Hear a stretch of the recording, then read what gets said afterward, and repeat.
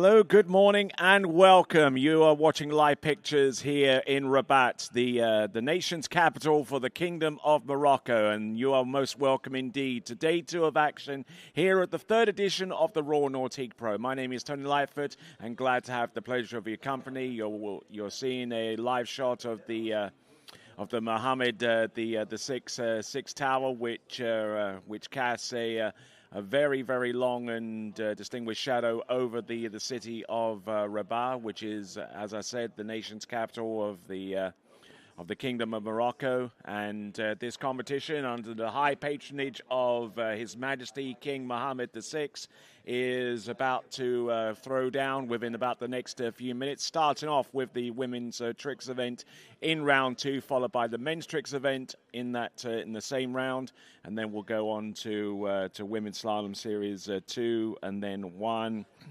And then after that, the slalom series basically pale out as per this schedule, which you see up on the screen. Women's tricks round 2, followed by men's tricks round 2. Then we'll go into the women's slalom round 2 and men's slalom round 2. The series are reconfigurated.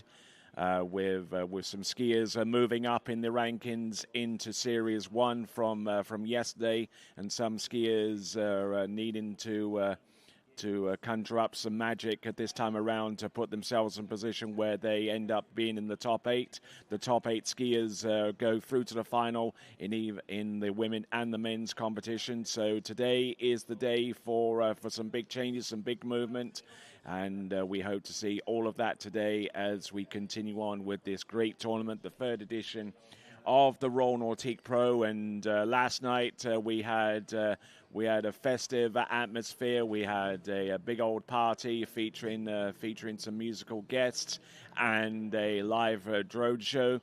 And with that in mind, let's see if we can cut to a little bit of a video that we shot last night. So take a look.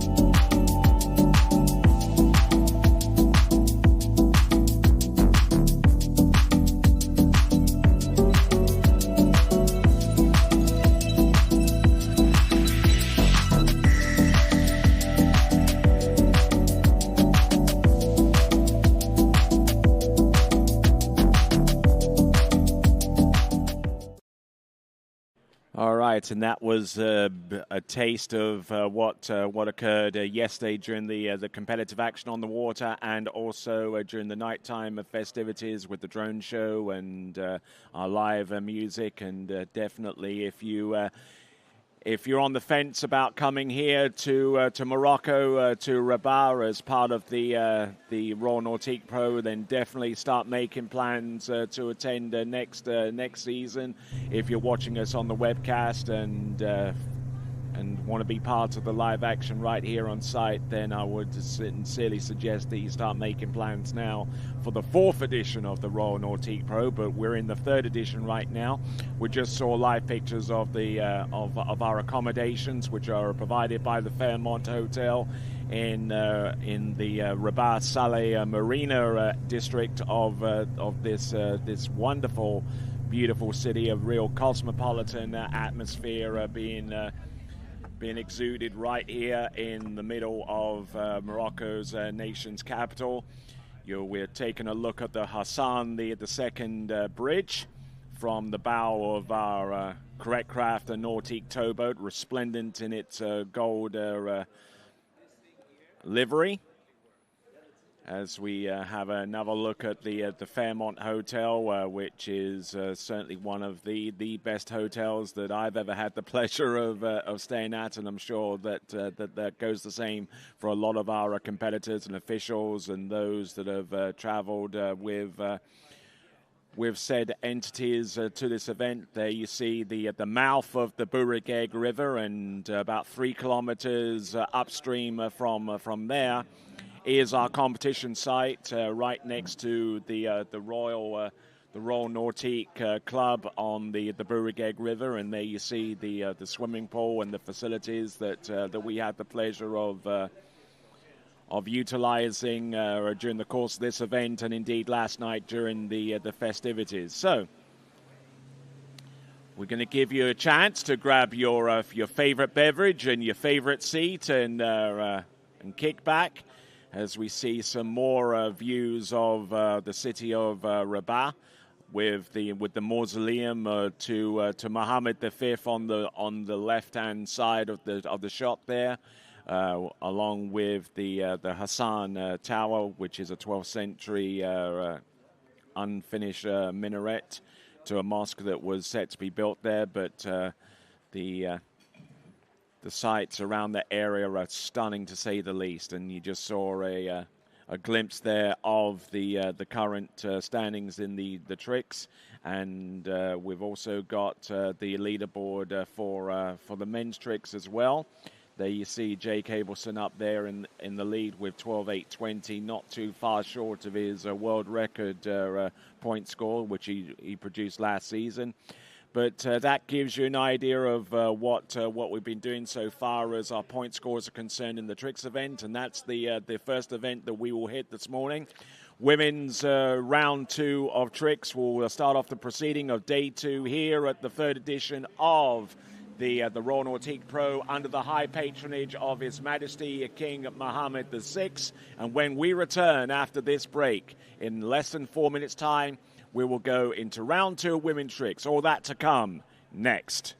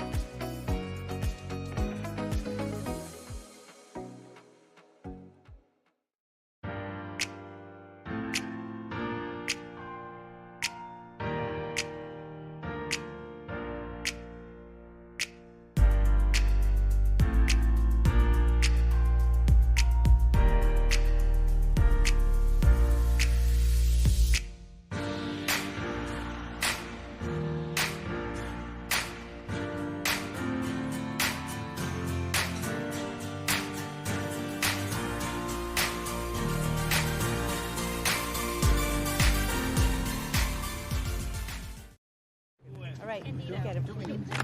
back where they were? Whatever you want. The kids usually like this.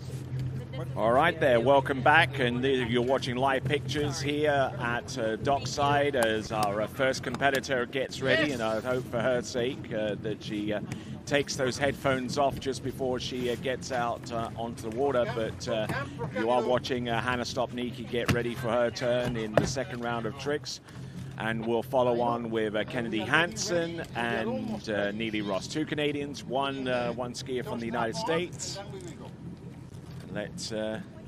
Let's throw down.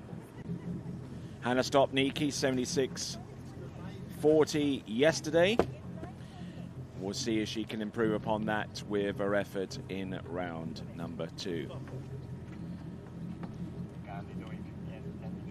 Looks like we got Davide Gondola, our trick driver, in pocket right now.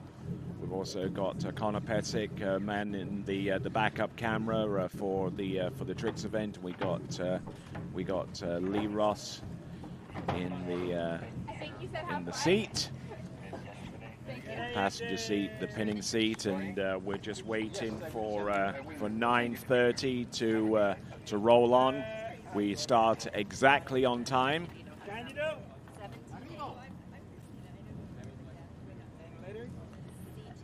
Heaven knows what she's listening to just before she goes out and tricks, but I'm sure she'll provide that information if called upon.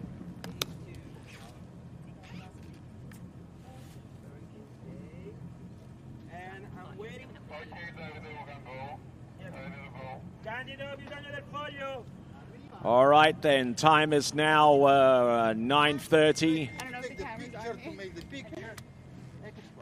9h30, as they say in this part of the world. French, a prominent language here in the Kingdom of Morocco, alongside Arabic, and English is widely spoken as well. So if you're wondering if you're able to communicate your ideas, and you should be able to find that fairly easy right here in the Kingdom of Morocco. And on the water right now is Hannah Stopnicki, who comes to us out of Canada. Has done the majority of her skiing in Central Florida and continues to do so. She's a skier for Rollins College Tars, and I'm sure that those hearty souls there in Winter Garden in Central Florida, or rather Winter Park in Central Florida, are tuning in right now and seeing what Hannah Stopnicki gets up to with the 2 22nd passes that she'll have at her disposal. Probably none more than her coach there for that collegiate team, who is Mark Bedsole. And I'm sure Matt Reaney and the rest of the posse over at his ski school in the southern part of Lake County is probably watching in as well. Or maybe he'll wait until the archive is complete from today's action before he tunes in, along with his wife Whitney McClintock, Whitney Reaney, I should say. And just a reminder once again that if you want to pick a more desirable time to watch in accordance to your time zone, you're more than welcome to do so. This and every TWBC event that is broadcasted is archived. As we see Hannah Stopnicki toe 7 front, a little bit loose here with the first few tricks, just having trouble keeping the line under control initially, but now she's back into it. Toe wake-o, nicely spotted there. Toe wake line-o, nicely done over the line. Toe wake line back and front, and the toe wake line back to back towards the end. I'm not too sure whether that will be in time or not, but we'll get that determination in the next few seconds via our iTrick scoring system. First trick is a toe 7 front, a little bit of a delay halfway through there, but hopefully there'll be enough rotation from the ski to make that trick acceptable. You can find out more from iTrick by going to the website. You just saw the graphic there just a few seconds prior. And not looking bad at all here, Hannah Stopnicki with our wonderful drone shot from directly behind the skier. Toe wake lino, nice elevation there. We'll get the first score, the first indication of how she's gone thus far. She tricked 35.40 on pass number 1 yesterday, just to give you a comparison between today and yesterday's effort. We'll flash the points up on the screen as we continue to monitor the situation on dockside with Kennedy Hansen from the United States. And here is the first indication, and oh, look at this. It's already an improvement upon yesterday's effort. If that's the case, there we go, 43.90. 43.90, we're still in the timing phase, but now that trick score has been reduced to 39.10.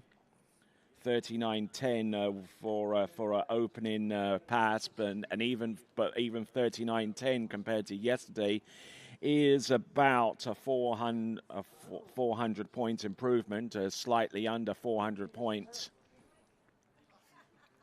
Closer to 370 if you really want to get down to the specifics.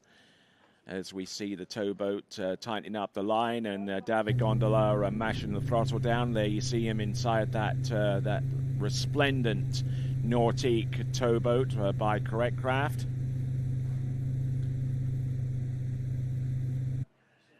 And that Nautique towboat has a specially marinized engine to deal with the effects of salt water. We're less than 3 kilometers away from the open ocean, so being able to fend off the corrosive effects of salt in that water is definitely desirable. C2 for the setting on the 0 off 26.9K. Let's see what she's got. Working away with the 5 front, 310, another 310 right there, and 930 points for the first 3 tricks before she goes into a flip sequence. 500 there, another 500 with the reverse flip twist to the back, looking good. Hannah Stopnicki with initial tricks and reverse and some spins on the outside of the wake, and she's looking pretty pleased with herself there. She scored 4,100 points yesterday on pass number 2, and I get the feeling that due to her quicker pacing today, that she might have actually tricked a little bit more on pass number 2 than she did yesterday. She's already ahead of the game so far as her tow tricks are concerned compared to yesterday's effort. We're looking at 540-degree spins. They're 310 points apiece. She does 3 of them before she goes into a flip sequence, so by about that time she's already at about 1,600 points. And then add in 500 points each time, and then slightly above that point score for each of the flip twists from front to back. There was one you see her perform, and there's the reverse. So not looking too bad, and just building up her point score and building up her confidence. She knows that she's already through to the Sunday final, so there's no pressure upon her shoulder to pick up the pace and to try and qualify for a final that she's already in, per se. And there you see Hannah Stopnicki coming out of the water, and it is 41.90 in the review phase. She tricked 39.10 yesterday, 41.90 so far today. Now, if those points hold true, then the point score total, the total aggregate score is 8,100 points. And that's coming down to timing now. The tricks that will be under timing scrutiny are a reverse back-to-back and a front and a side. It's a committed score, and it is 8,100 points for Hannah Stopnicki. 8,100 points, 8,100 points, and that is a significant improvement upon yesterday. It's indeed a 350-point improvement upon yesterday's effort, so well done to Hannah Stopnicki. But let's see how our next two trickers fare. The first of those 2 trickers is going to be Kennedy Hansen, who comes to us originally from the Midwest before she and the rest of her family decided that for the sake of her skiing and her continued development, that a move to Florida, albeit the panhandle of Florida, was necessary. So she comes to us from Milton in that part of Florida. and continues to excel. She's medaled at junior and U21 level, and continues to study at the University of Louisiana at Lafayette. Her eligibility to ski in collegiate tournaments expended as of last season. She's now into postgraduate studies, studying for an MBA even as we speak. Doing that as a lot of MBA courses are online. It definitely gives plenty of flexibility for someone like Kennedy Hansen to pursue the sport that she loves and continue to pursue a high-quality education. Alpha 1, 30K, a little bit of a higher clip here compared to Hannah Stopnicki so far as the speed selected for toes. Toe 5 front, toe out, toe straight back in. Grabs onto the line, toe wake lino, toe wake O, toe wake lino, a spin in from back to front, toe wake line back to back, good elevation there. And toe wake front, a couple of toe sides outside the wake, and good solid work there. 45.40 she scored yesterday on the opening pass. Let's see if this is of a similar vein to that point total.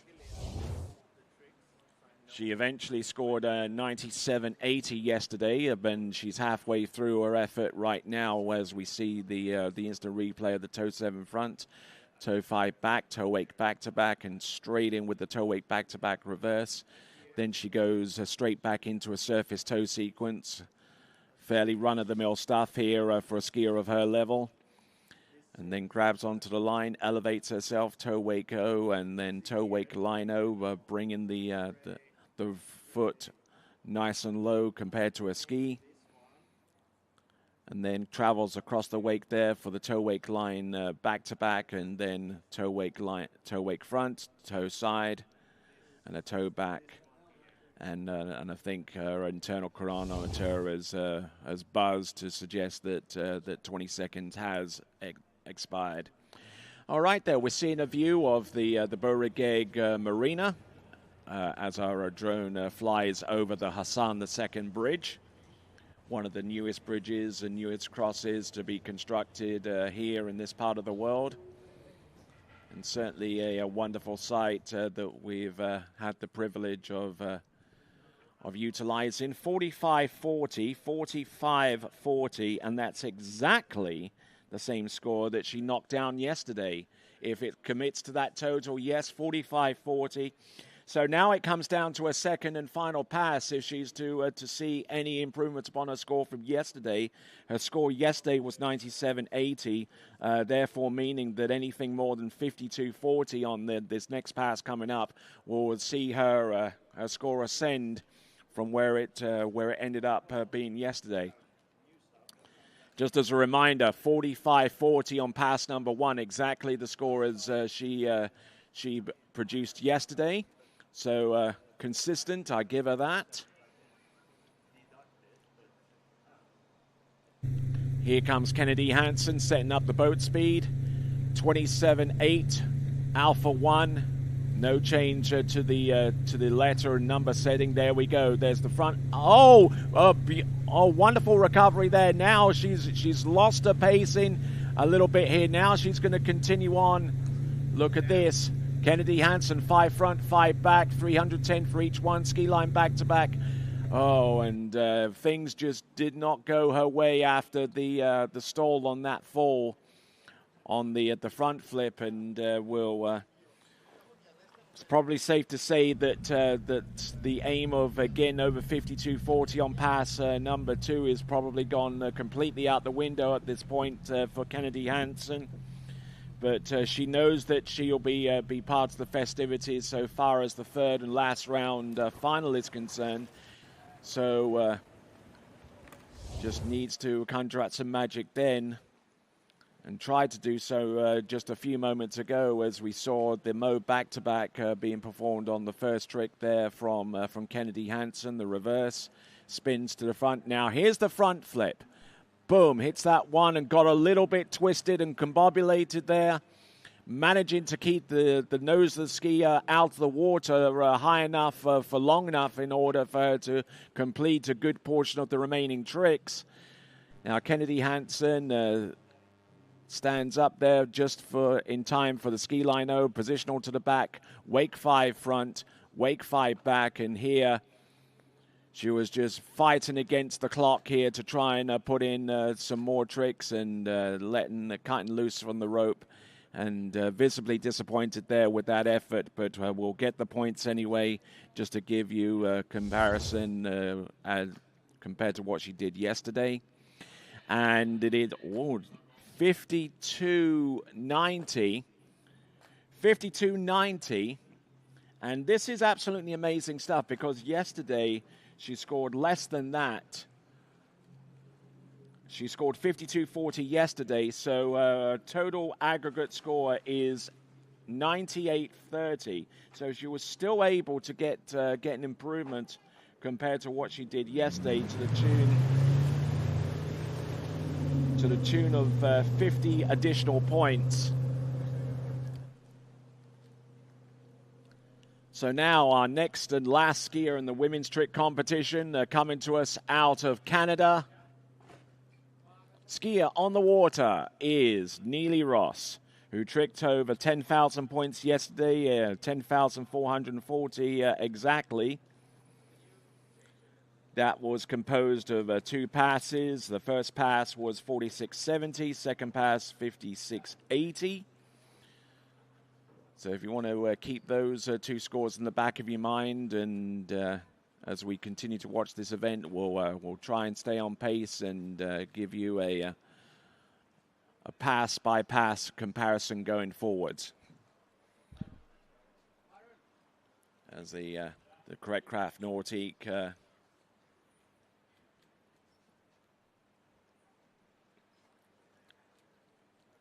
getting set up, and a Nautique, Team Nautique skier about to get back up on the water. Neely Ross.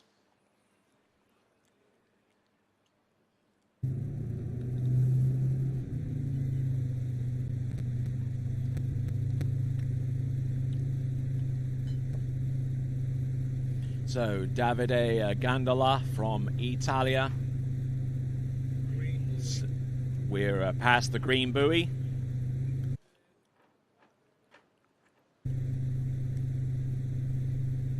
Here we go, Neely Ross, 29.3 kilometers, Alpha 2 with toe tricks, toe 7 front, toe 5 back, toe wake back to back, and it's reverse.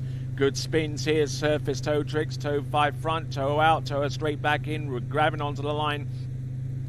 Toe wake lino as she continues to rock on with this one, back and front, toe wake line back to back. And a couple of sneaky side slides at the tail end of that run. So fantastic skiing there from Neely Ross. Good pacing, good tricking, and very, very high speed, very high tempo with these tricks, especially at the middle portion of this run, where she produced the toe surface turns. Working that MK1 from good to great effect here. Bringing the braiding on the toe strap up towards her hand rather than the opposite way around, which a lot of skiers make the mistake of doing. And that is an efficient way of continuing the run there. Toe wake line back to back, a toe wake front, a couple of toe sides, 130 apiece. And nicely done there from Neely Ross as she gets settled in and gets ready to rock the roost. Now let's see if we can get a point total, 46.70. And wouldn't you know it, that's exactly the same score, the score that she produced yesterday. Still under timing scrutiny, though. The reverse toe side was initially assessed to be out of time. And we'll see if that has any kind of adverse effects here. No, it doesn't. 46.70, so exactly the same amount of tricks, exactly the same amount of points. But now it comes down to the next and last pass for Neely Ross. She tricked 56.80 yesterday to combine that with a first pass total for an aggregate total of 10,440 points. So let's see how she gets along.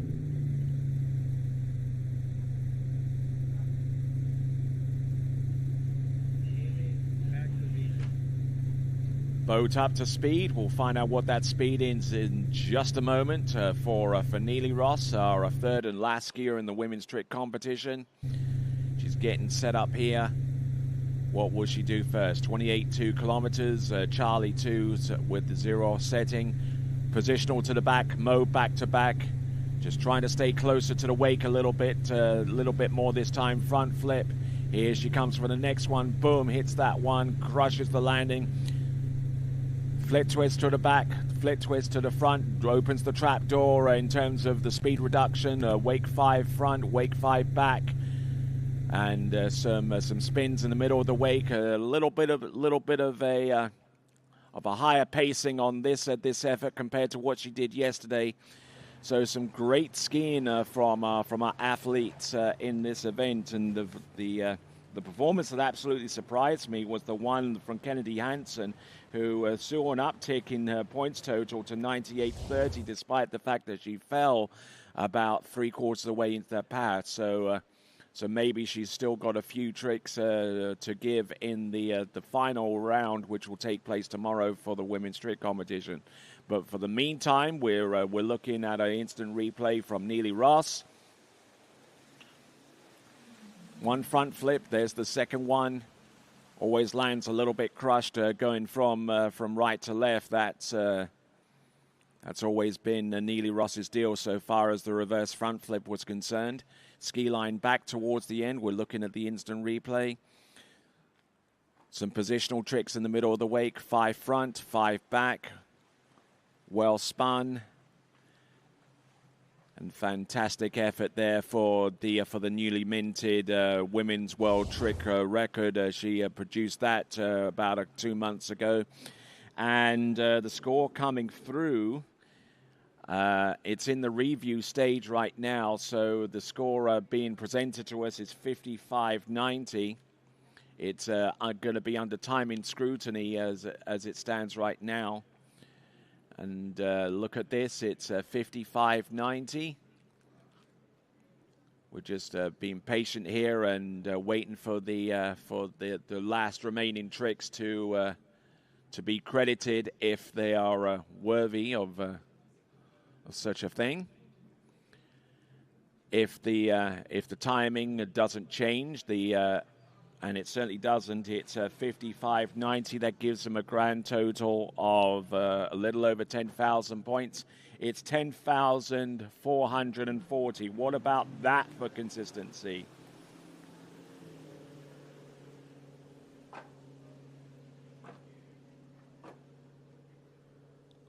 $10,260 actually. I beg your pardon. $10,260. So losing 1 or 2 tricks there against the clock.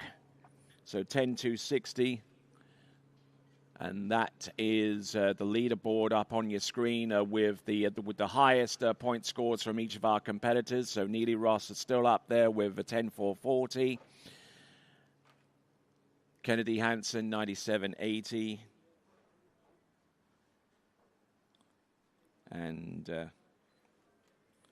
we saw that initial score from Hannah Stopnicki. And Hannah Stopnicki, 8,100. So we're going to go straight into the men's tricks event. First tricker out is going to be Vincenzo Marino,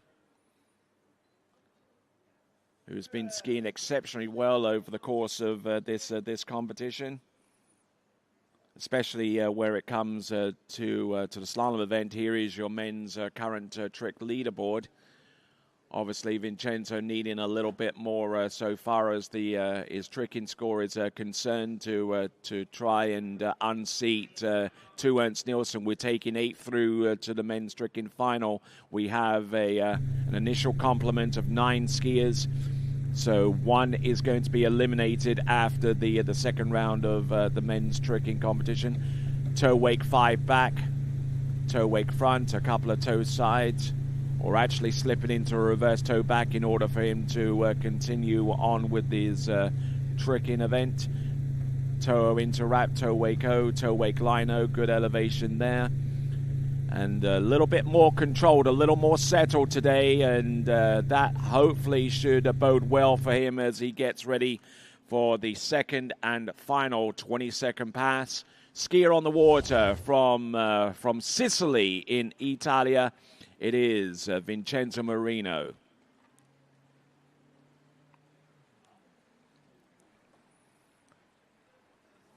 Now, Vincenzo Marino yesterday, just to give you an idea of what he tricked a 33, a little over 3,300 points yesterday, 3,340 if you want to get down to the exact number.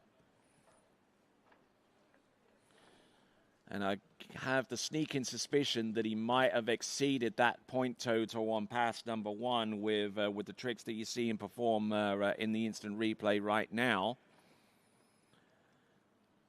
Certainly not short pulling as much as he did yesterday, which was probably the reason why he got into the situation that he did yesterday and coming up short on the point total.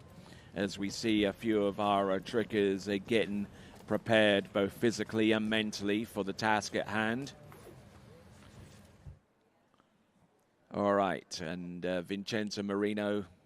Whoa, this is a bit of a surprise, a 33.40. I would have expected him to have tricked a little bit better than that. In fact, as a matter of fact, it's actually the same point total as he produced yesterday.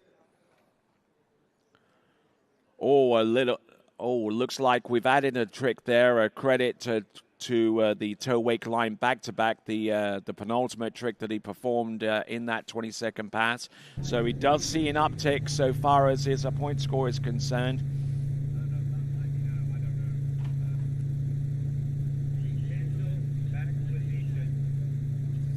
So 38.20, so 3,820 points, which is 80 points more than what he did yesterday, at least. Oh, and my word, and looks like Vincenzo Marino might have gifted to Ernst Nielsen a passage through to the next round, even though two is yet to ski in this round. So I don't know how that plays into our skier from Denmark who's about to take to the water, but I think that a sense of relief is certainly going to be a predominant emotion going forward for him. And the reason for that is the effort here with the first few tricks there for Vincenzo Marino. Just couldn't get enough elevation off the wake for his reverse mow back-to-back.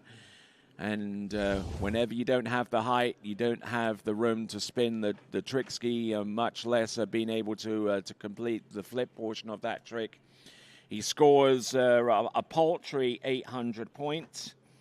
So now he's going to have to knuckle down for the slalom event, because that will be the event that he'll be competing in next. He's currently our second-ranked skier after round 1 in the slalom event. So now it's going to come down to just solely that event to determine if Vincenzo Marino leaves here on this side to Rabat with some portion of a successful outing.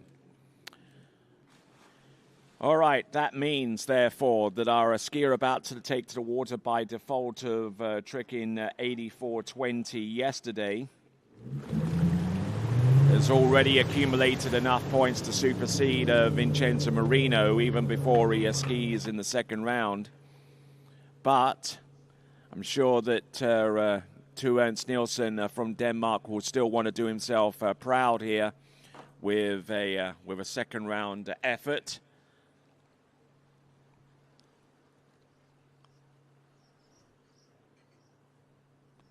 Final point score, incidentally, for Vincenzo Marino, it's 46-20.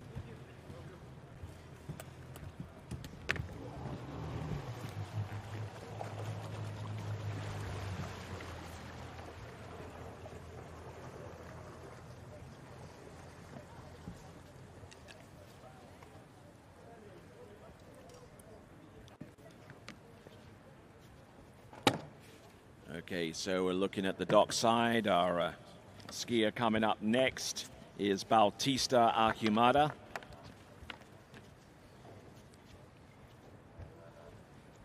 And about to make his way into the tricking course. Here and now, we see that wonderful drone shot from the Mohammed, the six tower end of this river course. This now is 2 Ernst Nielsen, toe 5 back, toe 8 back to back, and it's reverse. Surface toe tricks, toe 5 front, or a little bit twisted there before he goes in for the toe wake O, a toe side, toe wake line O, toe wake line back to back. Working against the clock here, just trying to get as much in time as possible. And he's waving to the folks along the shore side, imagining a crowd of thousands of people watching him trick. Or maybe he's waving to one of the folks that gathers up shellfish along the shore side with whatever he's doing. But certainly feeling pretty good after his first pass. Not the smoothest of trickers, I do have to give him that, but whatever he lacks in smoothness, he more than makes up for with firepower and an ability to send that ski over the wake and get sufficient height for the tricks that he does.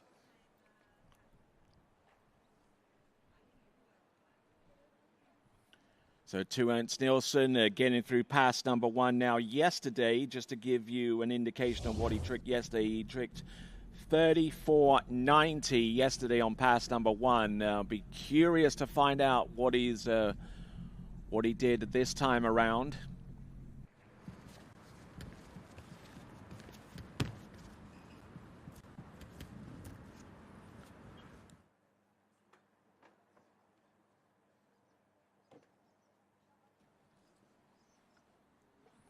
All right there, so toe tricks 32.40. We're still in the review phase, so we could be adding the point score from 1 or 2 additional tricks onto 32.40. It's still in the review stage. This is the assessment portion of the trick scoring system. Now it comes down to timing. To assess whether the point scores fall within the 20 seconds. So still 32.40 as we initiate the timing phase. And looks like we're putting in an additional trick. It's going to be 33.40. And it's about 50 points shy of what he did yesterday. So now he's got to get to work if he harbors any ambitions of tricking better than he did yesterday. Boat speed a little higher at 29.7. Bravo 2 with the 0 off letter and number setting. Going from trick to trick. Oh, look at that for the front flip. Boom, flip twist to the back. Now to the front. Now there the reverse twist to the back. Ski line O, just trying to work his way through. Ski line back to back. Losing a bit of time with some of these tricks and ends off with a wake 5 back. We'll see if all of those tricks are within time, but a good, solid effort there. And I kind of suspect that seeing the tricks that he performed yesterday and comparing them to what he did today, that he might see an improvement as we continue to roll away through this event.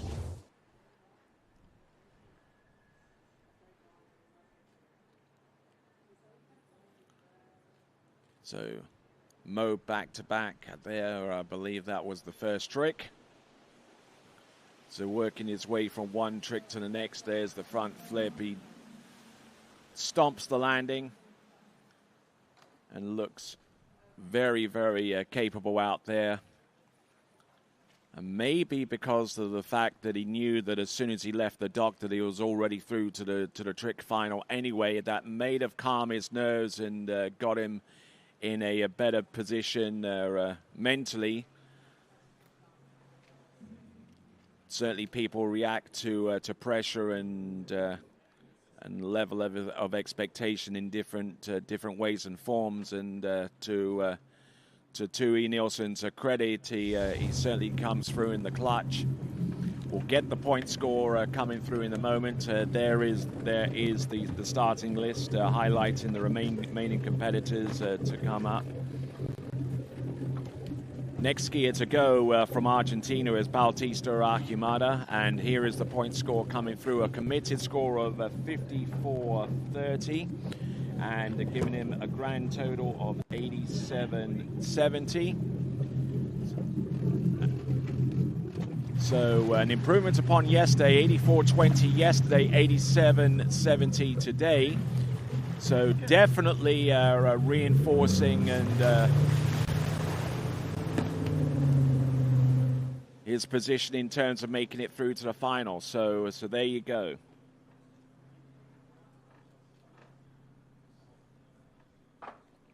Skier on the water right now is Bautista Archimada.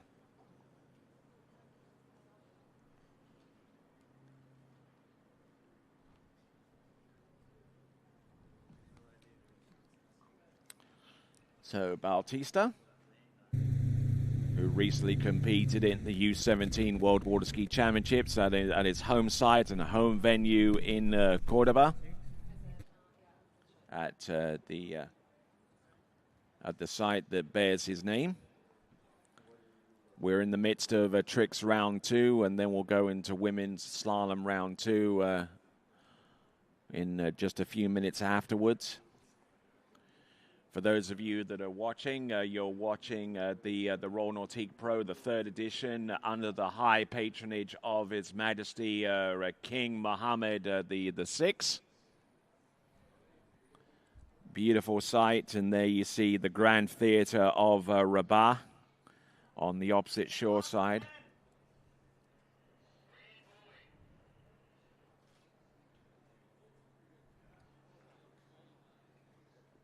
So here we go, coming in Bautista Archimada.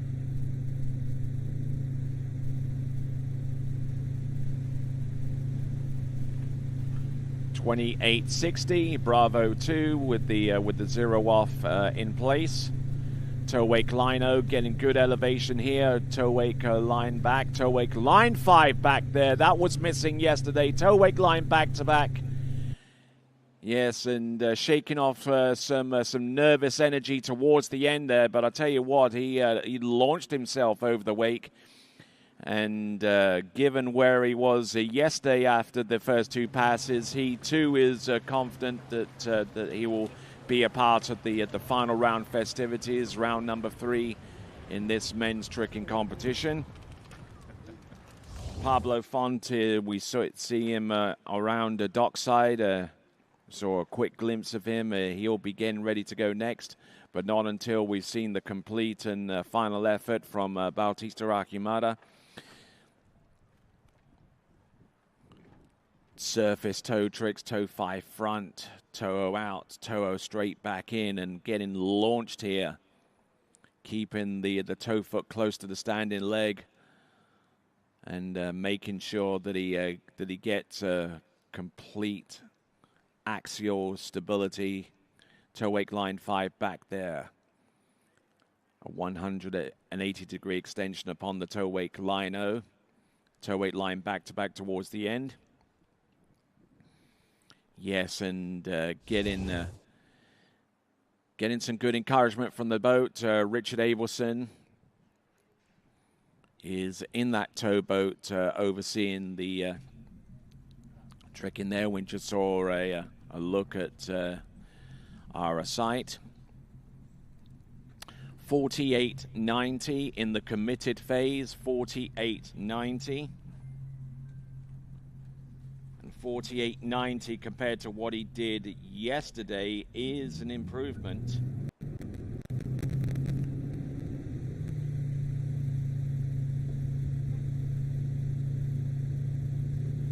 tricked 48.10 yesterday on the same pass, although he switched directions so far as that pass is concerned. So now he's battling against a pass which he produced first in the previous round yesterday, the handle pass. He started off with hands yesterday. He goes with hands today for the second run. Half jack to the front. Boom, look at this. Doesn't have that many flips to work with towards the end. A flip twist back to front. Reducing the speed there. Ski line back to back. What has he got? Ski line 5 back.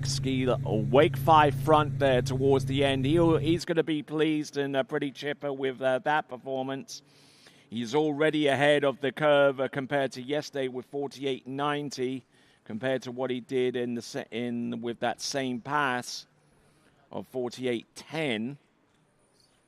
But suffice to say, I reckon that he may have tricked north of 9,000 points, maybe closer to 10.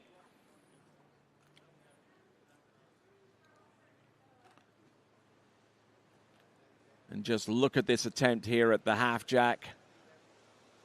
180 degree spin, front back to front. And in the midst of that, a front flip.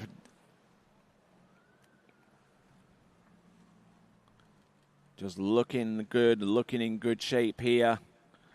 Going from one trick to the next, not rushing things here and not putting himself in any kind of bother whatsoever. Towards the end there, ski line 5 back, and then the very last trick that he performed there, which is almost a throwaway trick, but it's still 310 points, and that's the wake 5 front. Now, this is an improvement, huge one improvement there, 58.10 in the timing phase. So we've still got to assess whether that wake 5 front that he produced at the end would be within 20 seconds. Nope, it isn't. It's 58.10 as a committed score. And a trick in north of 10,000 points is 10,700 points. 10,700 points. And let's check in for the first time this morning. We've got Bautista Ahumada, and with him, Zane Nicholson. All right, hey guys, I'm here with Bautista Ahumada. You just told me that was you tied your PB, so that's pretty awesome tricking here for today. Yeah, thank you so much. Yeah, felt very, very good today. Yeah, I'm very, very happy to leave my PB here. Well, man, that's on the big stage. You're here, pro event. I think you're kind of the young gun here, so that's great skiing. Super stoked for you, bud. Yeah, very, very happy. Thank you so much. Well, now let's carry that high into slalom later today, and let's go get a big score there. Yeah, I'll try my best. So yeah. All right, perfect. And right now we'll send it back to you, Tony. All right, then grab that kid an oxygen tank because he was breathing quite heavy there after that effort and the tie for his personal best. So well done to him, Bautista Ahumada, and yes, he will be slaloming a little bit later on in this competition. One of a few of our skiers that is doing double duty during this event, the third edition of the Royal Nautique Pro. Looking at our bow camera shot from that resplendent Correct Craft Nautique towboat.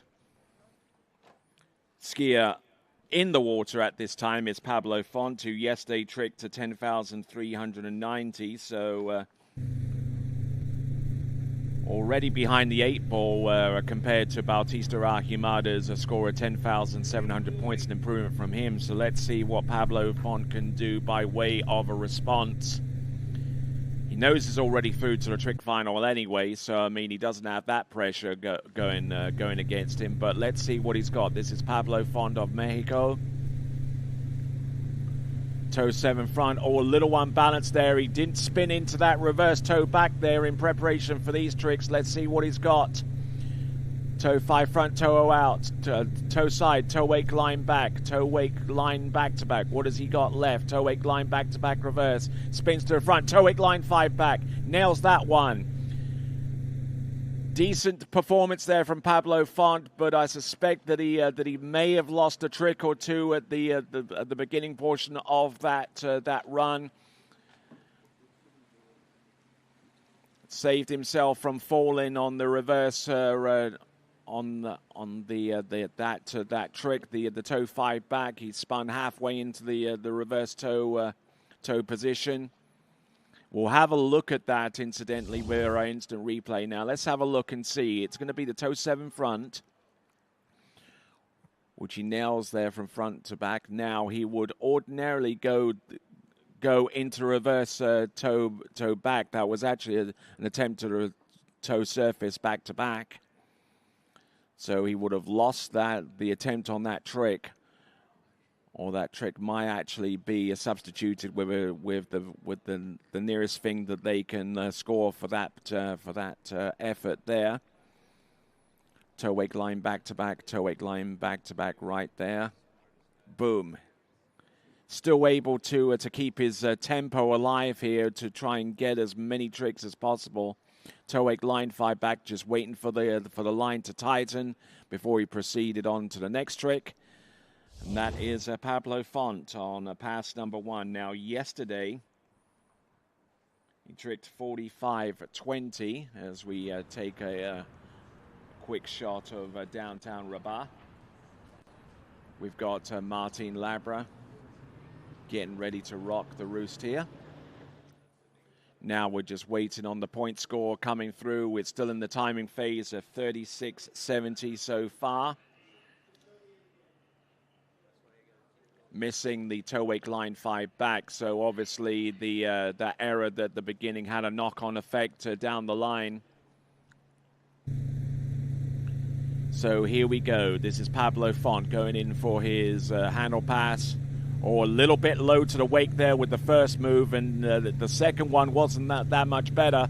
There we go. There's the front flip twist to the back, positional to the front, another flip twist. It's the reverse, regular flip. Ski line O, positional to the back, ski line 5 front. What has he got there? Ski line 7 back and falling on that trick.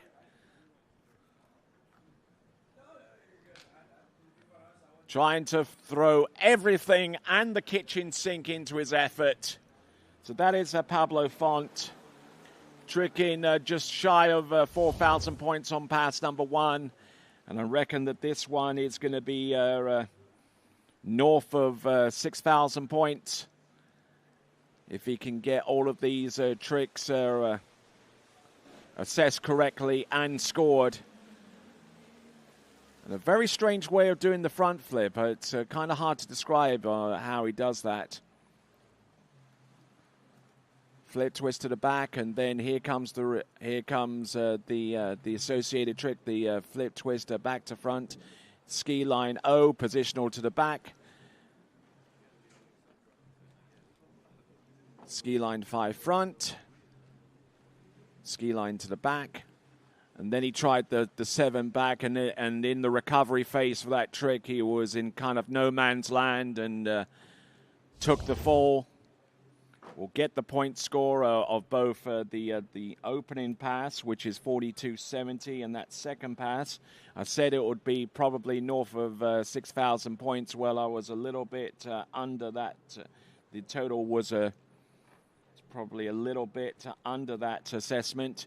58.70. It's still under review. If the points hold true with what you're seeing on the screen, it'll be 10,140.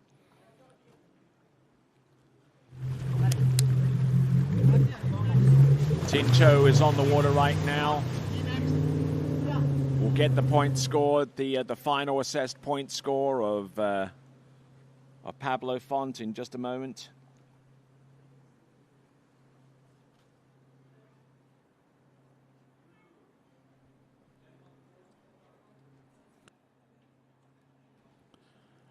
Okay, so 10,140 for Pablo Font, 10,140. There you see it up on the screen, and missing out on the ski line 7 back. One can only imagine how much more that point total would be had he ever ridden that out. And with that in mind, let's hear from Pablo alongside Zane Nicholson. All right, hey guys, I'm here with Pablo Font. Not quite as good as yesterday, but we're into the final tomorrow, and that's all that matters, huh? Yeah, that's true. I'm excited to have another round tomorrow, another chance to ski. I did want a little bit more today, but as you're saying, it's just another round tomorrow. Well, yeah. I mean, you made it into the final, filling out the river a little bit, but you know, the big game is tomorrow. So looking forward to getting you in. You looked really good yesterday, and hopefully you can put it together like that tomorrow. Thank you. Yeah, looking to improve a little bit from both days. Well, cool. Well, we'll let you get dried off. I know you're helping out with TWPC, and right now we'll send it back to you, Tony. Okay, so 10,140 in round 2 compared to 10,390, so we'll have a little bit of work to do. Oh, Martin Labra.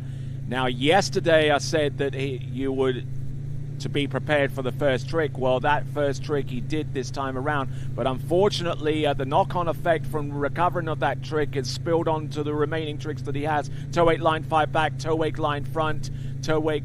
He would have ordinarily attempted a toe wake line back-to-back towards the end, but we'll have a look at the instant replay, and the trick that he performed, a risky first trick, as a matter of fact, the reverse toe wake 5 back. As we see a few of our friends along the shore side, there we see Sergio and Jake and Nate. It's orange. It's not good. He had bigger issues. Figuring it out. All right, then, there's the first trick. Toe wake 5 back reverse. Then holds on with that trick. And then things were looking pretty good at this point there. He was, he almost fell out the back there with the toe 5 front. Or the toe into wrap. I'm not too sure which one of the two that he was attempting to do. But looking at the remaining tricks there, a toe wake line back-to-back. There's the reverse. So he did those tricks. And looking good there. Toe wake line 5 back. Toe wake line front. A spin to the back to recover the line. And the toe wake front.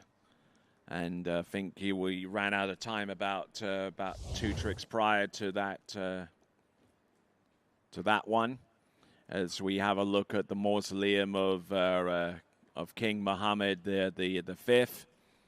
Certainly one of the many places to view and visit in and around the city of Rabat, the nation's capital of the Kingdom of Morocco.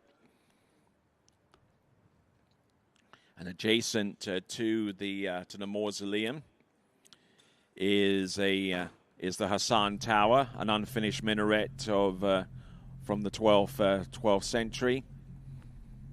It's surrounded by a majestic esplanade of ancient columns, and certainly one of the many sites that you can visit in and around Rabat. 4690. On pass number 1.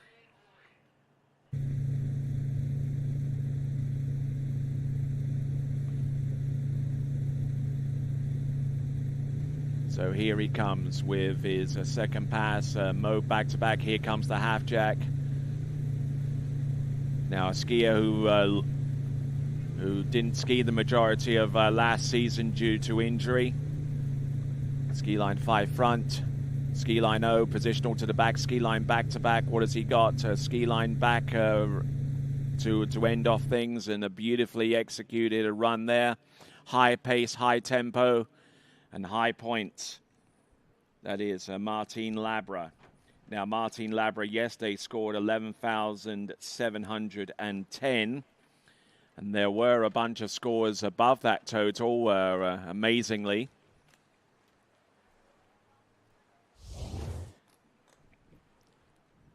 So let's have a look at pass number 2. Mo back. And getting good, solid elevation for the first couple of tricks as he spun back-to-back on the outside of the wake to prepare for the half jack. Good transition there. Flip back and the reverse. Driving in for the front flip. Almost crushing over the front of the ski. Ski line 5 back, ski line 5 front, and looking good, and throwing in a positionals where they're necessary in order for him to complete a trick that requires for him to be in a certain direction. And there you go, fantastic skiing there from Tincho. That is Martin Labra. He tricked 66.60 yesterday, and it is already the improvement there before we go into the timing phase, 69.10. Now, if that point holds up, it will give him a grand total of 11,560, 11,560, 69.10.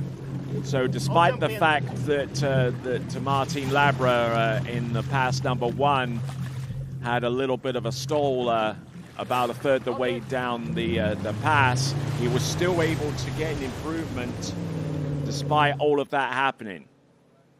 There you see the leaderboard. Now, this leaderboard combines the best scores from yesterday with those that have already been thrown out there today thus far.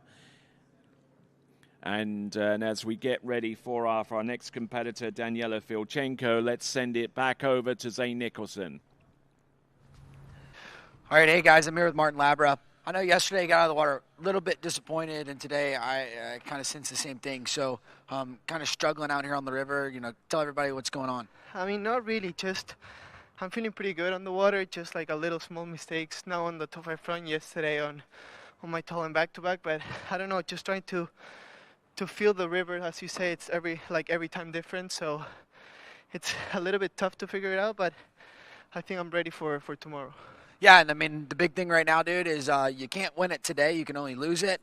But into the final, so got a couple of them out of the way. I really think you're going to come back and throw out a huge score for us tomorrow. Yeah, hopefully. Thanks. Well, good, dude. I'm looking forward to seeing you back on the water tomorrow. Enjoy the rest of your day, and we'll send it back to you, Tony. All right, then, continuing on, Daniela Filchenko getting ready for pass number 1. I mean, some of the remarkable sights that you see in around the city of Rabat. There you see the Hassan Tower as we just orbit around the Grand Theatre of Rabat as well, an architectural masterpiece courtesy of Zaha Hadid. Oh, getting in a little bit deep here with pass number 1 all over the back of the ski. This is Daniela Filchenko. There's the front flip, managing to stomp that one. Ski line 5 back, ski line 5 front. What has he got? Ski line 0 back, ski line back to back. Fantastic effort. Really, really powerhouse trick skiing there from Daniela Filchenko, who comes to us from Dnipro in Ukraine. And obviously, it's been a struggle for him and certainly his compatriots in that nation of Ukraine and amongst their geopolitical instability right now. But despite all of that, Daniela Filchenko and some of the younger skiers on the Ukrainian squad have really excelled, especially in the Junior World Championships, which took place not too long ago in Argentina, where they absolutely shocked the world. A team of 3 competitors from Ukraine was able to supersede teams that had over double the complement of skiers and were able to win the team title, and certainly an inspiration for a lot of those kids from Ukraine. You're seeing right there on the water Daniela Filchenko, whose score is now coming under timing scrutiny, 64.60 on pass number 1. Still under timing phase. 64.60 is the score for him. It looks like it is committed and confirmed. Daniela Filchenko scored 11,730 yesterday. And on pass number 1 yesterday, he scored 69.70. So a little bit behind the 8 ball here. Yeah, it was 19. You make me to go down 18. Yeah. Okay. All right then, so just conversing with Richard Abelson, that's Davide Gandola. Our other crew person is Connor Pesic, providing the backup video.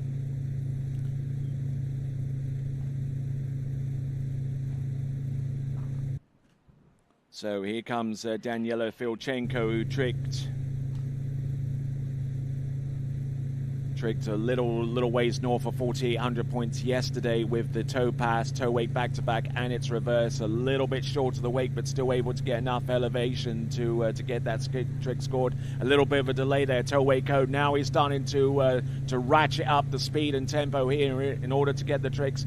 Oh, and just getting caught there with the wake, and at that point, he knew that the gig was up, and the possibility of him scoring anything more than what he did yesterday, which was 11,730, just went right out the window with that happening on the second and final 20-second pass. He's still got his third and last round to come. That's going to be the important one coming to us tomorrow.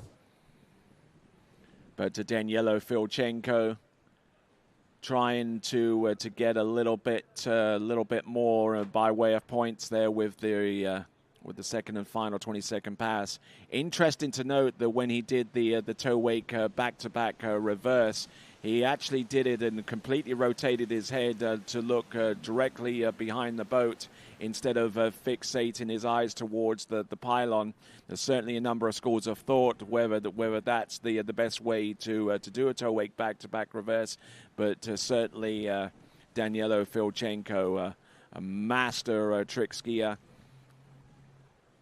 and is certainly part of the tradition of trick skiing in that part of the world, and initially started perfecting his tricks in a swimming pool. And looks like we got a committed score of a 33.60, giving him a grand total of 82.20, of 98.20, I beg your pardon. So 98.20. And with that, and as we get ready for our remaining three skiers, we'll get to talk to Daniela Filchenko in a few seconds after we get the camera on him. And Zane, over to you.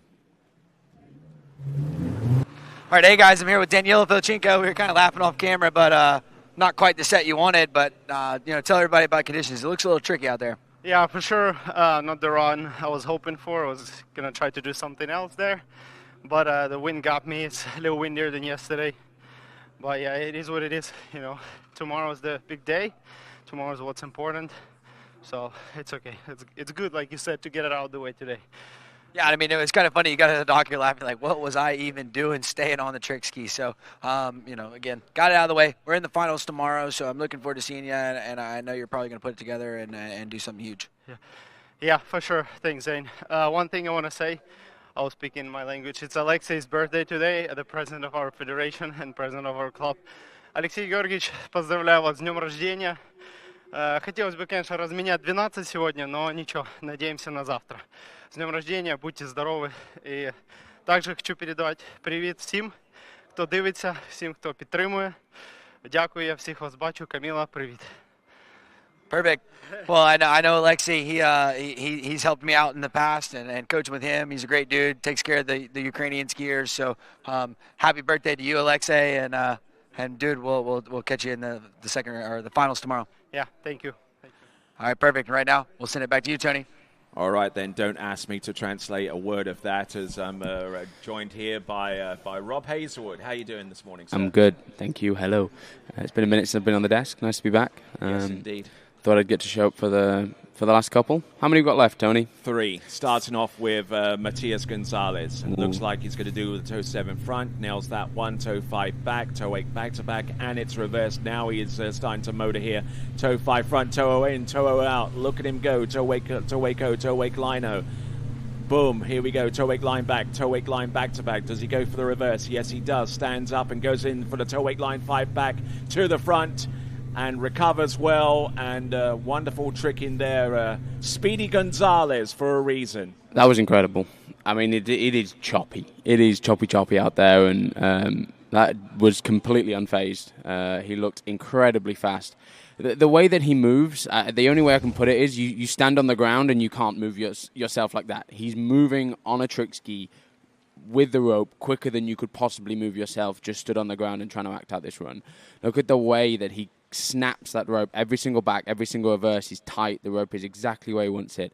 The line control is just incredible, and then the confidence to just, no matter the conditions, no matter the day, the scenario, he just snaps and snaps that rope about, and it's phenomenal. And, you know, funnily enough, you're watching him in the instant replay, and we're playing this at half speed. Yeah, no, but you can see it shows you the way that every single moment that he wants, the rope is there. He's not a single moment in that run waiting for the rope, and that's when speed comes in. And I was kind of grown up on, you know, make sure the rope's there, move with the rope, don't move ahead of the rope. And he's just found this incredible way to move as quickly as humanly possible. I don't think he can physically move his body through space any quicker. And the rope, no matter how he moves, is there ready to pick him up. And I think that's, wow, 5,500. I mean, that tail line front at the end, out of time, and probably questionable on credit as it is. But I can imagine that last tail line front is incredibly close on time, and that brings it's committed as 5,500 points, which means these 450 points more than he did yesterday with the same pass. Yeah, and I would like, if he gets that tail line front in time, and I'd love to know how far out it was. But that's a 5,800 point tow run. That's on average probably 800 points higher than the rest of them. It is mental. Okay, so we just got a little bit of quick news before we go. Women's Slalom is going to be starting at 11:15. How long's that, Tony? How long we got? I don't have a clock on me. So it's going to be 45 minutes. Women's Slalom is going to start. But right now we're on to the trickers. We've got coming down. I believe this is going to be head current, tailwind. So a little bit of a trippy scenario on a slalom ski. I can't imagine it's... Charlie 3 with the setting on the boat, 28 kilometers. Here he goes. There's the Mo backpack. Mo backpack reverse. Spins in with the half jack to the front. He's got about 3 more flips that he can do. There's the flip twist to the back. There's the front flip, and he's now going to go with the ski line O to the back. Ski line back to back. He comes to the front. Ski line 5 back. Ski line 5 front. Beautifully executed run, and just as speedy as he was on pass number 1. And that's incredible. I mean, you can see on those flips that, again, the chop that he's tricking through and pushing through. And it's something that I haven't heard from too many of the trickers sort of say about. I know there's a lot less concave and fin to create drag on the water, but there has to be quite a shearing force on those feet. Those feet have to be getting sucked behind you on the edge for those flips and on the movement up to the wake. And it didn't really seem to phase him. I mean, look at his ankles, permanently soft, but keeps his legs nice and strong. And let's not forget that this is essentially salt water. We're less than 3 kilometers away from the open ocean, so that has a profound effect upon the ski. I think so, and I think the way that I think the salt probably allows a little bit of a wider window of working, because you sit a little bit higher, it's a little bit softer. It allows for a little bit more error, I would say, in some aspects. I think if this was just straight up cold water, it would be even more of a challenge. But look at the chop there as he moves through. And this is, you got to think that that's going to be probably surpassed the world record of 3-4 years ago when we were on the river in the middle of Morocco in insane chop. The level that these guys are tricking at is absolutely insane. The age that they are. And I mean, 6,900 there, not committed quite yet. Looks like ski line back is going to be out of time at the end, but again, that's close. Very, very close. If that holds up, it would be 12,410. That's providing that it could go. Yes, it does. It's actually 69.10. It's going to be an aggregate total of 12,410. Definitely improvement upon yesterday, where he tricked 12,030 points. So good. Improvement there, and hopefully we'll get to hear from him in just a moment. But now we're coming down to our penultimate skier. It's going to be Patricio Font of Mexico. The bit that's wild there, Tony, is he's had a tail line front in time in run many times. He's had that ski line back in time. Again, we're on a river, right? He's a couple seconds delayed. He is probably frames away from tricking over 13,000 points there. And again, these kind of situations. We say 12,400 points like it's, top 4, oh no, he's in what, second or third. But that's absolutely insane, and let's go hear from him right now. Yes, indeed. All right, hey guys, I'm here with Mr. Speedy Gonzalez. Matty Gonzalez, right? So 12-4-10, look pretty good out there. Yeah, I felt quite different than yesterday. But yeah, a better score, so yeah, I'm happy. Hopefully tomorrow I can connect both runs and do a better score, but it's all right. Well, and I mean, the thing is, you can't win it today. You can kind of only lose it, but into the final. So tell everybody, the wind kind of seems like it's up, so it kind of looks like a little bit bumpy. Not sure. Tell everybody at home. Yeah, I mean, toes felt harder than hands. Hands didn't feel that bad. Just toes was a little movie, and I mean, with the wind, it was kind of hard. But yeah, it's part of the game. We're here in the river, so it's fun to ski here, and I'm loving this tournament. So. Yeah, and I mean, and then kind of tell everybody how awesome was the singer last night for the drone show. It was really fun. I mean, I'm pretty sure all the skiers like it. So hopefully next year it's gonna be the same thing or even better. So. Yeah, I know they take care of us. It's been super fun so far, and they've got more to come. But we'll catch you in the finals tomorrow. I'll let it dry off, and right now we'll send it back to you, Tony. 29. Oh, my word. And Pato Font is in all kinds of trouble here as he continues to rock his way from one trick to the next. Here he goes. Toe wake line 5 back, just hurling himself across the wake. And he... Oh, my goodness. And you see there at the end, Tony. And he's expressing some level of frustration towards the boat there. Yeah, that's speed up. So that's what a lot of people don't realize with the current. The boat is going a different speed with the way that the GPS acts, right? So with the current, and he says at the end, is there, why aren't you putting the speed up, basically? I believe it's his dad pinning. So I can imagine every father and son relationship's tricky at the best of times. But in this situation, honestly, in this situation, it's almost as important to have a good pinner. So kind of explain that a little bit. I'm not even close to smart enough. I would love to see this toe back-to-back reverse. This is every single child who's trying to learn a toe back-to-back now's nightmare. Look at this. Tip catches. That's incredibly close to not a fantastic morning. But he manages to kind of put himself back through, and you can see Ski just getting bogged down there. And I think with the wind, it's very hard to judge the speed. You essentially do something like you put the boat out at the end, you turn the motor off, and you keep the GPS on. And whatever speed that you're getting pushed down the river in, wow. But whatever speed you're getting pushed down the river in, that's the speed of the current. But with the wind like today, where it's pretty strong, you're going to get a slightly tricky response because the wind's going to also affect that number. So it looked like he wasn't happy with his speed there, and you can kind of see himself getting bogged down. And it's the hardest thing about a round like this. I mean, truckers are permanently right now trying to get that world record, right? Every single round they're trying to push because they know it's probably not going to be that long till the next one gets set. And so it's a big fight.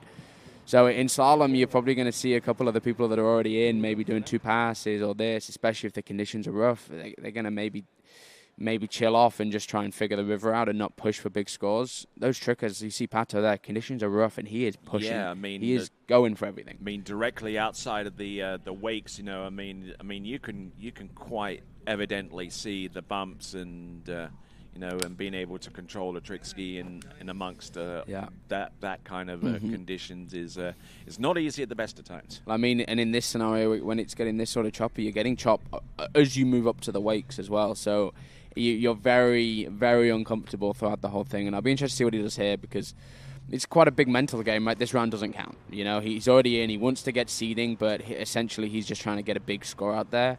He knows he's now no longer going to do that, and he's definitely not going to surpass his 12.6 from yesterday or 12.7. Won't even get close to 11,000 points. He's not even going to get close. Even if he produces the same kind of point total that he produced yesterday on this same pass. So there's a balance between, okay, I want to trick for confidence, but also if the conditions are pretty rough, is he going to get that confidence back? So I'll be interested to see what he does here. Knowing Pato, he's going to try and go for it and throw some huge ski lines, so let's see what he does. And actually one of the very few skiers that you'll see at this level use a rubber binding instead of the hard shell. Here we go. There's the flip twister at the back.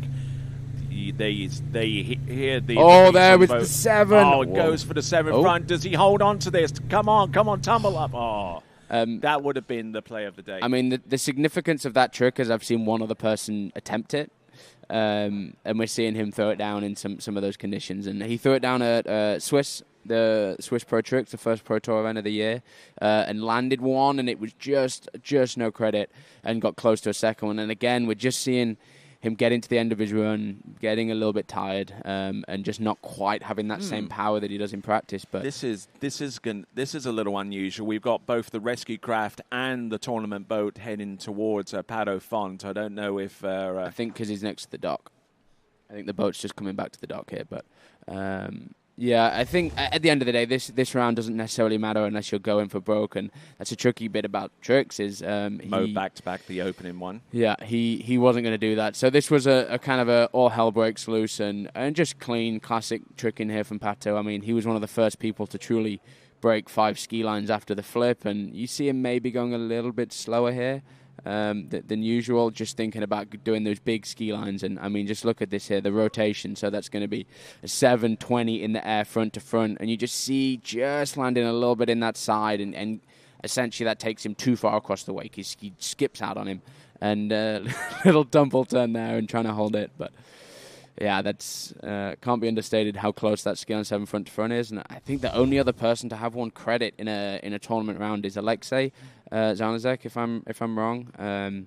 In his last world record, I believe he got it scored. So it's kind of crazy that we're seeing that trick get thrown around again. And they're all trying to get to 13, and they're all trying to get to, what is it now, 13.3. So those are the kind of tricks we're going to start skiing and why and seeing, and why Tricks is a hell of an interesting event right now. Okay, if my assessment is correct, 79.40, 79.40. As a result of those 2 trick passes, and but the effort that he produced earlier in the competition is the one that carries through to the final. Pato Font there with a 12,690, our penultimate skier. Now we'll have our last skier out in the water. It's going to be Jake Abelson, but before we track with him, let's go dockside with Zane and Pato. All right, hey guys, I'm here with Font. I know that wasn't the round that you wanted to kind of tell everybody kind of what happened. Yeah, I mean, they didn't change my speed, so I thought the current was way stronger or something. So toes was a little harder than normal. But I mean, I don't know. I'm still happy I skied. Yeah, and I mean, again, we've kind of told everybody. I know it's been a little different today, so you can't win it today, but you got that mistake from them out of the way. I guarantee you tomorrow, you'll definitely make sure they get it right, and we'll go get a big score out of you tomorrow. Yeah, I mean, it's pretty bad to ski, but for tricking, I don't think it really bothers you that much. I just wanted to get a big score today, but I guess we'll wait for tomorrow. Well, Pato, if I know anything about you, you're going to go get a big score tomorrow. I'm super stoked to see you on the water, and go dry off, enjoy your day. We'll see you tomorrow. Thanks, Zane. Perfect. Back to you, Tony. That's the best thing about Tricks. They're all just like, the conditions are rough, but it doesn't affect. The slalomers are out here moaning, and it helps to have amnesia in those situations. Yeah, I think so, but I think he's right. I mean, these conditions are most definitely affecting. Right, they're challenging the current, and it's fun to see these trickers truly get challenged.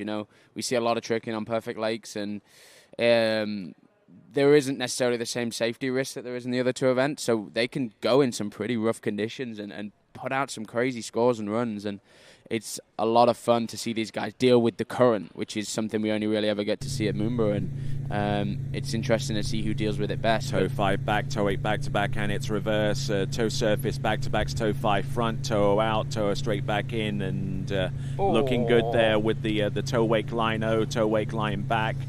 And still over the front, the ski toe 8 line 5 back, toe 8 line back to back, and the reverse, good elevation there, toe 8 line front, and good recovery at the end. Fantastic skiing there from Jake Abelson, and there was a lot to like on that. It just doesn't fall. How is that? How is that possible? And people ask why I quit tricking, Tony. That's why. He's an overall skier. He can go. Him specifically. He can go 210 and he can slalom midway through 39, and he can stand up in that. And that's a huge run, right? That's going to be, depending on credit, 5,000 points. And just incredible. And the power that's going into this. There's a big headwind blowing on the body, tail current pushing the ski. There's a lot of things to understand in this situation. I don't actually know his age, but he's a young kid and hasn't had a ton of experience in conditions like this. I think he's still eligible in U21. Yeah, definitely. I just don't know if he's 20 yet. Just lets his ski come out a little bit too far across, leaves his body behind on those two. But the power to barely slow down and big pop there. And that's the one thing we see from Jake. His tricks go big permanently. And that tailline 5 is probably the smallest I've ever seen him do it. But he's very good at creating power in situations like this. And he's going one trick to the other. I mean, he's not basically going short on any of these tricks. And you see a very different style. You compare him to say Matti, right, and Tincho, and Tincho's probably the middleman. Martin Labrador. He's got the power of Jake with a little bit of the speed of Matti. But you see Jake there, just straight power, big pop, and yeah, he loses a trick or two on the other guys, but it's still incredibly fast. See a little train action going on there into the city. Yeah, I think that one's actually for me because I do like to ride public transportation on any occasion I can. I do not understand that, Tony. Well, you ride public transportation. It's called the airlines. Yeah, and it gives me a headache every time. But no, it's the tram system is incredibly easy around here. It's quite easy. Google Maps, I would have struggled without it. There you see. Believe that's committed into 4,920, just missing out on that tailline front. But yeah, again, big run and just getting stopped up there. Incredibly impressive to get all of that credit with the mess that was going on through the middle, to keep the pop, to keep those transitions clean. That's where this new generation is just phenomenal. By way of a comparison, he tricked 5,300 points yesterday with that same pass, but let's see if he can motor on through with the tricks that he has lined up with pass number 2. Flit twist to the back. Look at him go. A ski line 5 back. Ski line 7 back. Look at him go from here. He's running out of time there. Ski line 0. Oh, and he tries to go for the 7 front. Wow. We see Jake do incredible front flips. And that one, sorry about my little noise in the middle there. No worries. He's normally very, very clean and nearly sucking the tip on that front flip there. And again, it's these little things that people don't realize they play. You know, he's this round doesn't matter, right? They're all trying to go for 13,000 points, but he's going to come into his front flip tomorrow and be like, ooh, and I overdid this yesterday. Was it the conditions? Was it the wind? Was it this? Was it that? And it's tricky. This round, yes, even though it is only technically for seeding right now between these guys, it plays a huge part on the mental game for tomorrow. And I think Matti skied incredibly in these conditions and probably has the mental edge right now. But, I mean, from Jake here, this was just... and very just his clean aerial presence is remarkable as well. Just look at this. Here. Boom. Oof. And actually looked a lot worse from the front. It looked like that tip disappeared and dipped under a little bit. But no, I mean, he's a high-level gymnast. I don't know how much he still practices it, but... he probably bench presses quite a bit too. I think he's just a strong dude, Tony. I think look at that ski line 7 back-to-back. Look at that. Yeah, and positions in. Ski line 5 front, and this is getting towards the end of the pass, and tries to go for the 7 front and drops the handle halfway through. Yeah, and right now actually it's funny we talk about that wake 7 ski line 7 front to front from Pato. That wake 7 front to front is actually the same score right now. It's going up, I think, at some point. 11.690 there with a fall. That's very impressive. Just timing it now. I think the consensus is that among trickers at this level, the ski line 7 back to back is actually a little easier because you don't have to pass the handle. Well, you don't have to pass the handle, and the body only technically has to do. The body's only doing the same rotation as the 5-ish. It obviously has to rotate to but on the 7 front to front, your head has to do 2 full. Your body has to do 2 full complete rotations. But let's see Jake on the dock. All right, hey guys, I'm here with Jake Abelson, 11.690. Not quite that 13 score that we were talking about yesterday, but man, conditions look tough out there. Yeah, today it's the current's definitely there. It's windy, it's rough, choppy. Really struggling on the toe pass with just getting my ski moving. Each roller felt like my ski was going to stop, and just kind of had to persevere and end up getting 1 trick out of time on toes, and then hands fell there at the end, missed the trick. Is what it is. Ready to see everybody push for it tomorrow. Yeah, I mean, and you're not the only one that was struggling with the toe pass, and they've all kind of said the same thing to me. It was just super tough out there. So hopefully conditions will be a little bit better tomorrow for the finals, but we see you tomorrow in the finals, and I'm looking forward to going out and throwing out a huge score. Me too. Well, perfect. And right now we'll send it back to you, Tony. All right, there's so remarkable trick skiing there from our competitors, both the women's and the men's, and we'll have the leaderboard in the men's tricking competition right up on your screen.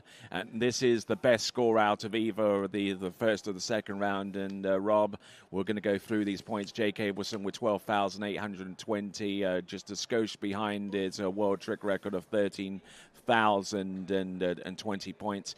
Patricio Font 12,960. Matthias Gonzalez 12,690 on that one. Yeah, 12,690. I beg your pardon. Matthias Gonzalez 12,410, and Danilo Filchenko 11,730. Can we take a moment to appreciate that top 5 is 11.7? Top 3 is 12.4, right? Top 5 is 11.7. Yeah, absolutely. How insane is that in the conditions? And one of those scenario. scores in the top 8 is actually an equal of a personal best, courtesy of Bautista Archimada. It's incredible, and sorry to ruin your little leaderboard thing, but yeah, I mean the trick level is absolutely insane right now, and the fact that these are one of the hardest conditions that these guys are going to ski, and you can't practice these conditions in a good lake, and that's what's so awesome about being here. We're seeing the guys put down just the same scores, and it shows the experience of the knowledge around and just, incredible talent that's on that water right there. All right then, folks, as we continue to roll on through this event, which is the third edition of the Royal Nautique Pro, the third edition under the high patronage of His Majesty King Mohammed VI. We've got our next event coming up in the next few minutes. It will be at 11:15 for the women's slalom series. The round 2 for that event, and that will take place in about less than 21 minutes. So make sure that you grab your favorite beverage, grab your favorite chair, as we get ready to get out there in the slalom in women's round 2, and it's definitely going to be a humdinger out there, and all that to come right after this. Oh, a humdinger it will be.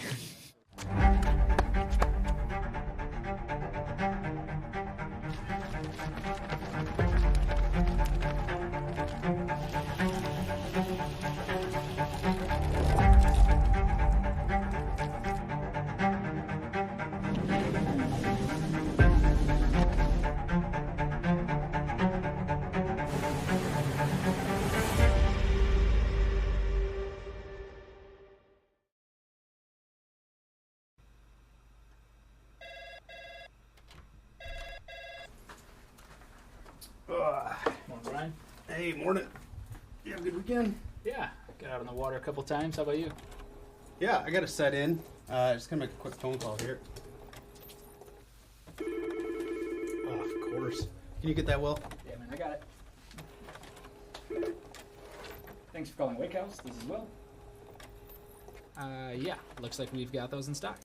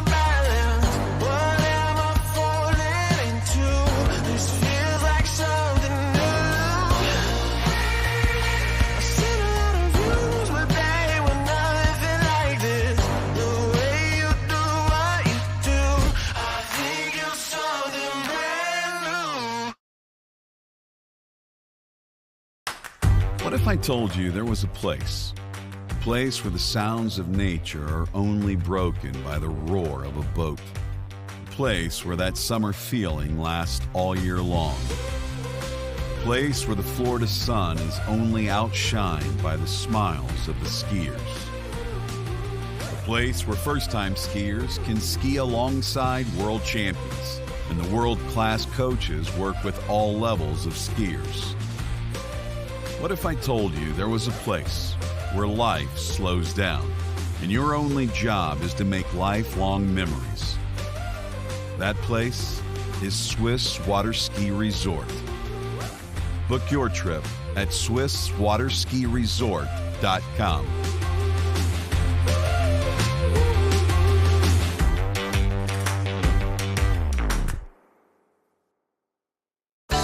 For 30 years now, Canada's #1 water sports pro shop, Shuswap Ski and Board, has been supporting the sport they love through extensive athlete and event sponsorship, donations, and prizes. Having watched the best water ski action on the planet for years, the crew at Shuswap Ski and Board is now helping TWBC bring that amazing action to you. To discover more about one of the world's top pro shops, visit Shuswap Ski and Board online at shuswapsnb.com.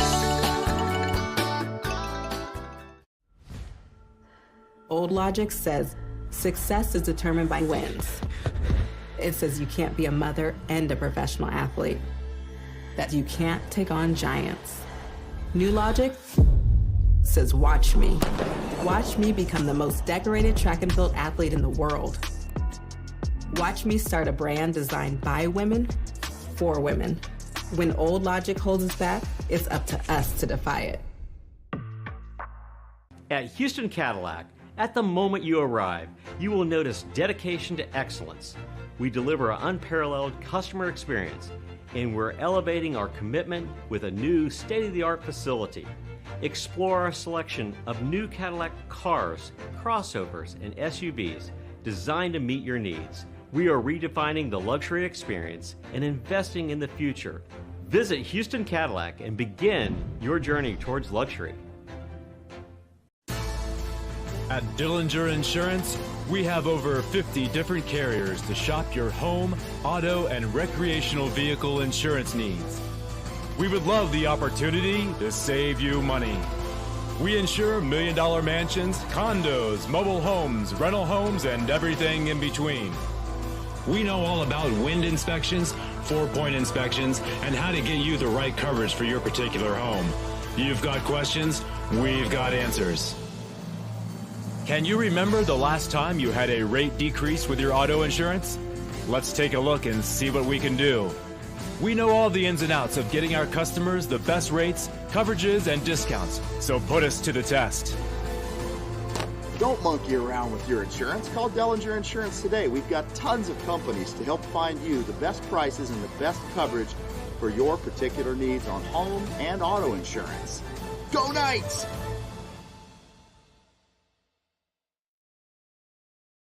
My name is Thibaut Dalen and I'm the broker of Dalen Real Estate. And today I want to show you some of our special listings located in Florida's world famous Waterski hotspots.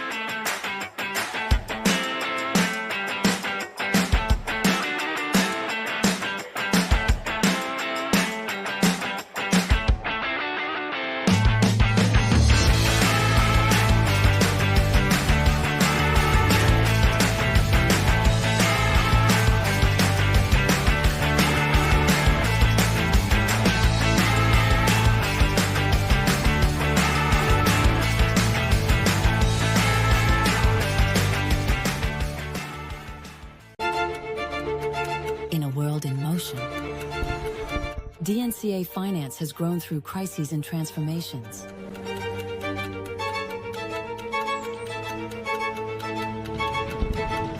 Times change, values remain. For more than 25 years, DNCA has been by your side for active and flexible management of your wealth. DNCA, Maison d'épargne de valeur. Speak with your financial advisor. Luxury means something different to everyone. A private island, a hidden villa, a journey designed around you. At Marola Travel, we take the time to listen to how you want to travel, how you want to feel, and what luxury truly means to you. Marola Travel. Wherever you're going, we'll make it easy.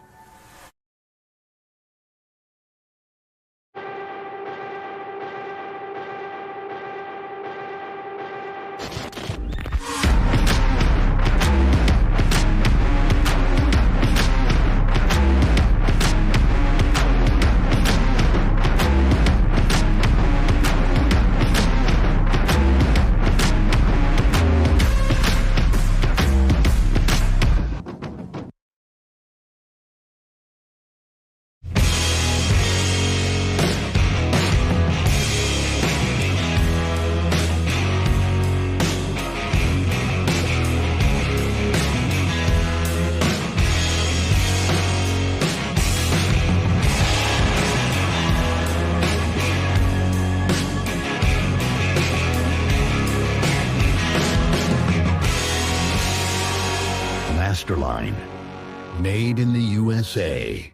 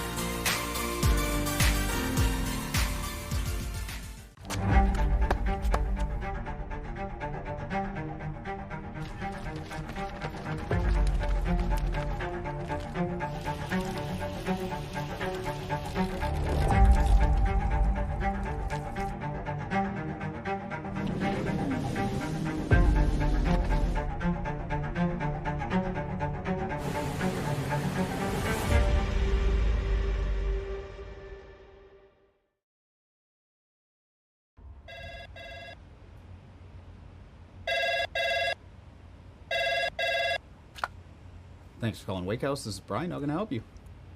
Yeah, Will. Can I let him know who's calling? All right, just a second. Will, I got a fill for you. Perfect. Give me just 1 second. All right, hit it. Thanks for holding. This is Will. Hey, how's it going? Good.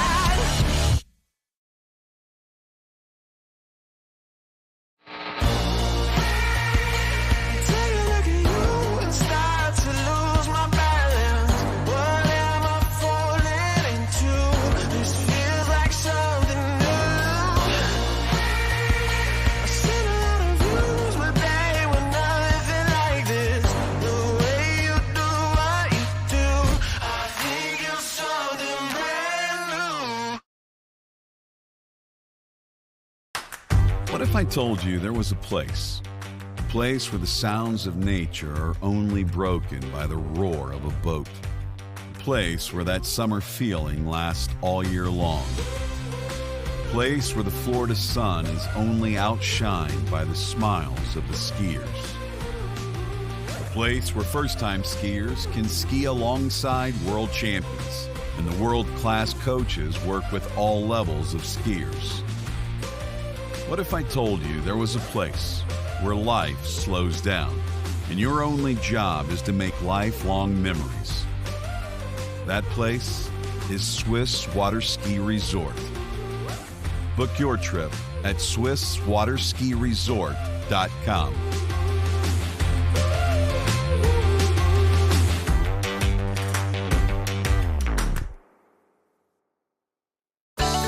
It's well known that Canada has produced many of the best skiers the world has ever seen. Well, more and more skiers are coming to realize Canada's Shuswap Ski and Board is one of the world's best pro shops. They stock D3, Radar, HO, Connolly, Reflex, Masterline, Syndicate, Stokes, Camaro, S-Lines, Eagle, KD, Stealth, Pegosky, O'Neill, and back them with Shuswap Ski and Board's performance and fit guarantee. Check them out online at shushwapsnb.com.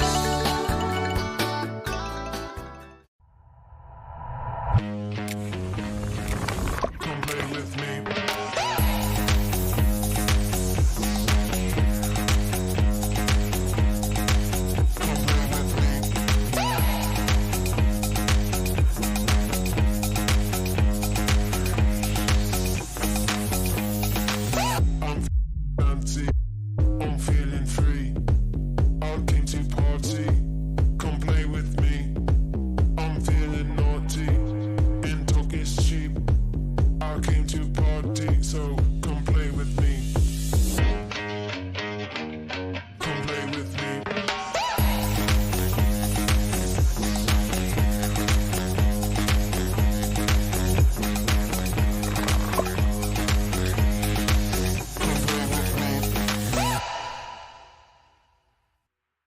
At Houston Cadillac, at the moment you arrive, you will notice dedication to excellence. We deliver an unparalleled customer experience, and we're elevating our commitment with a new state-of-the-art facility. Explore our selection of new Cadillac cars, crossovers, and SUVs designed to meet your needs. We are redefining the luxury experience and investing in the future. Visit Houston Cadillac and begin your journey towards luxury. At Dillinger Insurance, we have over 50 different carriers to shop your home, auto, and recreational vehicle insurance needs. We would love the opportunity to save you money.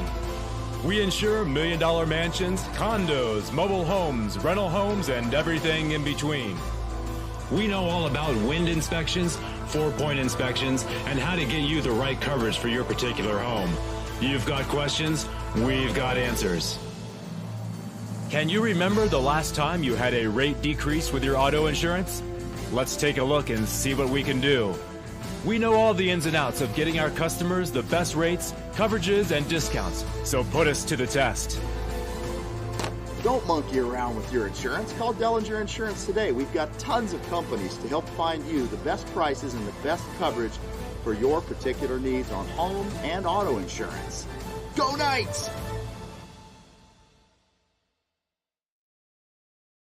My name is Thibaut Dalen and I'm the broker of Dalen Real Estate. And today I want to show you some of our special listings located in Florida's world famous Waterski hotspots.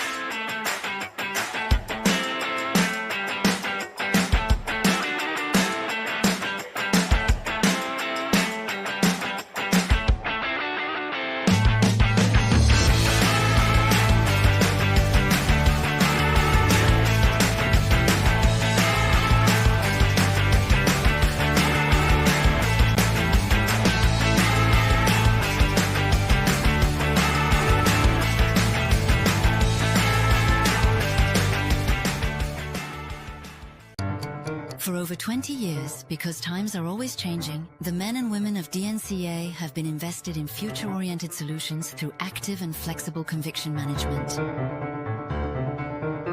Times change, values remain.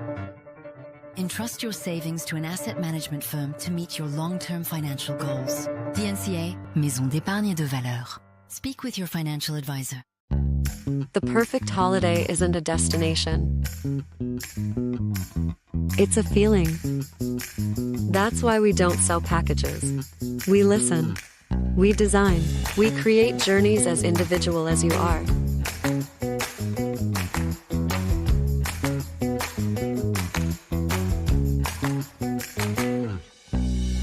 Marola Travel. Wherever you're going, we'll make it easy.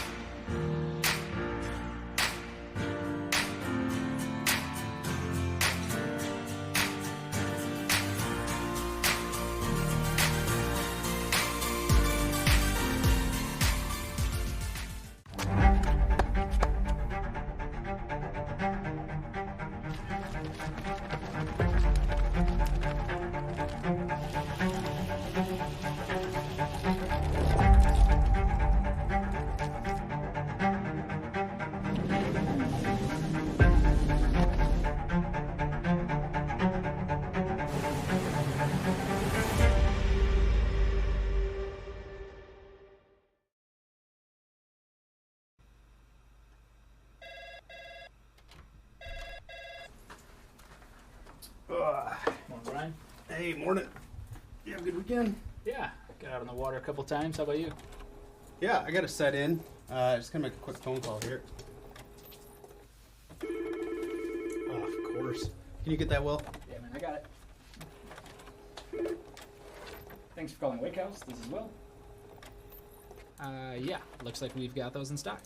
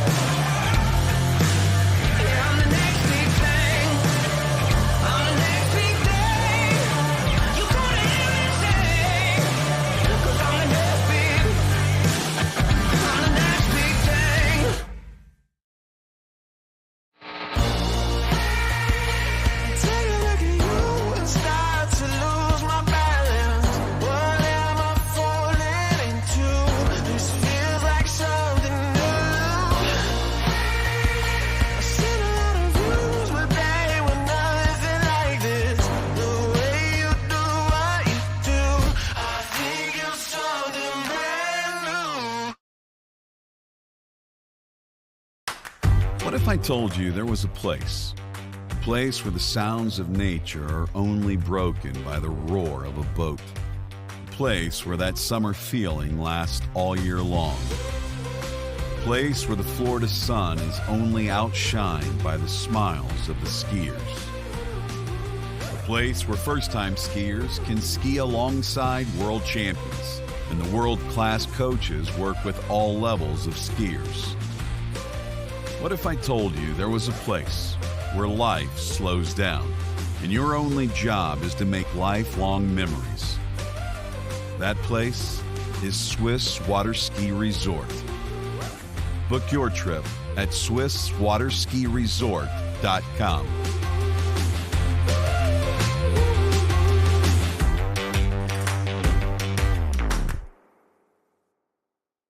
It's always summer at Shuswap Ski and Board isn't just a slogan.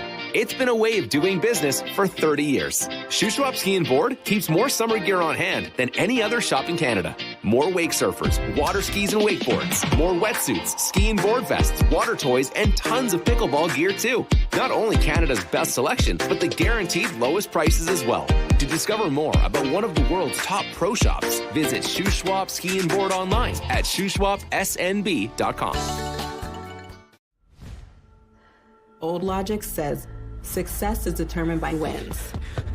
It says you can't be a mother and a professional athlete, that you can't take on giants.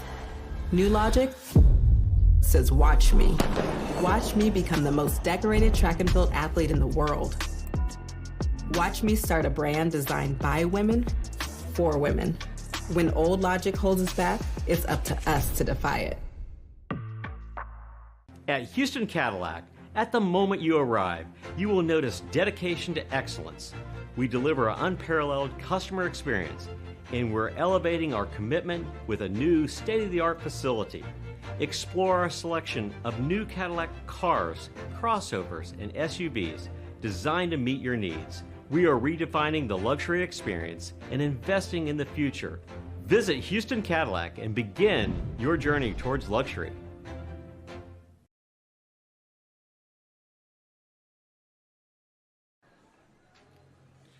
All right then, ladies and gentlemen, we are about to get into the second round of slalom for our women's competitors. Sitting next to me here is Freddie Winter. So how are you doing, sir? Good morning, Tony. Doing wonderfully. What about you? I'm doing pretty good. We witnessed some decent tricking out there. Our top trickers in all the world, in both the women and the men's competition, just put some really tough scores out there. And now we're about to go into the slalom event in round 2. And our first skier, our lead-off skier, should be Violetta Mosielski. And there we go. There's Violetta. She'll be our lead-off, and then we'll go on to Anne-Marie Robleski. Ali Nicholson, Alicia Bagnoli, and Ali Garcia. And the thing to keep in mind is that this series is actually reseeded from yesterday. The skiers that need to pick up the pace a little bit and try and put themselves in a position where they would ski in the final. They would start off in the earlier series, and then the ones that performed up to their capabilities towards the end of series 2, series 1 that would start a little bit later. And anything you want to add to that? Yeah, and that's why, I mean, I'm looking at the list here, this series 2 start list, and that's why Ali Nicholson is so far down. She didn't ski to where she would have thought, and we would have thought she would have skied yesterday, but she's going to be champing at the bit. Is that the phrase? Chomping at the bit. Okay. Sure. Either way. And she'll be doing her best to put herself, she's already within the final spaces, pending what the first 2 skiers do. So the first 2 skiers are going to have to improve in order to get into the final places, and then put a bit of pressure on Ali Nicholson and I think who would be after that, Tony? Who's sitting there in Ali Garcia, who ran a 2:11 yesterday, having looked really, really good actually through her first couple of passes. And sandwiched in between those 2 is Alicia Bagnoli. Of course, that's right. All the A's. So looking at conditions, we've got a little bit of. It's tricky out there. I can certainly confirm that after skiing yesterday. Didn't have my best day of all time, but you've got a little bit of tail current on the first pass with a headwind, which people will tell you, the experts that we are sort of becoming, having learned a bit more and more the last couple of years, is that will make it a lot more rolly when you've got the opposing currents. But anyway, she's got a bit of a headwind here, tail current, and she looks a lot more balanced here on 14 than she did yesterday, and that's a much better pass. Indeed, good skiing there from Violetta Mosiolski, coming to us out of Argentina. And great effort there on the opening pass of 14.25 meters. Now, you mentioned that that opening pass was a tail current, which means that the water is on its way out to becoming a low tide situation. And as it gets towards the ultimate low tide, then the water will kind of slacken off a little bit, and won't be nearly as difficult for our skiers to complete said passes, as it were. Yeah, I mean, it's an interesting one. We're in outdoor sport, all that sort of thing, and I mean, putting the event on this river is obviously very tough. But there is an untypical variable that we're not used to, which it's a current that is not uniform. Current. The tide goes in and out, and it goes in initially slowly and then speeds up. You can see that what would you call that there, Tony? That sort of that tire wall kind of thing. It's bowed out. A barrier. Barrier, there you go. That's bowed out towards the sea, which means that the tide is going out right now. As we talked about, it's a tail current from the first pass. So Vio here will have a head current coming back in, tail wind. The wind typically always comes from the CN, so we're kind of used to a pretty stiff headwind first pass, tail breeze second pass, but that current will change. Anyway, she comes out nice gate, stands on top of that ski.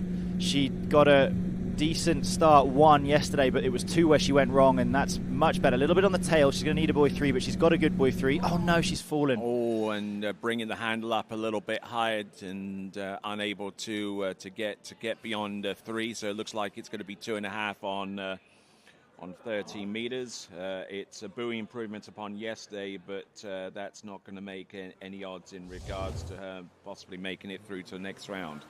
Yeah, I was saying she typically has a very, very good offside. And you can see here, buoy 1, I've seen her ski a fair bit, and that buoy 1's very, very good.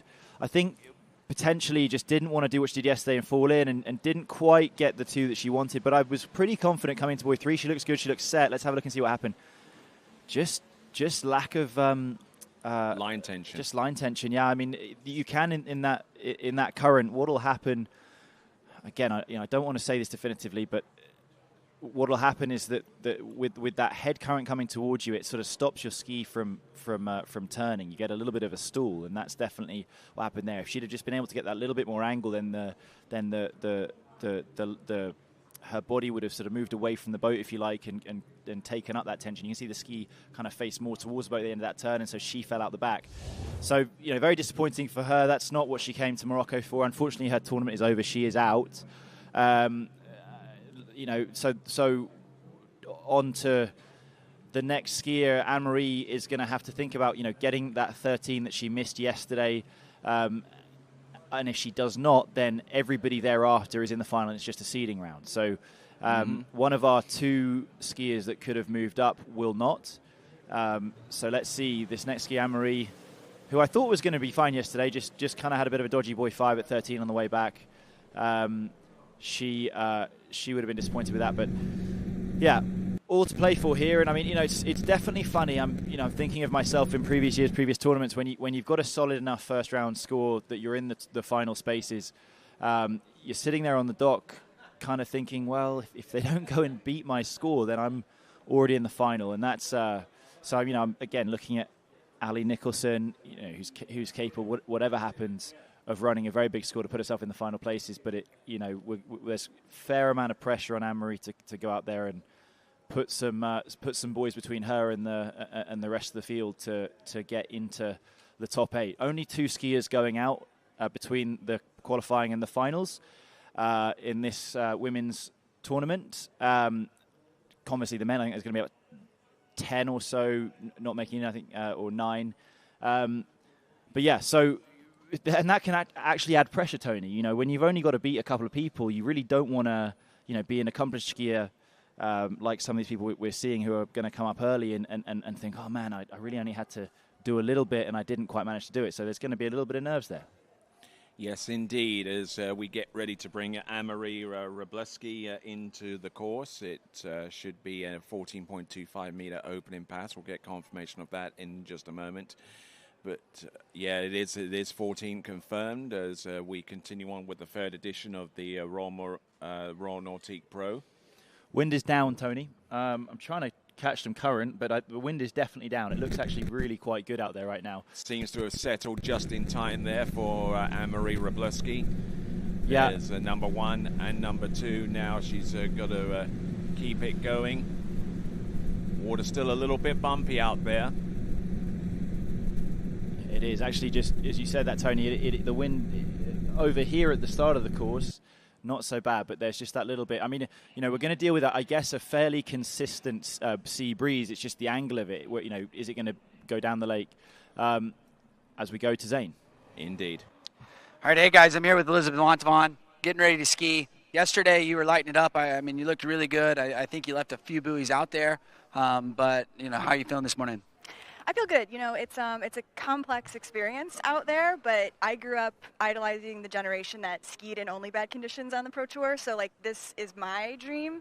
So, sure, it's hard, but this is what I've always wanted, and I'm going to give it my best go and try not to get hurt because we got a lot more tournaments coming. But, yeah, just really happy to be here.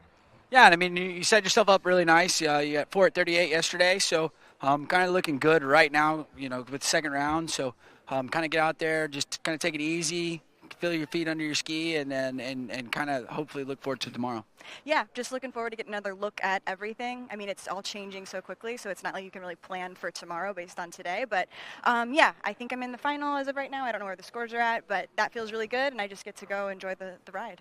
Yeah, so, I mean, I know we got the skier out right now, so based on what her score is here, you'll know if you're in. So I'm expecting to see ski tomorrow. Cool. Yeah, happy to be here. Thank you, everyone. Well, perfect. We'll let you stretch and get ready and look forward to seeing you on the water. But right now, we'll send it back to you, Tony. And Elizabeth Montavon, for her part, comes into the second round having scored 411.25 meters. So in terms of number crunching, she is effectively through to next round of the competition. However, there is a chance for some movement on the part of Anne-Marie Wroblewski if she can get this pass down on the 13 meters. And looks like the final field is set. Yeah, that sucks. I mean, I said before the previous pass that it was quite good, but I mean, we'll watch that video back, and very, very very choppy at the start, and she just looks devastated. So I'm sorry to see that. She's better than what she's shown out here, and very choppy. We'll see it here, and just didn't kind of started one fine. I thought it was a better one, and then over to two. Good leverage. Used all of her. She's quite tall, and she got set, but three it just didn't happen for her here. She needed a big turn, and she just didn't get it. Just struggling for line tension, and and the ski almost released across the wake there. The second wake in towards number 6. Yeah. I don't know. I mean, it's not much to say, to be honest with you. I mean, it's just difficult. And I think, changing conditions, I think, it's probably fair to say, looking at the scores, at the very end of the slalom skiers yesterday kind of had it pretty tough. And I think actually at the start are having it pretty tough. Vio and Anne-Marie went out the first two yesterday, I think, and they didn't really, have their best sets. It's just tricky when you have, the prevailing wisdom amongst everyone is that when the current and the wind are going in different directions, you just get chop. You have, when it's pushing against each other, then the waves kind of peak.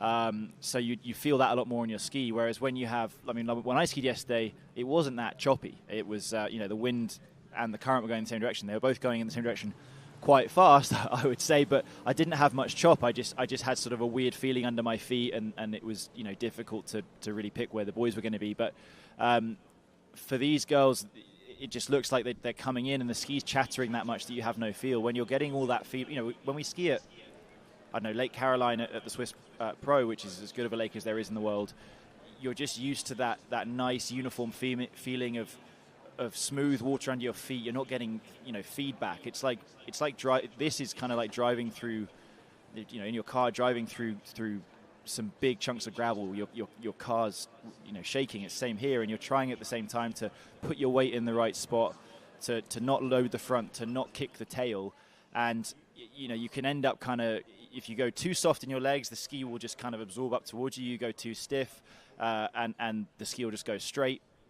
So very difficult, and I feel kind of rough for these girls. Like this is such a unique tournament because it's just not possible to have the conditions the same for everybody. We're of course we're in the lap of the gods here. Yeah, and that's that's also part of the fun. I mean, I think people watching will enjoy that aspect of it. That people are having to deal with different conditions. I mean, there's some people going to have big headwind currents on the big pass. Some there's a bit of strategy that comes into it. There's wind, and I can promise you that makes it very stressful as a skier. But when you do well and you feel that you prevailed through some tough elements, you feel extremely good about yourself, and you feel more accomplished as a skier. If we are just to stick on these flat lakes, then we're going to become one-dimensional. It's not an interesting sport to watch, and the potential fans that we're going to have are going to leave us. So this is great. I'm not saying anything different to that, but I do feel a little bit of sympathy for Vio and a lot of sympathy for Vio and Anne-Marie, who've had a bit of a difficult time there. But yeah, Ali Nicholson she's in the final, so that's the first bit. She's very happy about that. She's going to go out on 13, and if she gets through this pass, she will take the lead of the round.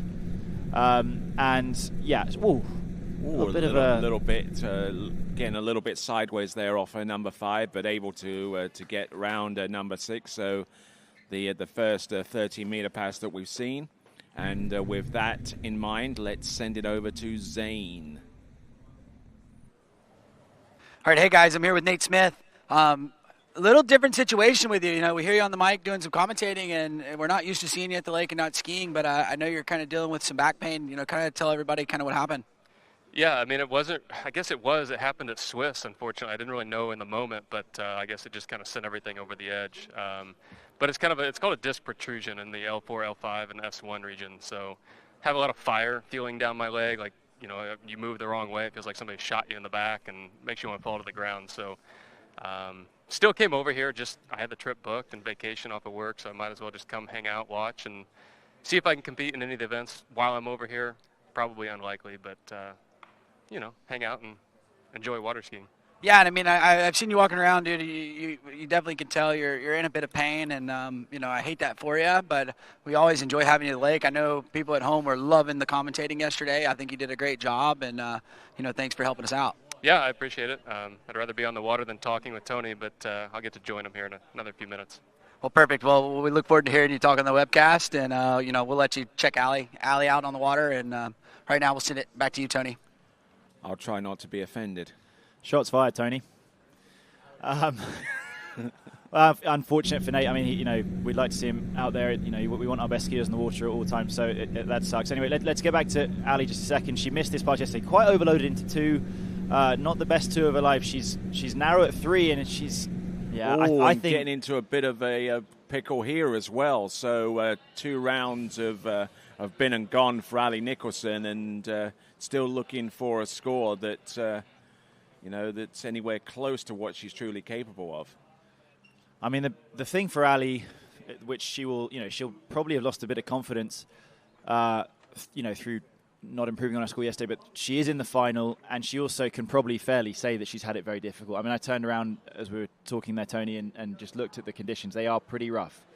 And they're probably likely to improve. As you say, that current that's going towards the sea is going to be decreasing every second. I've never seen Ali Nicholson miss 12 twice in a row. I think that last year she was running into 11 every time. She's a much better skier. I mean, she's won the Masters. This is somewhere. And just looking at that, she came up into 3, sort of like what Charlie Ross did yesterday on 11, and what Will Asher did at 10.75. Just kind of, we'll watch again the replay. Well, maybe we've missed it, but she came into 3 there, and I think she expected to have a little bit of more space around the buoy. And I was talking to Scott Greenwood, the driver, and he said that, we're discussing currents, and he said that currents, they're not uniform. They don't go straight down the lake. You have an eddy, and you'll have a sort of sometimes a bit of a serpentine flow. And it seems like there's something sitting there at that buoy 3, head current, tail current, to where the buoy's just not sitting where you want. And we don't train on this. It would be difficult to train on this because who has access to a river, but we train on lakes where the buoys are in exactly the same place every time relative to the boat, and I think and you don't have a current factor. So I have no criticism whatsoever. I certainly didn't deal with the conditions well yesterday, but I think Ali might just have come into that and gone, oh well, the buoy, I'm expecting it to be in a certain place, and it's a foot wider than what it is because she's just been caught by the current. The water's running under her ski at a different angle to where she would normally have it, and it's making her a little bit narrower than she normally would be. Okay, so at this time, the one person that we've just seen Ali Nicholson, and despite coming up a little bit short on the score, she is guaranteed a spot through to the next round of the competition. Although the one would have to say that she will probably be wanting to try and seriously improve upon her previous round's score in the third round final, which will take place tomorrow. But in the meantime, let's focus in on Italy's Alicia Bagnoli. And she definitely went through the wars last season, and was barely in decent enough shape to be able to ski the World Championships over at a native Italy over in Rocchetto. And now that she's relatively injury-free, she really wants to try and put her best foot forward here, Freddie. Yeah, it was really tough seeing her last year, just struggling with her back. And from what I understand, the injury she sustained came from a good place, if you like. She was trying to get in shape before the season and was in the gym a lot, and something went wrong. These conditions do look rough, actually. I mean, it looks choppy, it looks windy, but And just look at the ski as it's chattering in its pre-turn on its way to the buoy, and especially there, that number 4, that takes a remarkable athlete to be able to just switch it off and just continue going. It is switching it off because, again, you don't want to use the feedback you're getting to change your whole approach. You do just sort of almost need to ignore it as we go to Zane. Indeed. All right, hey guys, I'm here with Ali Nicholson. We can see it on your face. You're not super stoked. We're used to you being super bubbly, and I know 2 rounds, not the way you wanted it to go, but into the finals tomorrow. kind of what's the game plan moving forward?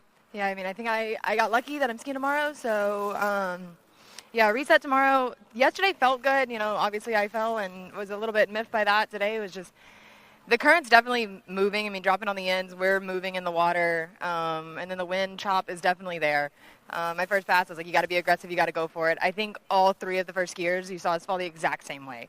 I don't really know what that is. I'm going to have to go back and look at it. I haven't skied in current other than here last year and Moomba 6 years ago. So current is definitely not my specialty, but yeah, definitely disappointed today. I'm happy to ski tomorrow. I'm hoping tomorrow we go out first and we go out and put up a big score and let everybody else chase. So definitely some work to do though after the first 2 days. Yeah, and I mean, not the position you want to be in, but you kind of be the first one off the dock tomorrow, and so you'll be the one to kind of go set the score for everybody. And if I know anything about you, Allie, you're going to go out and you're going to put the pressure on everybody else. So keep your head up. Don't stress too much about it into the finals, and that's really all you needed today. Yeah, I mean, you go out first, you have no score to chase, you just go out and you put it all out there, and so that'll be my goal for tomorrow. So, hopefully it is better in my favor. 2 days of bad luck, hopefully for a good day tomorrow. Well, perfect. Well, we'll let you go get showered off. Shout out Mom and Dad and Asher at home. And right now, we'll send it back to you, Tony. All right, then. Come on, Alice. Round number 5, round number 6, and in conditions which can only be described as adverse. I mean, Alice Bagnoli is really plowing her way through the opening 2 passes and putting herself in a fairly decent spot right now. The first skier to run 12 buoys.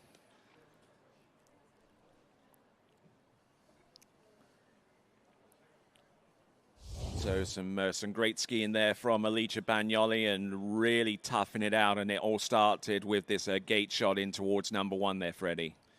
Yeah, that's a good one. I mean, she definitely kind of teeter-tottered a little bit, nearly fell over a couple of times, but she's looking strong and she's looking pretty balanced. And like I was saying before, like it was tough seeing her last year, not being able to ski. She's a hard worker and a lovelier person. You really couldn't find. I mean, I don't know what she did in a past life to deserve Vince Stallobauer, but he didn't hear that one in front of me. No, he didn't. No, still. We can talk for another half an hour at least. He still wouldn't have noticed. So Alice, not only a wonderful person, but the patience of a saint, some of the life sentence. But she's got through 12 buoys here, and she, what does she need to do in order to put herself up? She's got to run this following pass. She's got to run 12 meters, and then she's got to run more than 2 to potentially move herself up the order. And going back to Ali was, I think, she said she felt quite lucky to make it to the final. And you might say that she's skied not to where she wanted, really not where she wanted to go. Let's get to Alice for a second. 12 meters, really choppy. Good gate, I like that.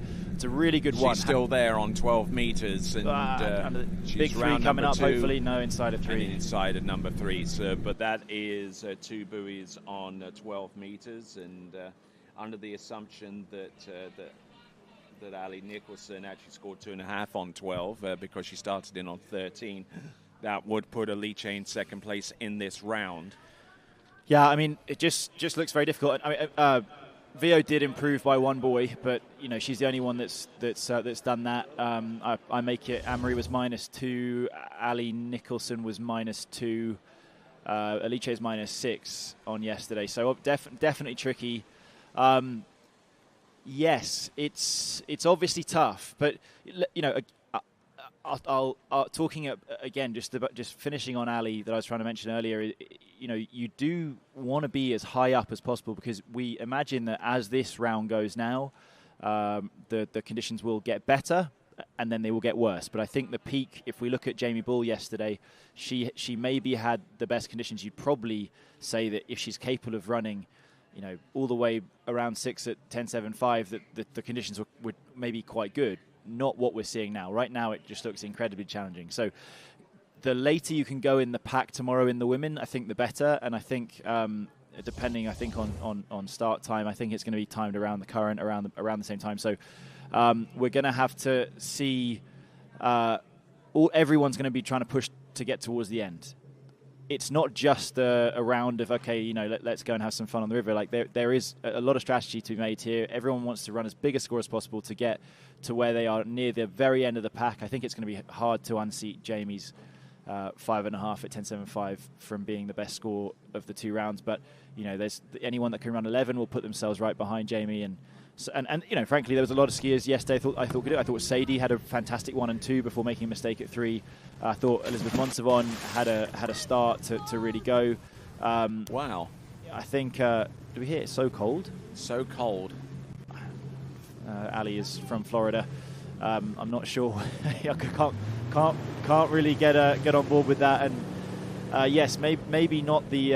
If that's the worst thing that she has to say about the water after her set, then she's done. She'll have done quite well, because I think that there's a lot of challenging stuff happening out there. We've just seen from our first 4 skiers. And she's wearing a long sleeve as well, so that probably doesn't bode too well from an encouragement point of view. Well, I mean, I think also she's. When she, I think, hurt her shoulder the other day, and when you have a hurt shoulder or anything like that, you want to keep warm. So that's probably part of it. As we go to Zane. Yes, indeed. All right, hey guys, I'm here with Alice Bagnoli.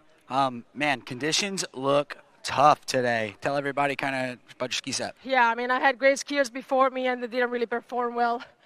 Honestly, if you look at it from here, it doesn't look worse than yesterday, but when you go and ski, I think the chops are way harder, like just stiffer. And I was a bit scared. I mean, I fought my way through 14 and 13, 12. I knew I had to run it really hard, but I was just scared, honestly. For me, it's on the edge of being unsafe, but I guess they're going to keep going, so we'll see what happens with the other girls. Yeah, and I think that, I mean, we don't ski in currents that often, but I think what we kind of don't understand is as the water's moving one way and the wind goes, they kind of create like a big peak and a big valley. And so, you know, looking at it here, it doesn't look as bad, but then you get out there and you get it. It's that tougher peak on the wind chop. You feel it a lot more on your body as well. And again, the current wasn't really a major factor, but as you say, the combination of both. Yeah, it didn't make it easy. But I'm happy. I'm in the final. I didn't have a great score today, but I skied yesterday good. So, I'm in for tomorrow. Yeah, and I mean, that's all you wanted. You got to get in the final. So you're dancing tomorrow. So we're looking forward to seeing you out there. And we'll let you go get dried off. And see you tomorrow. Thank you, everyone. All right, we'll send it back to you, Tony. All right, then, here we go. This is Ali Garcia taking a pretty heavy approach there on the entrance gates in towards buoy number 1, but managing to settle down now, at least for the first half of the course. And a little flat-footed into number 4, but 5 is okay, and number 6, yeah, that's pretty good. And I tell you what, she had to really battle her way to get the score that she did yesterday, of 11.25 meters, and no, she definitely won some fans over yesterday. I think she was her first 2 passes. Well, this for a start, that was the best pass of the day so far that we've seen. We haven't seen too many run, to be honest with you. I think we've only seen 1, 2, 3, 4, 5, 6. We've only seen maybe 5 or 6 passes run. So, but that was the best pass of the day. Actually, very comfortable considering what we're hearing. It is out there. Alicia used the term she said it was on the edge of dangerous. But Ali Garcia she's a very good skier, and the foundation of her skiing, I think, is that her offside's so balanced, and she brings the nose that ski round so well. With the tail kind of firmly planted in the water, she's not pushing on the nose as she comes through the end of the turn like a lot of skiers will do, myself included, when I'm not doing well. So she's very symmetrical, and that was some very good skiing. I think that was the best pass of the day. We'll see. Like you say, Tony, she had to battle, but the battle I think was more that she was, fighting her body. But yesterday, the 2 first passes that she ran, her 13 and her 12, were very, very good. Also, 14. I can't remember what she went out at yesterday, but she ran the first 3 passes, I think, or 2 passes, and skied very well. And then she got to 11, just didn't get the start. But she's in good shape. When you're that balanced on both sides, you have a very good chance of being good on this sort of water. If you're very one-sided, it's difficult because surviving. If you're just surviving on the one side and trying not to fall in, then that's tough. Anyway, Ali Garcia will come back in. So she's come back at 12. Yeah, I thought it was 13, and it was a very, very good 13. 12 meters here. I like the gate. Not much moving parts there. She's a little on the tail through the gate, but a little taily at 1. But let's see this 2, and it's a really, really nice 2. Just typical of her. She just comes in a little taily there, but she'll come through at 4 and just good, but little bit of loose line we've seen. Didn't want to take too much of that pull off number 5 in towards number 6, and just trying to shake off a little bit of a stinger there, I would say. There's no point. I think who said it? Someone said there's no point hurting yourself. I think Elizabeth said, don't hurt yourself, and I think that's even more the case now because you've made the final. Also, these skiers are heavily financially as well as emotionally invested in the next few weeks of this Africa and European stretch, so they don't want to get hurt. And this, basically a seeding round where they're already in the final. That's not the time to do it. You might have seen Ali try and take that hit out of 5 there in the final, but I think beyond that, there was no point. I thought 1 was a little taily, 2 was very, very good, 3 was a little taily again, and but that's beautiful. That's a beautiful 2, and that's what she does. But you're just seeing there's something happening. Everyone's struggling for a lack of connection with the boat at the back end of the turn, where the ski's just being pushed, maybe not quite finishing. But I thought she was probably going to turn it here, and let's just see what happens. Yeah, no, she could have taken that. She's strong enough on her good days to take that. But I think just you see, I'm not doing that. Shaking their hands. But in the final, we just seen her run that. Just obviously very tricky out there. Again, we feel bad for the first 2 skiers of the day who are out, but the rest of these girls, they're happy to make it in. No one's come close to improving, since the first skier. Ali Garcia with a 2 at 11 yesterday. She's a handful of boys back. I wonder who will be the first person to do it. Sadie Ferguson's, the next skier. She's got a 3. We've got Kendi Hansen with a 4. Elizabeth Montemont with a 4. Neely Ross with a 5. I thought she did really good yesterday, having a bad start 1 and 2, and then turning 3 incredibly well, offside turn. And then Jamie Bull, who we all thought was going to run 10.75 yesterday. She came in 6, and then just, I don't know, it's very unusual to see Jamie do that. We haven't seen her do it, in fact, since she did it last year here. All right, then. Our next skier to take to the water at this time behind that resplendent Nautique towboat, we have got Sadie Ferguson. There we see the women's slalom leaderboard. This is taking into account scores that were recorded yesterday, as well as any improvements with a second round scoring, which there haven't been many, if any. But there we go, and we are in series 1 right now in round 2, and we'll send it over to dockside with Zane. All right, hey guys, I'm here with Ali Garcia. Went out, got a 13 under your belt, and then at 12, I'll be quite honest, it just kind of looked like you let go of the rope there at 5 ball, but you were looking pretty good. Yeah, I don't think you guys can really see it from here. I know Alice called into the chief judge, and so did I. It's just really, it's a lot bumpier than you think, and for me, it's not worth getting hurt. I'm still kind of hurt. I'm happy to be in the final. Hopefully tomorrow it's better. Well, hopefully conditions are going to be better tomorrow. I'm excited to see you ski tomorrow. Glad that you made it into the final considering how practice went. So, we'll let you go get dried off and kind of clear your head on it, and let's do a little wind dance and pray conditions are better tomorrow. Yeah, I mean, the event organizers are spoiling us rotten, so skiing aside, it's so awesome to be here, and they treat us so well, so I'm happy to be here. All right, now how about the drone show last night? Pretty sick, huh? So cool. So cool. Worth the late bedtime. Well, cool. Well, we'll let you get dried off, and right now we'll send it back to you, Tony. All right, then, coming into the course and hailing out of Roma in Queensland, Australia. I'm sure our parents are watching at this late hour. It's almost 10 p.m. there in Queensland. This is Sadie Ferguson. Looking pretty good. And nicely done. And Sadie Ferguson, who has had a rather nomadic existence in terms of ascending to the top levels of this sport. Matter of fact, her parents actually constructed a lake on their farm in deepest Queensland, Australia, but hasn't been able to ski much on it because of the consistent droughts that have plagued that part of the world. So Sadie is moving here, there, and everywhere to try and get some decent training and some sets. And but what you know, it's a tough situation, but it makes her a tougher skier. She's a tough skier. She's actually, to that point, she's someone that whenever I go to Moonborough, I always look at Sadie. I always make sure I see Sadie ski. And, one, because I think she's a good barometer, because I think she's a strong skier, and if she can get through it, then so can I. And two, she sort of invariably does get through it. She always does quite well.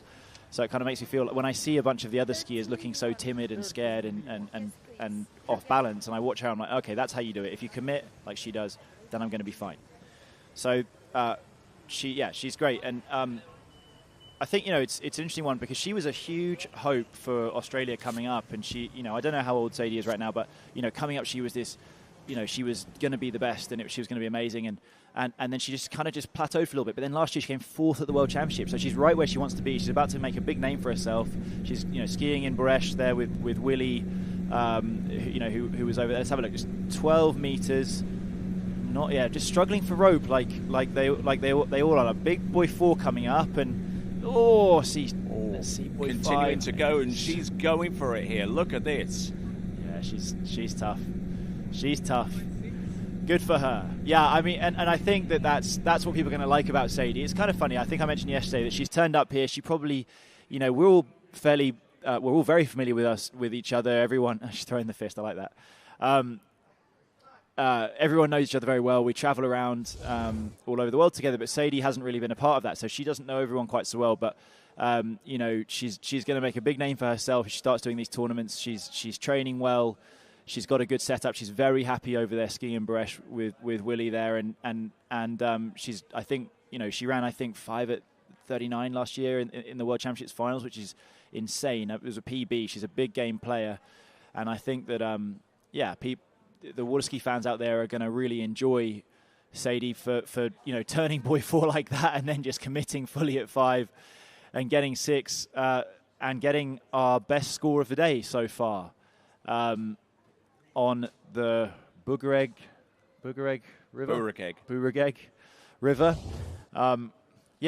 She's gutsy, and that's and I like that she shows her emotion. I like that she gets down the end and she's throwing the fist. That's fun. She's and now she's in a position where she can get more than halfway down the course, or rather specifically any more than 4 on 11.25 meters, and that will actually move her up the standings and get her closer towards the end of the list in round 3 final. Yep. We believe that the conditions should be improving here as the current goes down. So let's see. She needs 4 to move up. It's a good 1. Let's see boy 2. This is a big boy 2, and she's over the front, over to 3. I think she'll get the 3. Will she get around 4 look from at this. There? Does she get round number 4? She gets to the wakes. And inside the boat guide there. So at the most, it's going to be 3.5. But I tell you what, in these conditions, and like Sadie Ferguson was just absolutely just rocking it out there. It was a fantastic 1. Her 2 was not it. But she really committed at 3. It's kind of converse to how it was yesterday. She had a great 1 and 2 and just didn't do anything at 3, kind of, or from 3 to 4 and ended up inside of it. But she's at worst tied, and she might have improved. It's a score of 3, so she's tied over the front. But she's got such good balance. She's a 3-event skier at heart. I think she's done she tricks and stuff as well. So let's have a look. Yeah, just inside of it. I think runs it over at best, but. Either way, it is a free buoy count. Yeah. Again, she went for it, and probably tell talking about her. I'm a fan of her. She's great, and I think she's got a big future. She's rough around the edges. I think that's not unfair to say. I mean that in the best way. She's a rough diamond. I think she's so balanced. You can see there. I mean, not many people would have stayed on the ski, let alone get to the next buoy, and let alone make a turn. So I think when she gets a couple of things lined up, I talked to her at Moonborough last year, and she had some fairly inconsistent training conditions. She was working a lot of ski school, which anyone that's done that will tell you that it takes a lot away from your skiing. So now that she's got a consistent setup, she's gonna, I think, improve, and she's obviously capable of running deep 10.75 in tournaments. And I think that these next few weeks, I think she's committed to all of the pro tournaments through this stint. people kind of call it the Europe trip, but it's not because we start in Africa. But yeah, she'll do great as we go to Zane. Indeed. All right, hey guys, I'm here with Miss Sadie Ferguson, one of my new friends on the dock. I really enjoy it, but I was telling you before you ski, I was like, you're a badass skier. You just need to start telling yourself in your head, and right there you went and proved it. Conditions are tough, and put out a big score. Yeah, definitely. Was tough out there, but that hard. I'm a small country kid, and we play in the mud and we like to fight. Well, yeah, I mean, you went out there, and the 11, man, I don't know how your back is still intact, but you got through it, and you actually made it look easy considering how conditions are. Yeah, definitely. Not easy out there, and it's a any man's game at the moment. But yeah, stoked just to be here and have fun. Well, now, hey, we're in the final. Get your head right, but I'm going to tell you, you need to come in tomorrow and carry this confidence into tomorrow. Yep, let's rip tomorrow. Well, perfect. Well, we'll let you go get dried off and everything. See you tomorrow. And right now, we'll send it back to you, Tony. All right, then. And fantastic skiing there from Sadie Ferguson. We need to see more of her, certainly.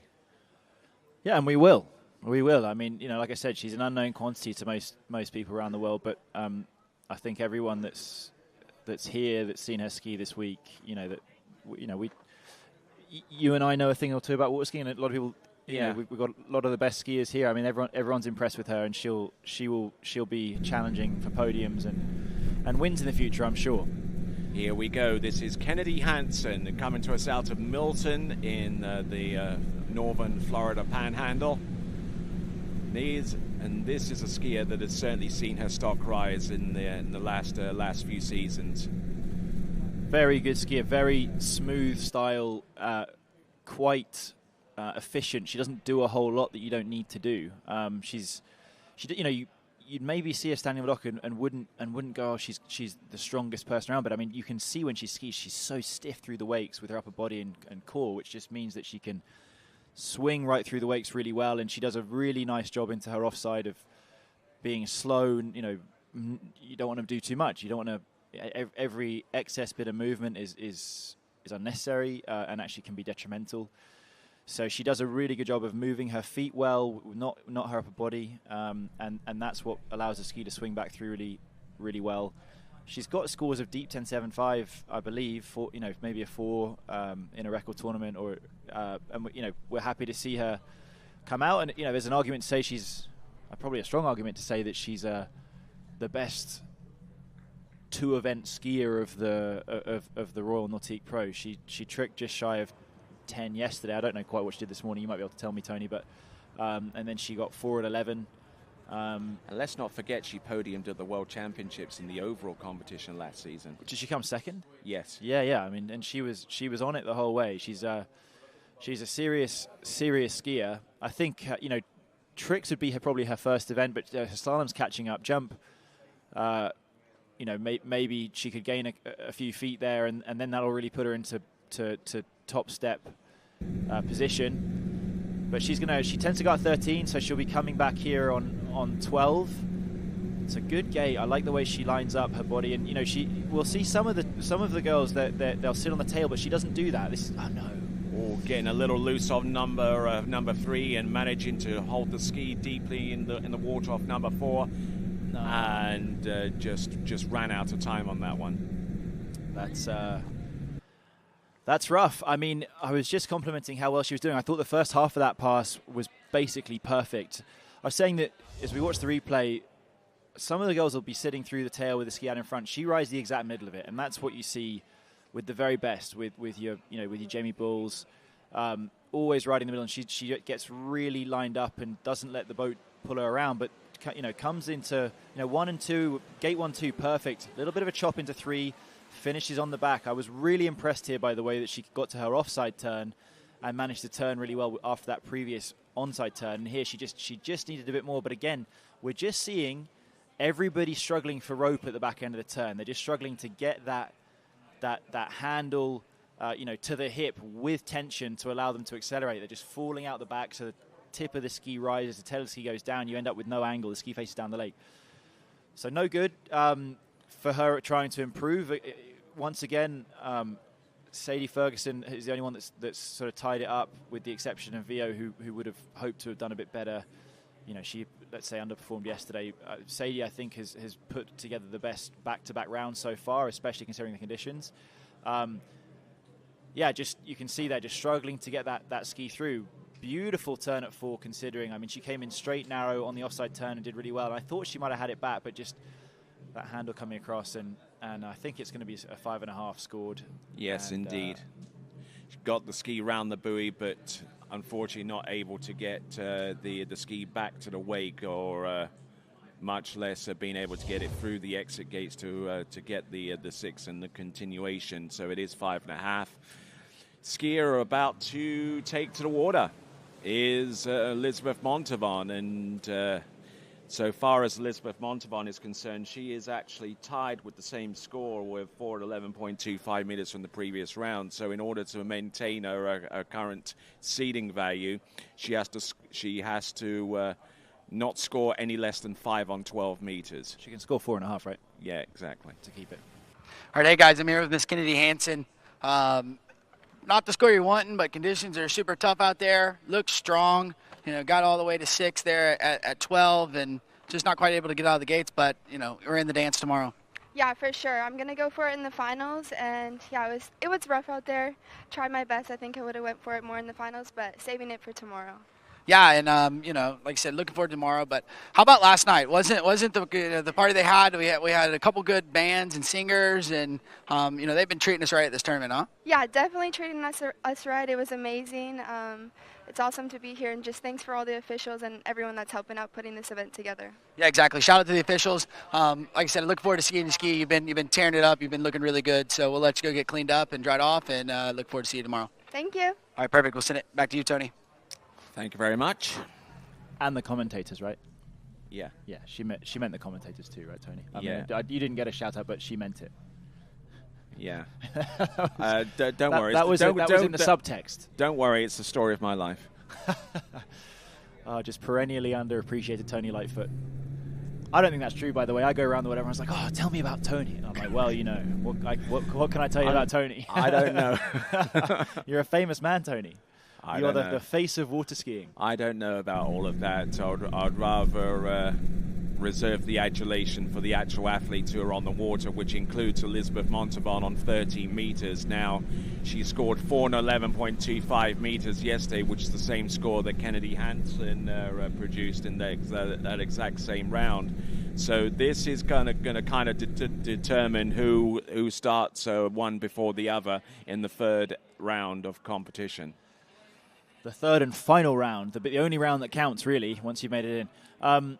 Yes, no one has moved up or down their seeding so far, but this is quite a big one because we've got a tie in the first round. So I said it wrong before. If Elizabeth is to keep her seeding, she must run 5.5 or more on this next pass. Yes, because if they do tie on if they create a perfect tie, then it comes down to the rankings, I believe, doesn't it? Comes down to your seeding into the event, yeah, which is based off the Waterski Pro Tour list, I believe. Getting that far down on 12 meters is I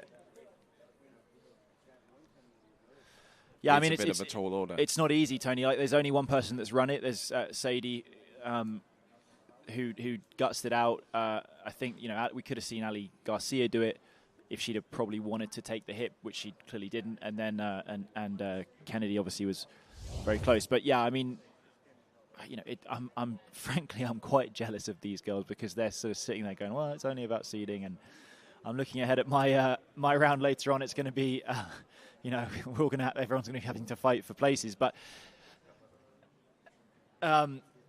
Yeah, so we're gonna see her come in here at 12 to maintain her seeding, which I think is third to last.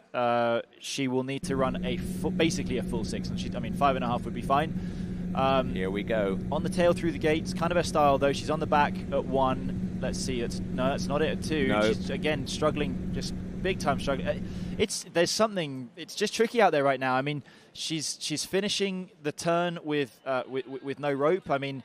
Now, how do you go about maximizing the amount of rope? We keep saying, she's missing rope. Well, the more you can rotate your ski around and get it facing closest to 90 degrees, the more that you sort of move backwards relative to the boat, and you take up that tension. But I think that current with the wind combination, the ski's just ending up facing down the course a little bit, struggling to get that little bit of extra rotation. So the ski's facing more down the lake. You don't scrub off the speed, and you're moving almost towards the boat, or not fast enough away from the boat. So you then end up trying to pull the handle up in order to stop the lack of line tension that you're seeing, that sort of slack rope. And it's just not enough. Who is the person that's done it the best so far?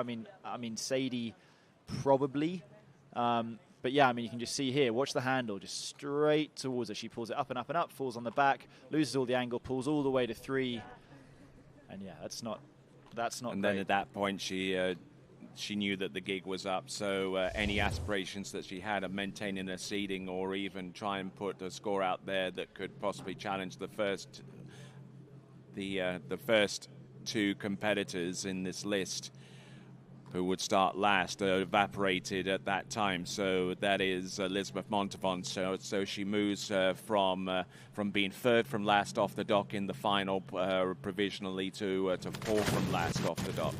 And I'm going to say she doesn't care. And I mean, she's just going to want to be in the final. And I think that overall, we're not seeing the level of commitment today from these later women that we're going to see tomorrow. Then they don't, they always want to go and ski their best, but they know that they don't have to.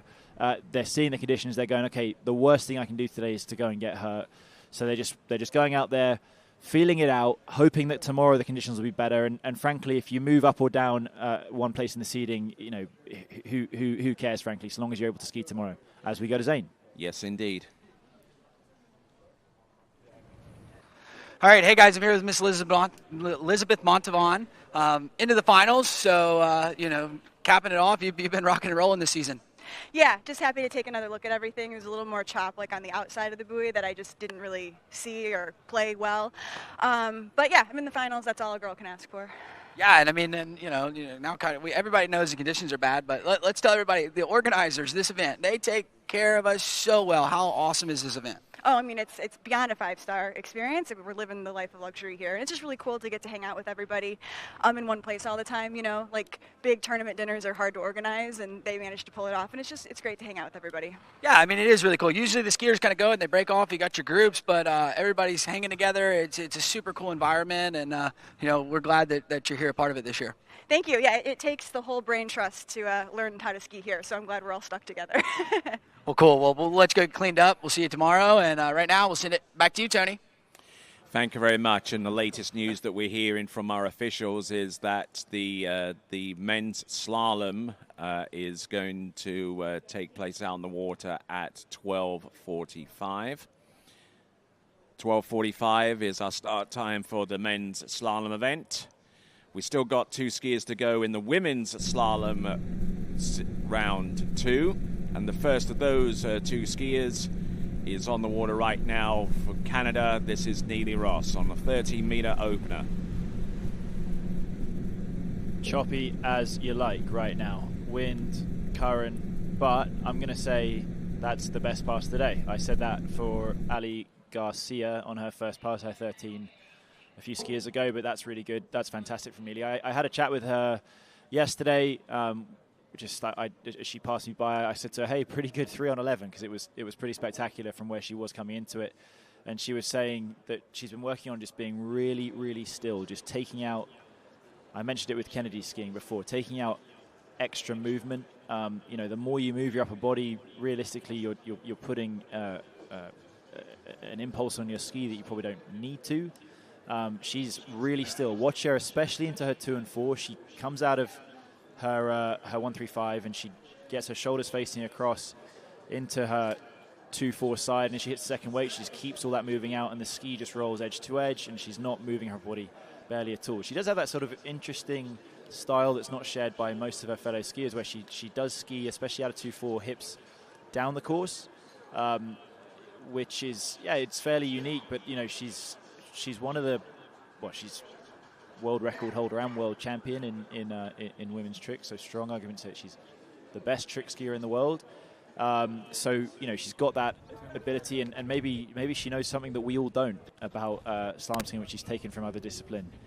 And very, very good skier, improving year on year, I think, in women's slalom skiing. Well, I mean, she's very adept at skiing in adverse conditions. She did it for years as a member of the Rollins College Tars Waterski team at their facility just outside Orlando. And notwithstanding the fact that she does spend about a week or so on open water in Canada as part of their annual family trip with the Rosses. This is great skiing from Neely. Well done. We were talking about, that's the second 12 of the day, by the way, and it's by far the best 12 of the day. Nice. And actually, she's the only the third skier of the day to run her second pass after Alice and Sadie. And what was interesting there, I thought, from Neely, I thought she dealt with the conditions exceptionally well. It's also possible that conditions are getting a little bit better as that current should be dying off.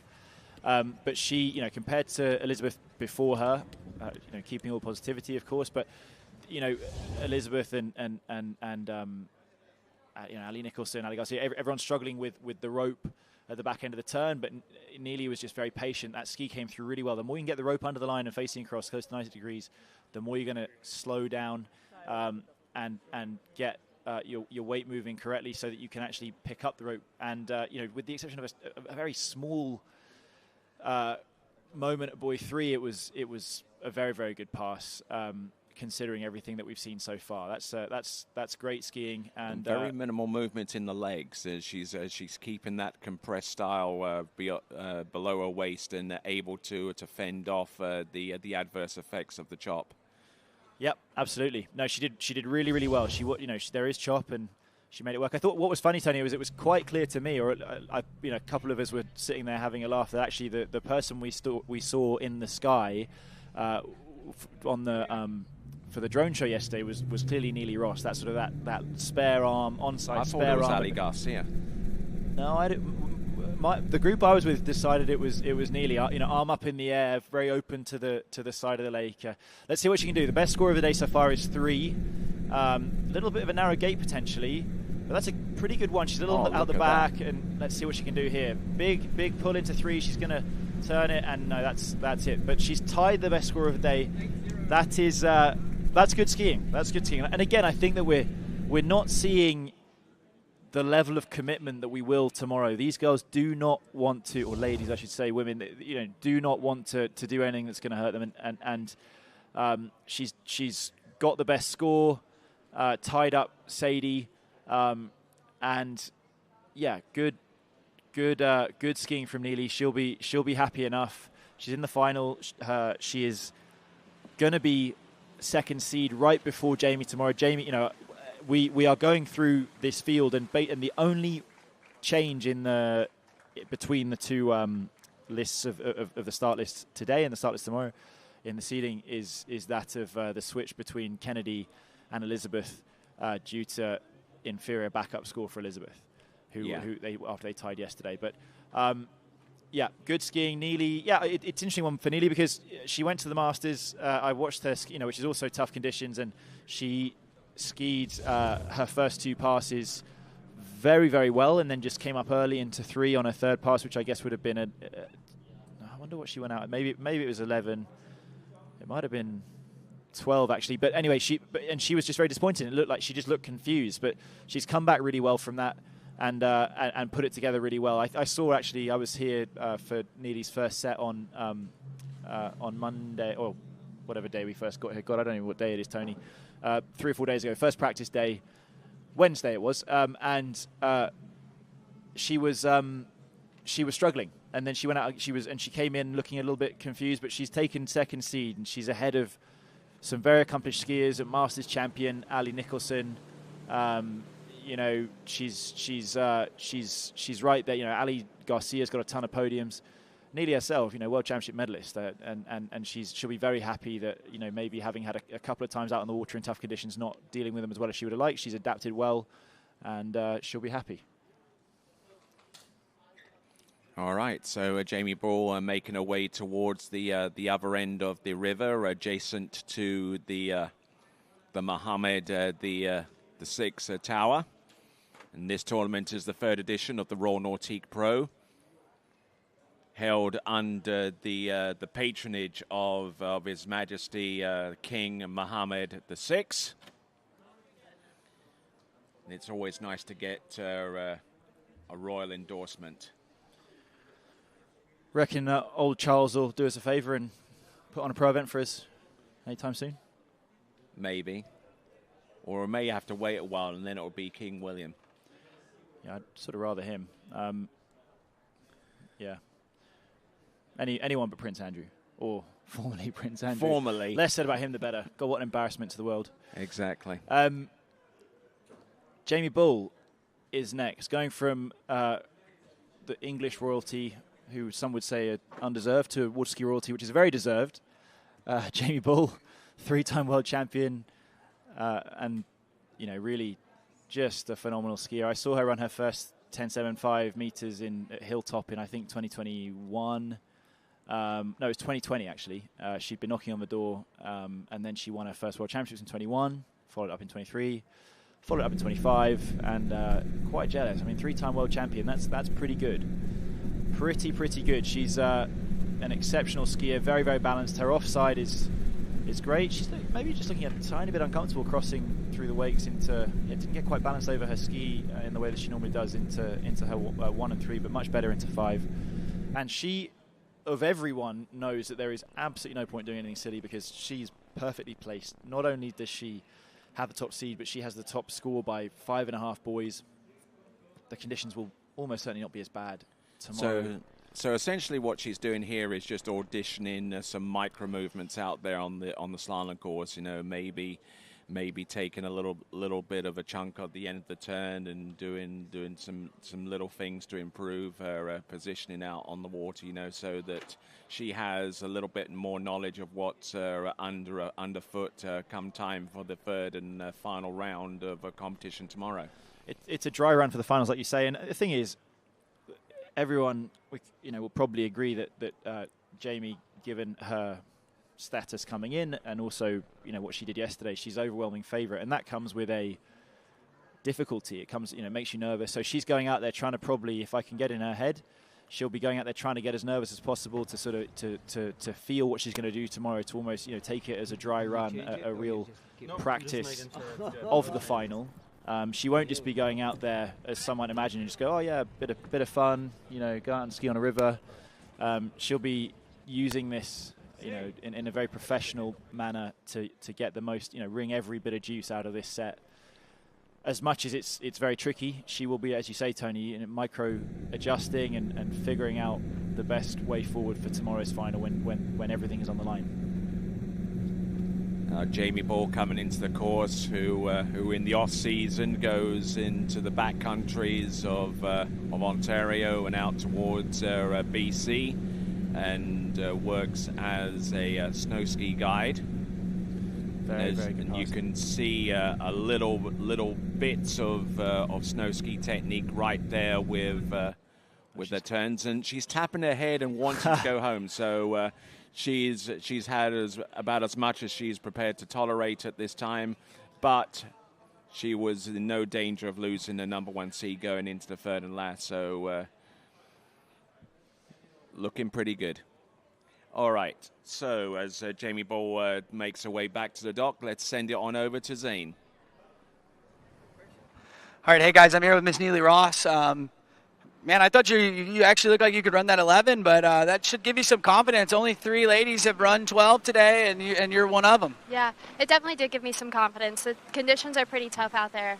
I definitely got some confidence for being able to run that 12 in the tailwinds, and then, I felt like I had a good start at 38, but I was backing off a little bit. Conditions are tough.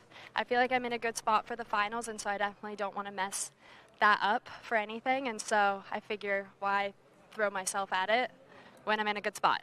Yeah, and I think that's a smart play. I know if I had been in your shoes, I probably would have run 12 and said let's go to the dock. Kind of carried off of that, but you kept going with the 11. And again, I thought you made the tough conditions look pretty easy because you were skiing so great. Thank you. Yeah, I definitely felt like go out there, feel it out, see how things are, evaluate.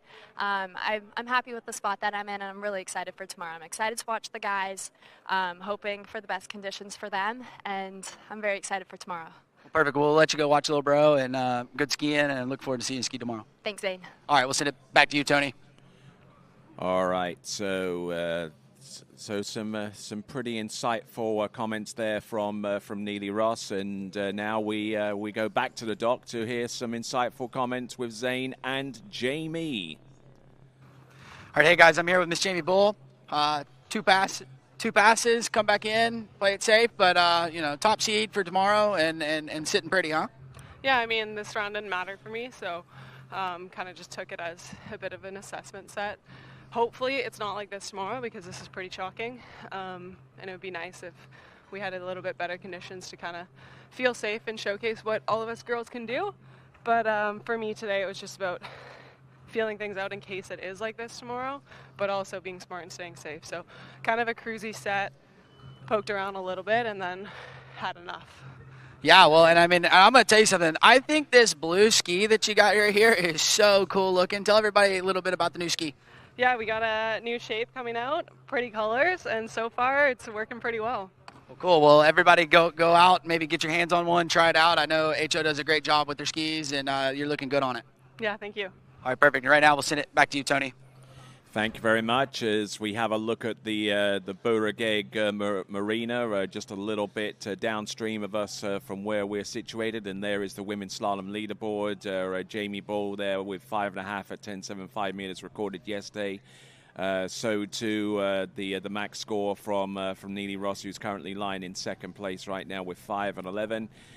We have a multiple weight tie for third, but the inferior backup comes into play. So Kennedy Hansen moves up from fourth to third in the rankings, in the seedings rather, with Elizabeth Montavon being relegated to fourth at this time. The top 8 make it through, which means that Sadie Ferguson, Ali Garcia, Licia Bagnoli, and Ali Nicholson, they advance through to the next round of the competition, and we're going into the men's slalom event for round 2 in about 15 or so minutes. But what are your main takeaways from that, Freddie? I enjoyed Jamie being quite direct there. She, it's funny. I mean, none of us are media trained. No one's ever told us, what to say. I mean, I don't know. Maybe some people with certain sponsors are told what to say, but I certainly haven't been. But yeah, I like Jamie kind of saying, yeah, it's really tough, and we want to be able to show what we can do. It is. I mean, look, that was a round where, there's no getting around it. That was a tricky round. No one lit it up. I'd say that the star of the show, the one with the best scores was Sadie. Sadie for, rough and tumble, 12 meters, and Neely actually with a very, very controlled one. Jamie ran a good one at the end. We are in a situation where conditions, Alice said it, as much as what you see from here, it might look a certain way. It's not necessarily the way it is out there. And looked very tough. Not from what we saw on the water, but just from the way that they were skiing. No one looked fluent particularly. There was, people that dealt with it better than others. But yeah, that strong tailwind from the far end with the head current just made it seem that the skiers just couldn't get the rope tight before they started moving, couldn't get the rotation of the ski. I'm looking ahead at the men. I think starting in 15 or so minutes, the current is very much dying down, but the wind, I mean, we're right on the edge of Whitecaps. It is going to be pretty tough. And, those guys that I'm very jealous of that got bigger scores yesterday when the conditions were, especially that sort of earlier in all the series, they kind of, certainly capitalized. It's going to be tricky, and those guys are sitting pretty and sort of hoping they don't even have to ski again. I don't know, Tony. What are your takeaways?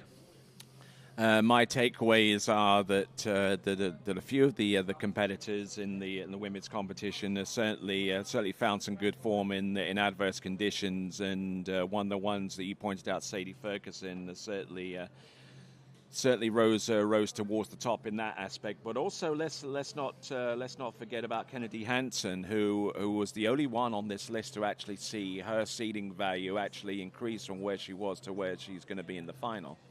She's turning into a bit of a slalom skier, isn't she? Yeah, absolutely, she is. Not just an overall skier, but and I think she's still very young, and I think that she's improved so much in the last couple of years from being sort of a maybe. I mean, this is on obviously flat water. We're not going to talk about here, but a maybe running mid to end of 11 meters to sort of almost being a dead cert to get start to middle of 10.75. There's a lot more improvement to be made there. I'm excited to see her. It's good to see a younger generation coming through. I mean, it's funny in the men's field. There's a lot of us that are getting quite old, and we're seeing. Charlie Ross is obviously coming through, who's fantastically good, and Lucas Cornell, we saw in the last couple of years do really well, and there's certainly some other guys, but on the women there's a little core of early 20-year-olds who are strong, committed. They're setting their lives around skiing, and we're going to see some really great stuff going forward.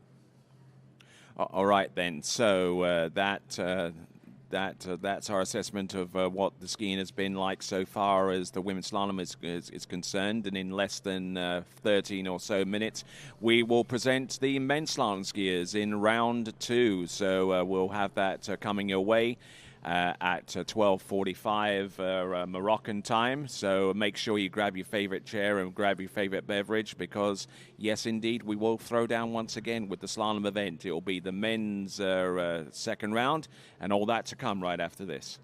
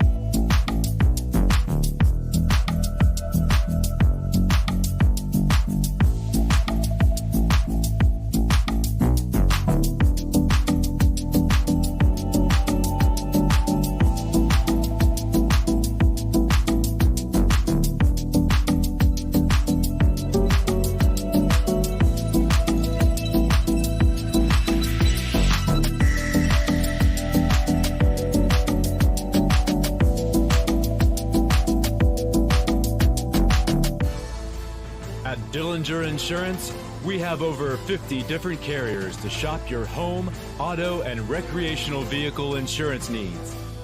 We would love the opportunity to save you money. We insure million-dollar mansions, condos, mobile homes, rental homes, and everything in between. We know all about wind inspections, 4-point inspections, and how to get you the right coverage for your particular home. You've got questions, we've got answers. Can you remember the last time you had a rate decrease with your auto insurance? Let's take a look and see what we can do. We know all the ins and outs of getting our customers the best rates, coverages, and discounts, so put us to the test.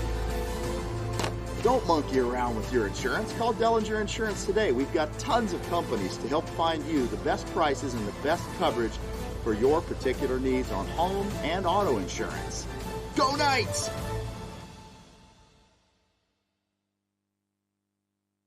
My name is Thibaut Dalen, and I'm the broker of Dalen Real Estate. And today, I want to show you some of our special listings located in Florida's world-famous Waterski hotspots.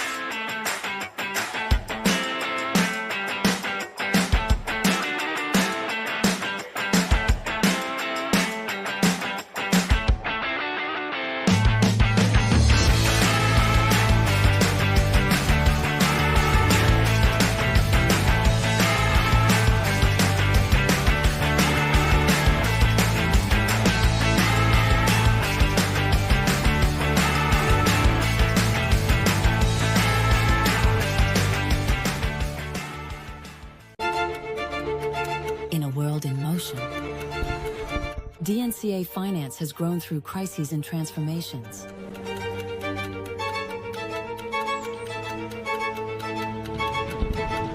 Times change, values remain. For more than 25 years, DNCA has been by your side for active and flexible management of your wealth. DNCA, Maison d'épargne de valeur. Speak with your financial advisor. Luxury means something different to everyone. A private island, a hidden villa, a journey designed around you. At Marola Travel, we take the time to listen to how you want to travel, how you want to feel, and what luxury truly means to you. Marola Travel. Wherever you're going, we'll make it easy.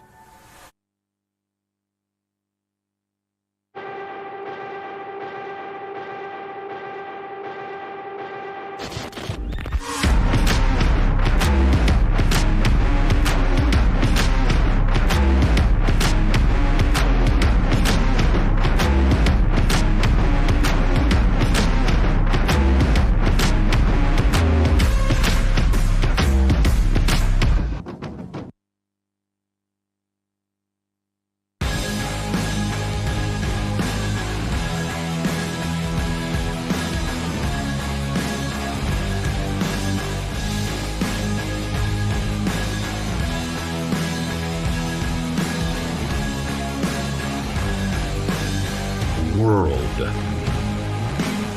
record ropes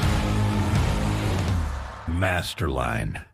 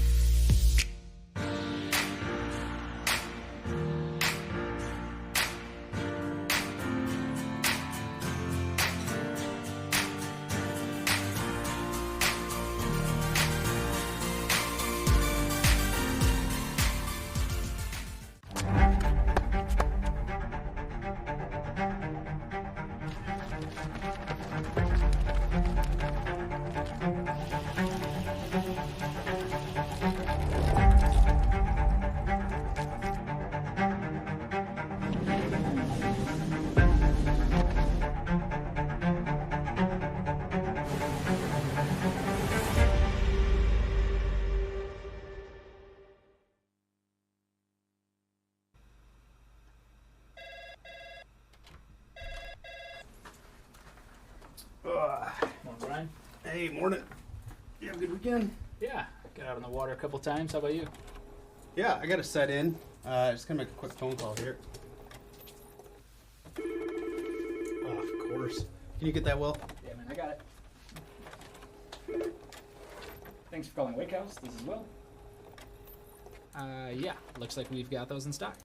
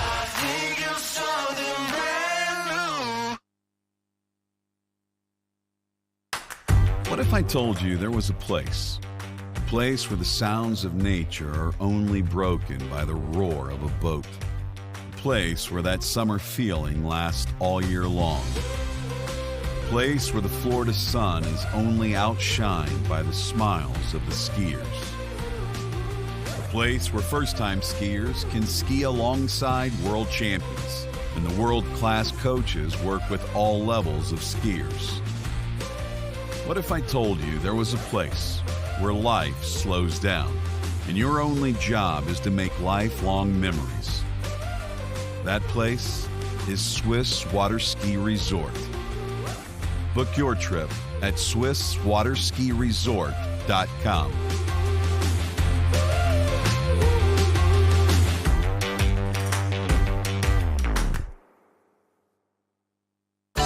For 30 years now, Canada's #1 water sports pro shop, Shuswap Ski and Board, has been supporting the sport they love through extensive athlete and event sponsorship, donations, and prizes. Having watched the best water ski action on the planet for years, the crew at Shuswap Ski and Board is now helping TWBC bring that amazing action to you. To discover more about one of the world's top pro shops, visit Shuswap Ski and Board online at shuswapsnb.com. Old logic says success is determined by wins. It says you can't be a mother and a professional athlete, that you can't take on giants. New logic says watch me. Watch me become the most decorated track and field athlete in the world. Watch me start a brand designed by women, for women. When old logic holds us back, it's up to us to defy it. At Houston Cadillac, at the moment you arrive, you will notice dedication to excellence. We deliver an unparalleled customer experience, and we're elevating our commitment with a new state-of-the-art facility. Explore our selection of new Cadillac cars, crossovers, and SUVs designed to meet your needs. We are redefining the luxury experience and investing in the future. Visit Houston Cadillac and begin your journey towards luxury. At Dillinger Insurance, we have over 50 different carriers to shop your home, auto, and recreational vehicle insurance needs. We would love the opportunity to save you money. We insure $1 million mansions, condos, mobile homes, rental homes, and everything in between. We know all about wind inspections, 4-point inspections, and how to get you the right coverage for your particular home. You've got questions, we've got answers. Can you remember the last time you had a rate decrease with your auto insurance? Let's take a look and see what we can do.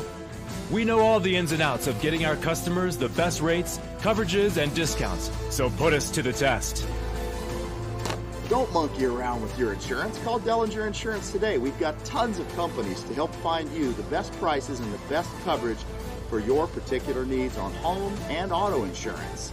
Go Knights!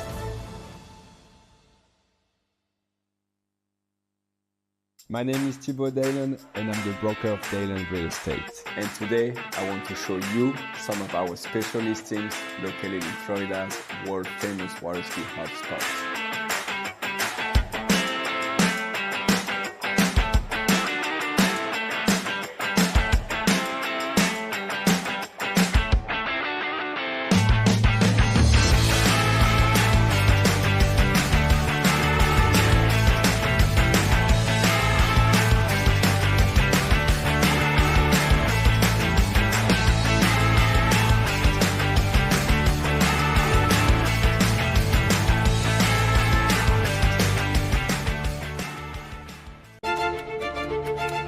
world in motion.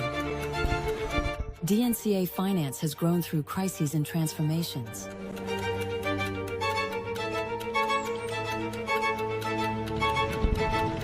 Times change, values remain. For more than 25 years, DNCA has been by your side for active and flexible management of your wealth. DNCA, Maison d'épargne de valeur. Speak with your financial advisor. Luxury means something different to everyone. A private island,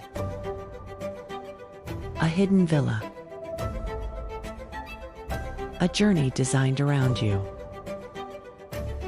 At Marola Travel, we take the time to listen to how you want to travel, how you want to feel, and what luxury truly means to you. Marola Travel. Wherever you're going, we'll make it easy. All right, then. Welcome back as we resume coverage of this, the third edition of the Royal Nautique Pro, being brought to you under the high patronage of His Majesty King Mohammed the Sixth of Morocco. We're here in Rabat, and we see a wonderful shot of downtown Rabat, and for the second time that we've hosted this event in this wonderful city in Morocco.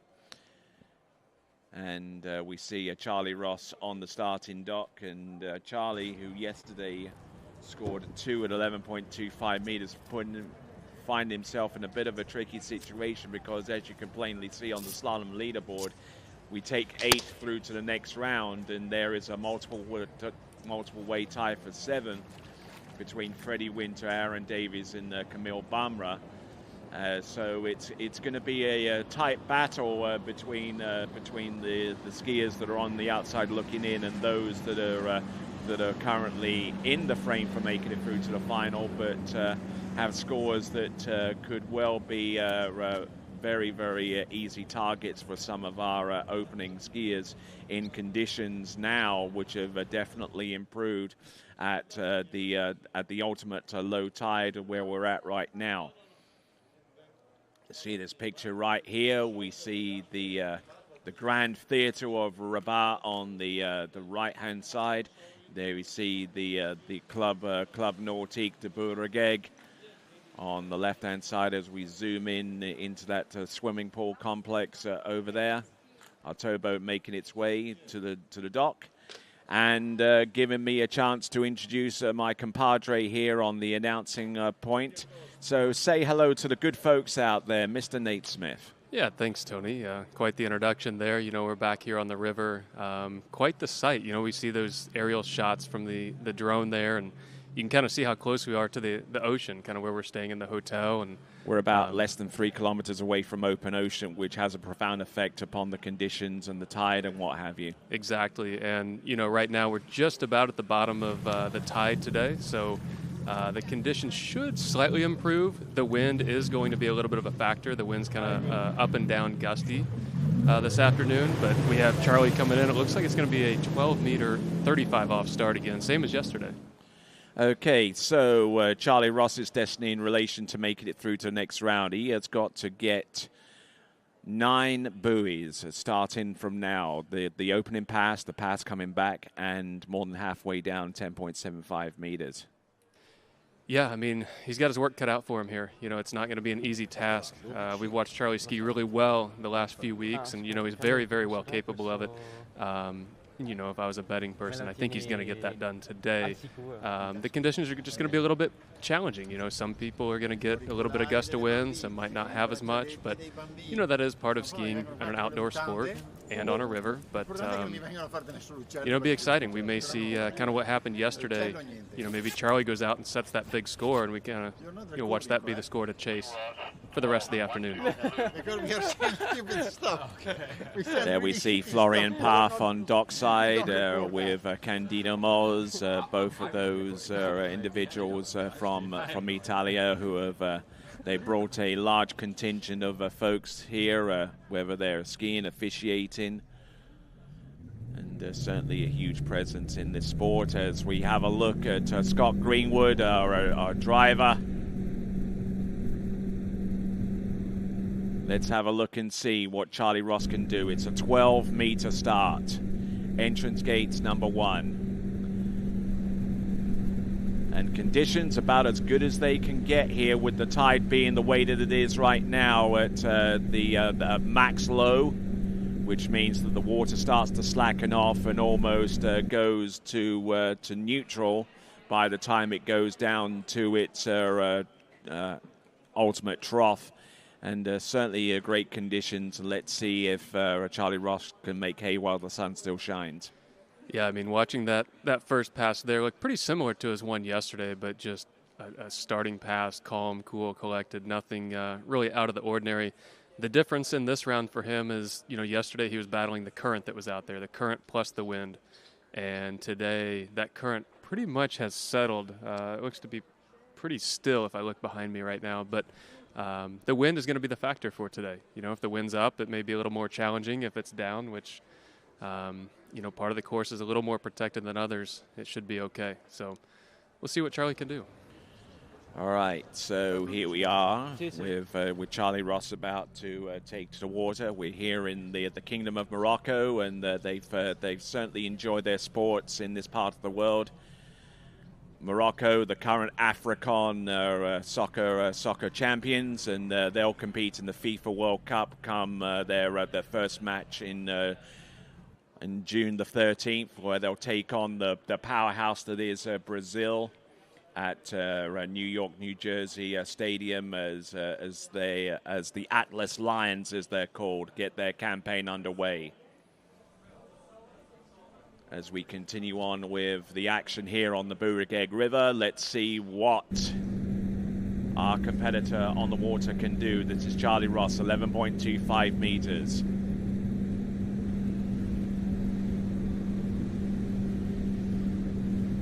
Looking good.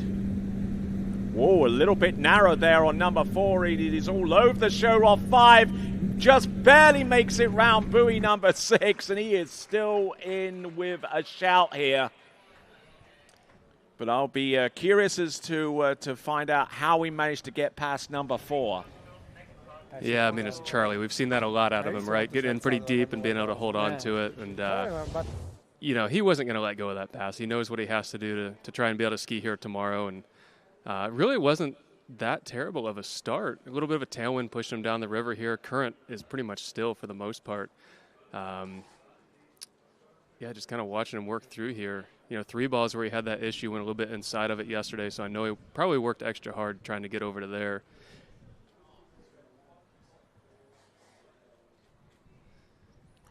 So looking good. Oh, look at that shoulder rotation.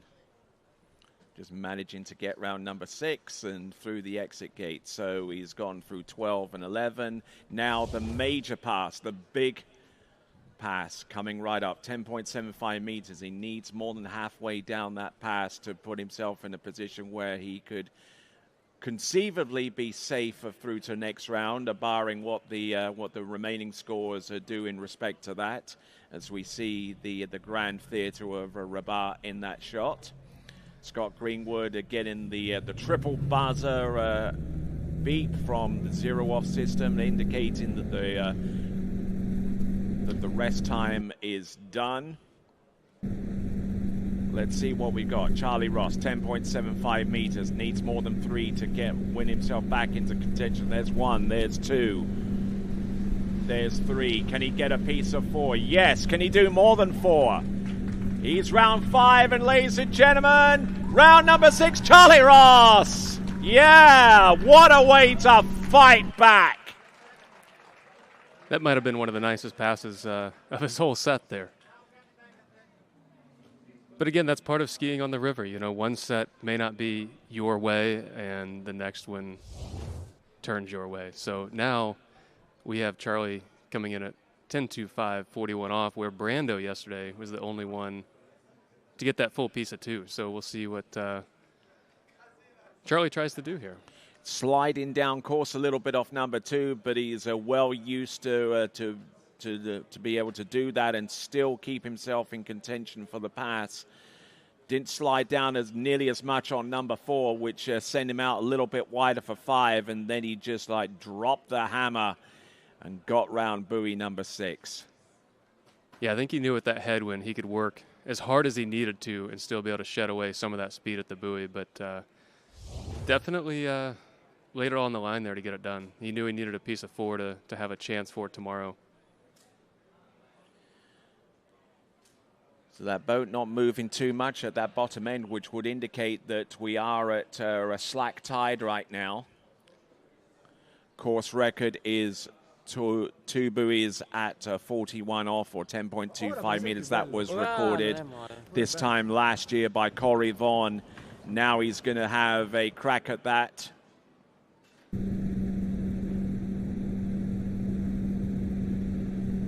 10.25 meters.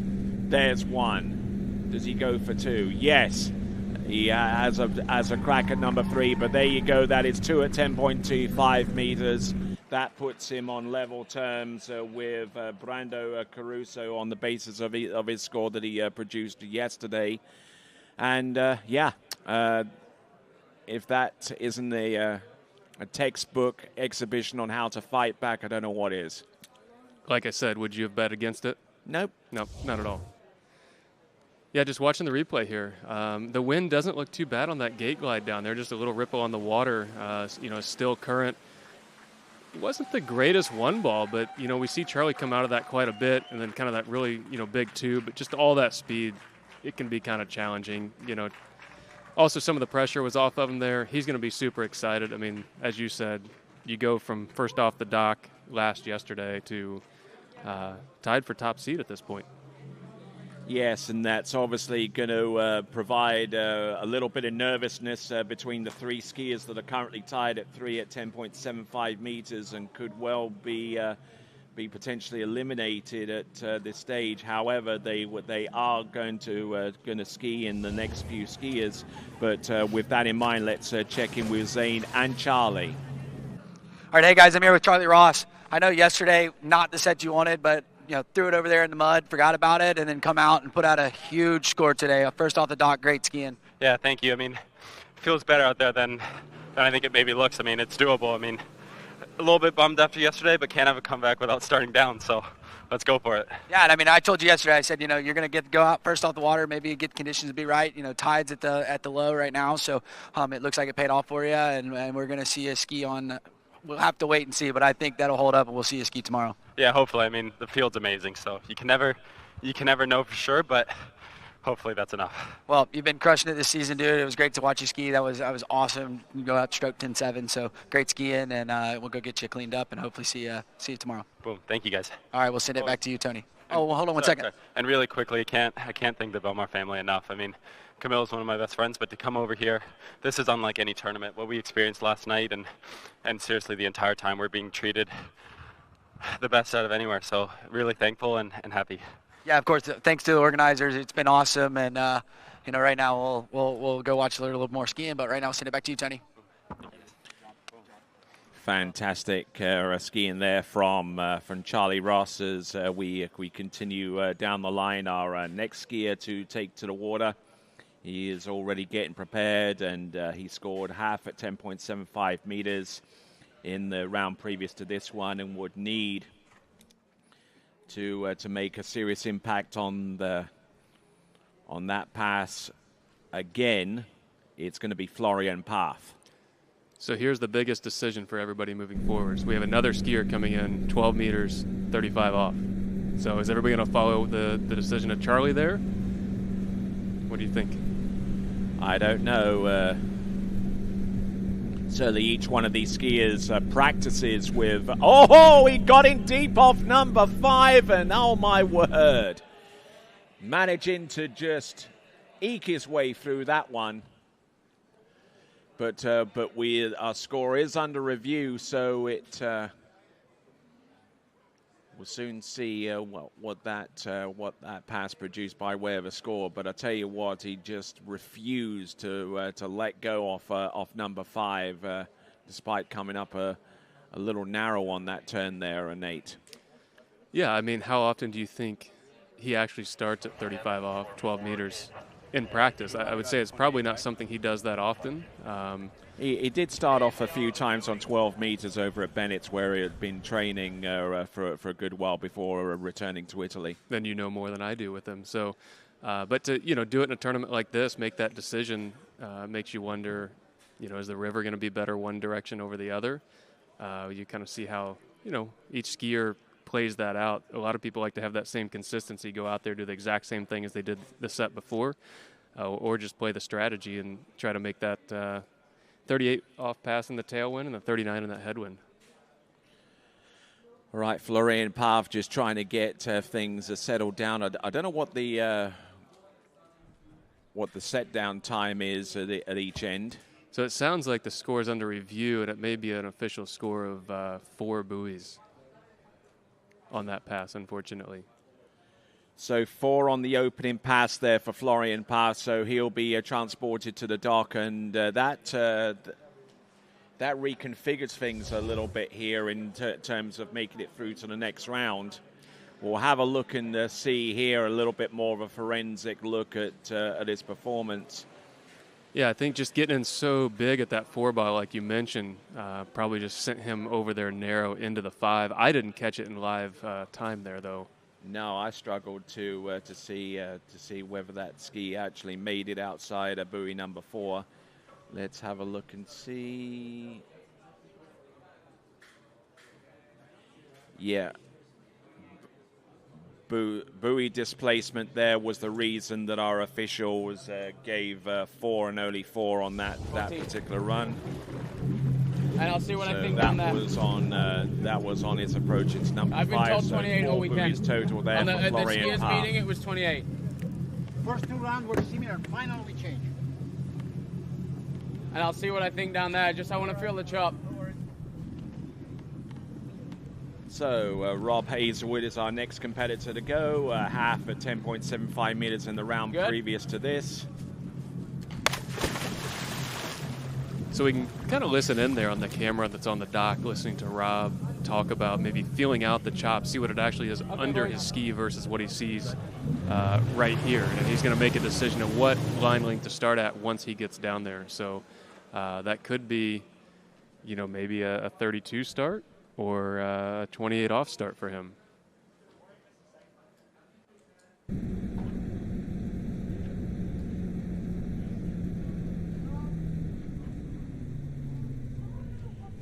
So minimum starting line length is 13 meters. Of course, the skiers can decide to go in on 12 meters if they wanted to. That would make sense.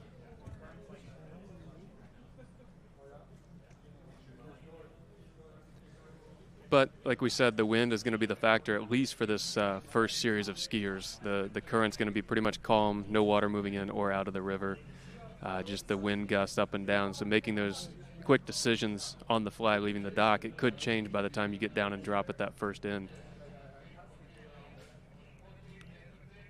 So our current leaderboard would show at the moment with the addition of Charlie Ross's of score of 2 at 10.25 meters.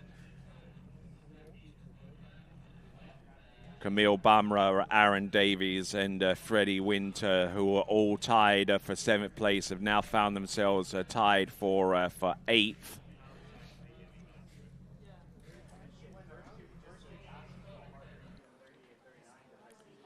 Now, bearing in mind that Camille Bumrah and Aaron Davies and Freddie Winter are all yet to ski anything more than 3 at 10.75 meters, and those cats are really going to have to knuckle down and produce a performance that would get them back into contention. And from what I understand, the information that I'm getting from the officials is the minimum start speed now is 12 meters. Which is a significant change from being 13 originally.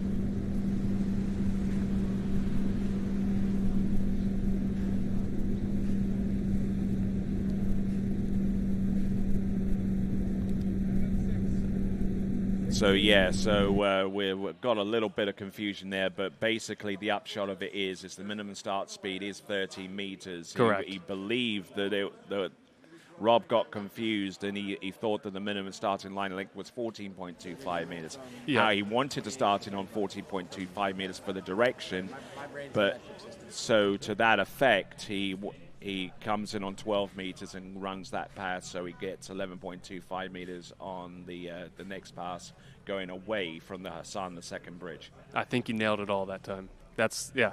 But when we left the dock, we did see a little bit of confusion. Vince smiling over there. He did think he could start at 28, but the rules state that it's a 32 start, so he opted for that 35, which essentially gives him the same pass, the same direction as it would have just 2 passes sooner. So I'm not sure if he was wanting to feel the water out, maybe opt up and try that, or just wanted to be out there longer. With the conditions changing every pass or so, it seems like you'd want to spend the least amount of time on the water that you can. Yeah, I mean, an opt-up even in the softer case would mean that if he goes in on 30 meters, it would have to opt up through 12 meters onto the next pass, and that's pretty much a tall order any day of the week. I would agree. I mean, I've never been one to opt up in a tournament. I always like to start one pass sooner.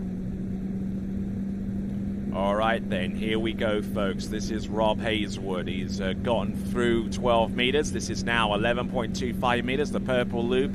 Entrance round number 1. Ski riding deep there on 135. He's looking in great shape here. This is 11.25 meters, and he is now going to have a go at 10.75 meters, provided he gets round 6 through the exit gates, which he does. That was quite the survival pass there. It's not quite what we saw yesterday with him, really narrow at that 135 side. And, it's a little bit of change of rhythm of what he wanted. He didn't even get the start at the pass that he was really thinking about. So kind of making that change on the fly, and really not too bad of a pass. Getting in a little bit deep, being patient, really working his way down the course that time. Just kind of some of the similar skiing we do see from Rob. I do see on the screen, though, we have a score under review, so I don't know if that's gate or buoy related there for him. We did talk yesterday. I think he got a little bit behind on one of the buoys, and that's probably a mode of contention here. 1 at 11, oh my word. That's another score that has been produced almost the same way as Florian Path.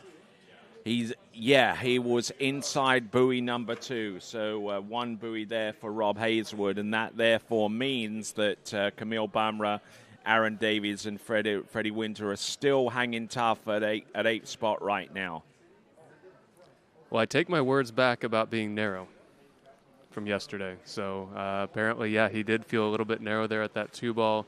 Didn't really get the gate and the start there at 1 that he was looking for, and it's really unfortunate for Rob. That's really, you hate to go out there and feel like you've accomplished something and have that taken. But the judges have really kept their eyes sharp looking at these buoys here. And Rob Hazelwood visibly frustrated there, and will not be in the frame for making it through to the finals.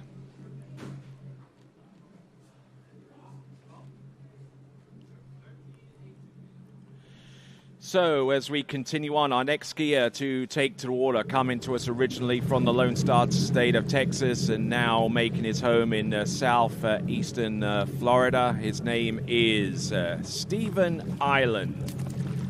I was talking to him earlier. He's trying a new rear boot there, and he was trying to figure out what the best way with the double boot is to jump into the water. So I was hoping for something a little exciting falling off the dock there, but it looked pretty graceful to me.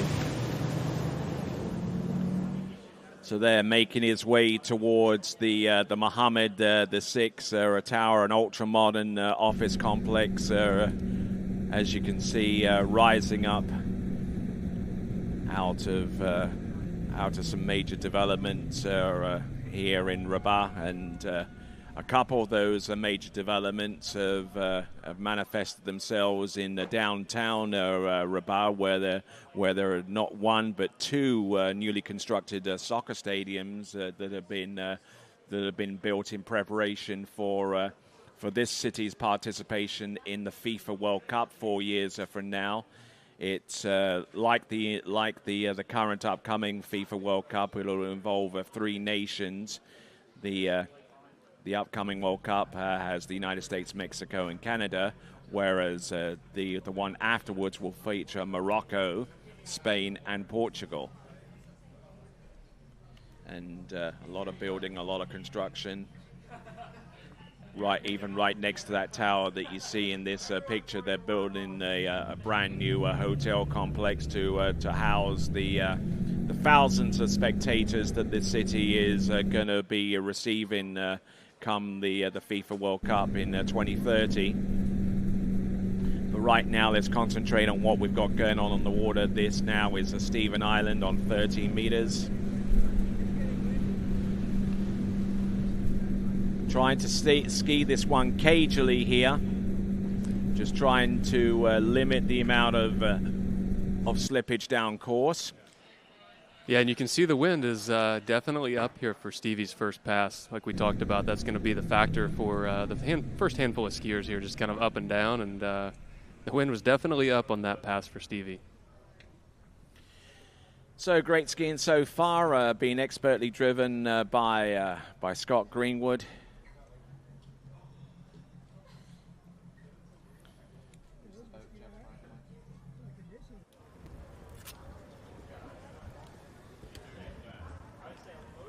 Peter Young-Lage is our boat judge as we look at dockside and see Nikki Antensam from Austria getting ready to go. He scored 1.5 at 10.75 meters, much like Stephen Island, who is out in the water right now.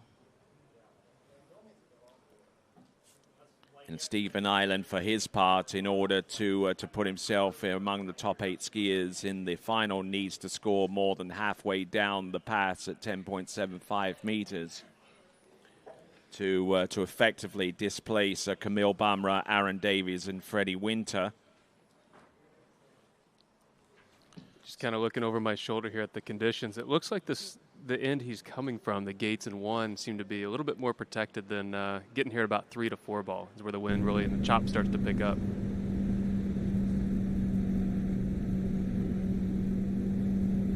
There's number 1 there for Stephen Island, working off Alpha 2.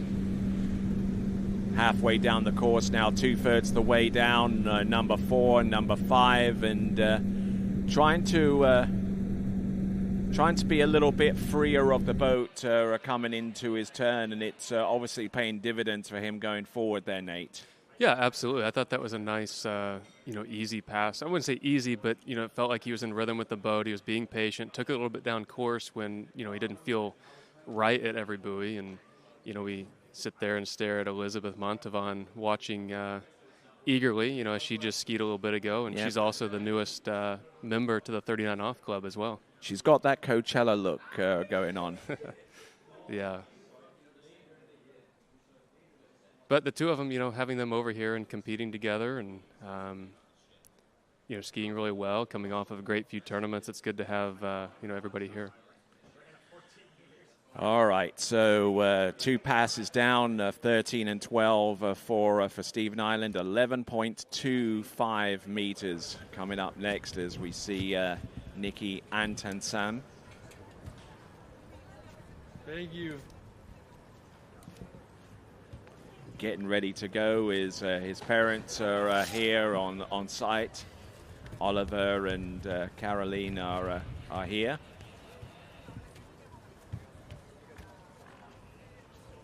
And for those of you watching across the world, you are most certainly welcome to this live broadcast on TWBC.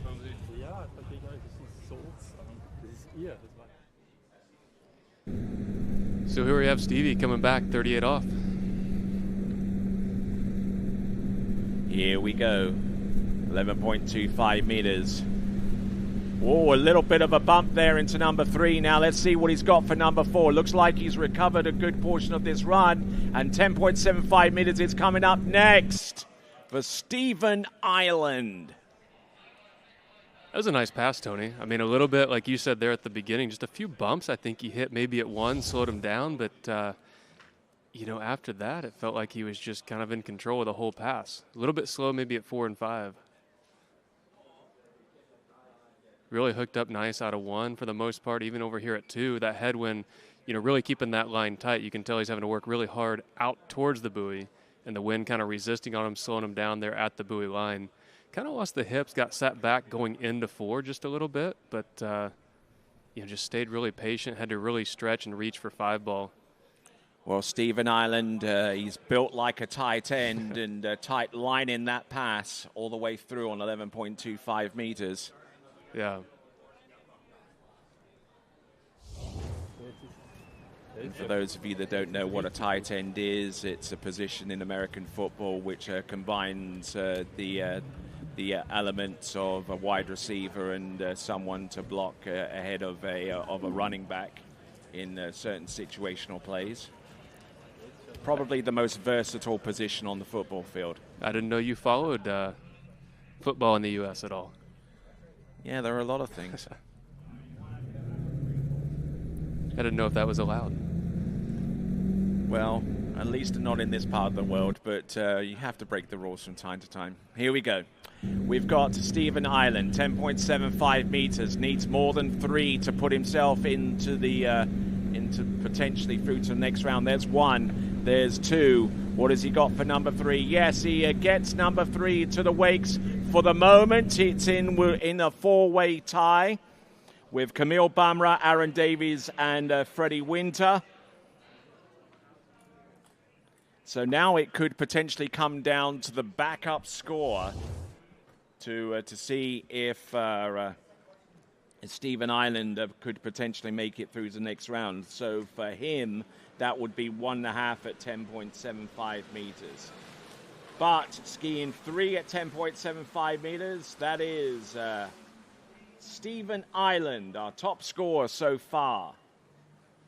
Aside from the 2 at 10.25 meters that was produced by Charlie Ross right as our first competitor off the dock. Yeah, and I kind of figured that Charlie was going to go out and, you know, make everybody chase today. Go out there, show that it can be done in these conditions.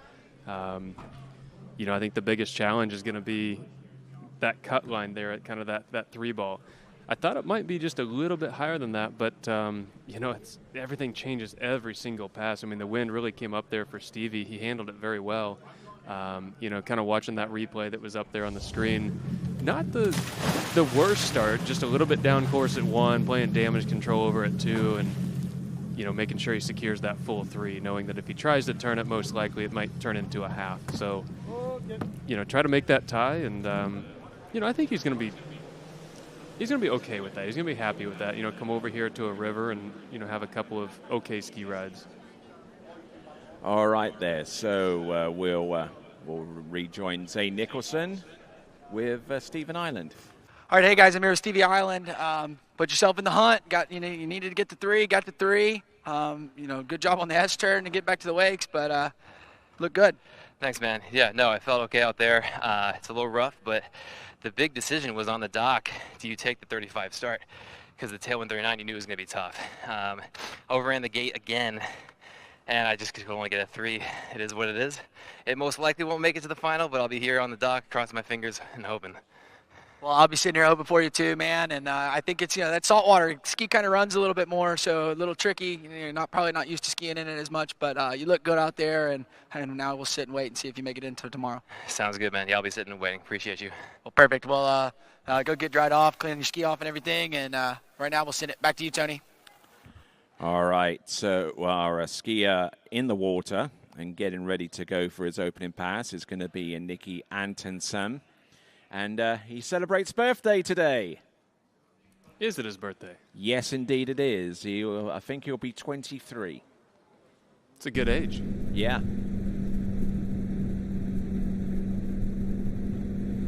Entrance, round buoy number 1. Round number 2, just trying to stay on an even keel here in conditions that are certainly have improved within the last few skiers. And Nikki Antonsam looking in very, very good form out there for his opener. Yeah, I thought that was a great opening pass. You know, he elected to start on that 32 off 13-meter line. You know, we heard Stevie say the biggest decision of the whole round is on the dock of what line length you want to start at, which direction do you want to take that 39 from. And it really all depends on the wind. You know, when Nikki went out there, it was really choppy. It seems like the wind has settled a little bit. There's still some wind out there, but it has come down quite a bit. So, you know, that decision you make on the dock can be challenging because you might make a decision for a lot of wind and the wind somewhat disappears. And I thought I heard somebody singing "Happy Birthday" at breakfast this morning. Mm-hmm. So that was probably him. it. Yeah, that was him. And I know that his parents are here, right on site. Oliver and Caroline, and they're part of the operation of Wiener Wasserski Club, International Wiener Wasserski Club, which is outside of Austria's nation's capital of Vienna, and they hosted the U21 World Championships, the European Championships, I should say. The next World U21 Championships comes up in January of next year.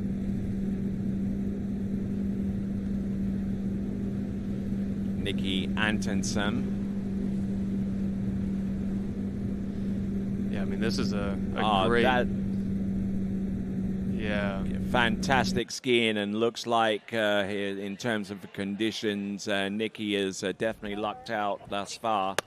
Yeah, I mean, conditions-wise, you know, maybe that's what he wished for this morning at his birthday, you know, when they're singing for his birthday. But conditions are about as good as they're going to get on the river right now.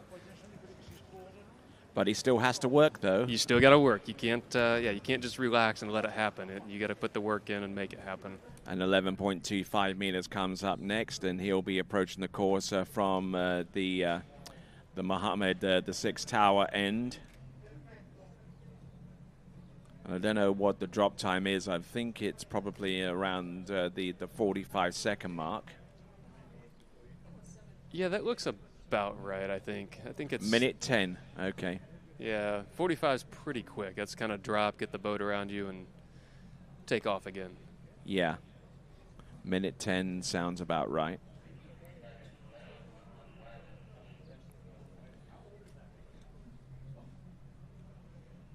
So a few folks, well, at least one or two, extending their many happy returns towards Nikki Antonsam.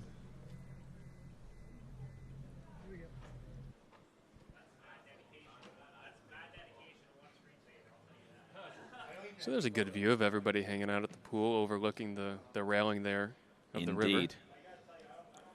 Here we go, folks, coming on in. Nikki Antonsam.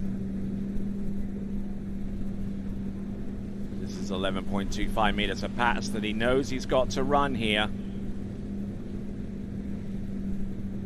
He's cleared this and 10.75 meters before in tournaments in Central Florida, but this is a slightly different prospect for him.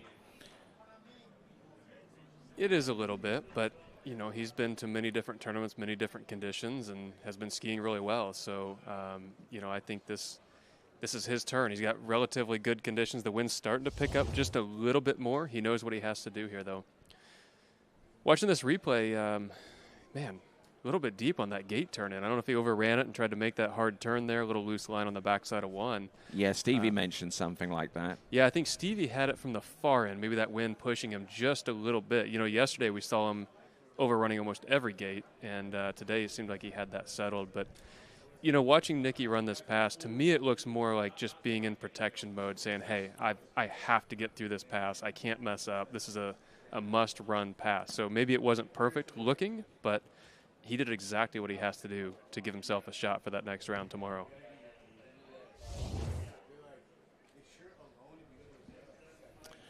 So, Nikki getting ready. There's your current leaderboard as it stands. Charlie Ross 2 at 10.25 meters. He's in a two-way tie for the lead. He actually has the backup by virtue of the fact that he's actually skied, and Brando Caruso will be our last skier off the dock in this second round of slalom. So that needs to be taken into account. Here we go. Coming on in, Nikki Antonsen. Entrance, 10.75 meters. Long pull into number 2. And inside number 3. So another one, unfortunately, bites the dust. Yeah, I thought he might have a better chance than that right there. I think he's going to want to ask for that one back. It just looks like maybe on that gate, just didn't quite get the setup he was looking for. Down course, slow turn there at 1, kind of long and all the way at 2. We'll see here on this replay. He got really, really slow on that gate glide, kind of turned in all at once from a narrow spot. And he just was down course here out of this 1. A little bit of loose line, pulled all the way over to 2, trying to make that turn with the tailwind, just outrunning the boat, unfortunately, and bringing it up short just at 3. So there, Nikki Antonsen, who's just gotten through 2 at 10.75 minutes. Let's have a look at this instant replay again through the entrance gates. Nice extension around number 1, but just let the ski run down course just a little bit too much. And then the timing was all kinds of messed up there off number 2, and just couldn't really get much of anything out of that attempt. Yeah, I mean, just like you mentioned, and on the replay before that, just long and hard and late down course getting to that 2. Just really couldn't make the time up. But, we'll keep an eye on the river here. Like we said, it is calm right now for the current, but at some point this water will start coming back in the other direction. So, next competitor up and representing Argentina. He competed at the Junior World Championships not too long ago. His name is Bautista Ahumada. And he's already got plenty of reason to be happy after this tournament because he equaled his PB in the tricks event earlier on. But with that in mind, let's send it over to dockside. All right, hey guys, I'm here with Mr. Nikki Atkinson. First off, let me start. Happy birthday, dude. I know probably not quite the score you wanted, but you look good out there. Thank you, yeah. No, it's tough. Actually, it felt like it calmed down a little bit when I skied. I was just focusing on the gates because that was my biggest struggle. Like, I just didn't have the best timing. And I felt like I slowed down pretty well at that gate at the end. Got a bit stuck, unfortunately, and I don't know, I opened up, I felt okay, and just didn't quite get the hookup, and yeah, just a passenger from then on. Yeah, but I mean, we saw you at your 11 gate. You were a little bit fast, but, got to turn in and kind of managed it, got through it, and like I said, conditions are super tricky today. I saw that the surf report's like 2 meters high, so I think that's kind of pushing, some of that energy's pushing through here, and that's kind of what we're feeling. Yeah, no, that's right. So probably we'll go surfing later since we didn't make finals. But yeah, thank you, of course, to the organizers. That was an amazing event, especially also last night, and I'm looking forward to the rest of the guys going out there and the final tomorrow. I'll be watching on the side. Cool. We're glad to have you here. I'm probably going to go surfing with you if you go, and enjoy the rest of your day. And right now, we'll send it back to you, Tony. Thank you.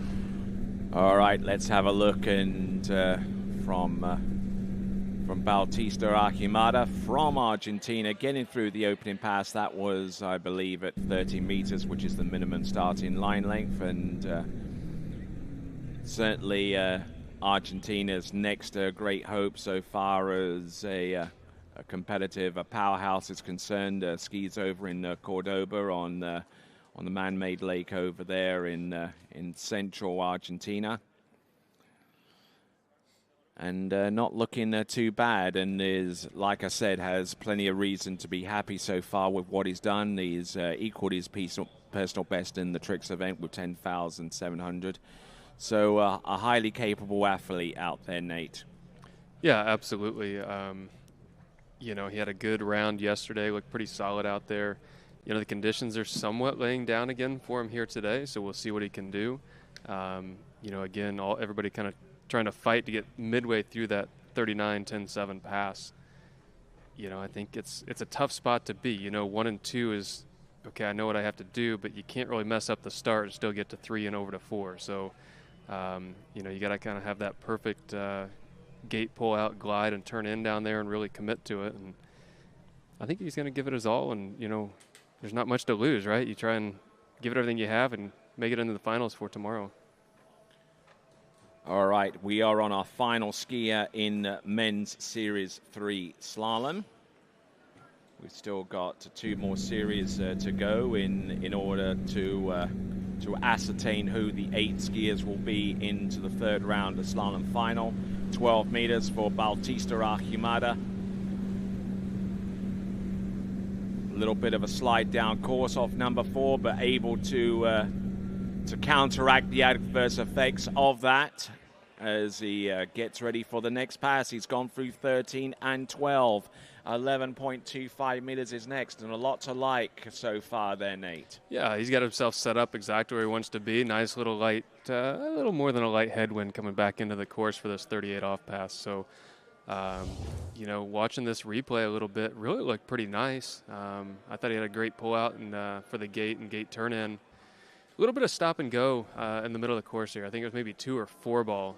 But again, yeah, right there at 2, kind of ran into some bumps, but just stayed patient. Didn't get on the back of the ski, didn't rush it, didn't go hard and heavy. Just doing his work like we talked about yesterday, right behind the boat in the most important places. Yep, those important places to bring the ski underneath and to power from one side of the course to the next, offering maximum resistance against the boat. The effects of that towboat against the body are just so extreme. You know, I mean, they can't be underestimated.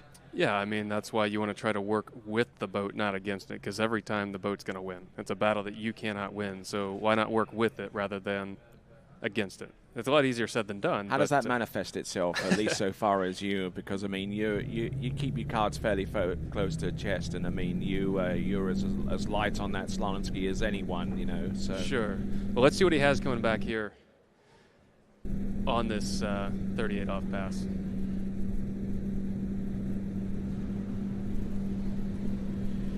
Here we go, Bautista Archimada. This is 11.25 meters.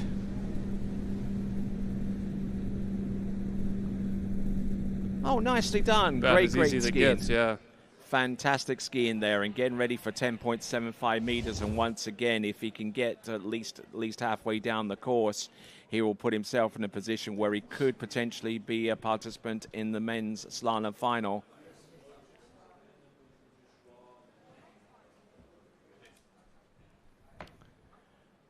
So Bautista Archimada out on the water.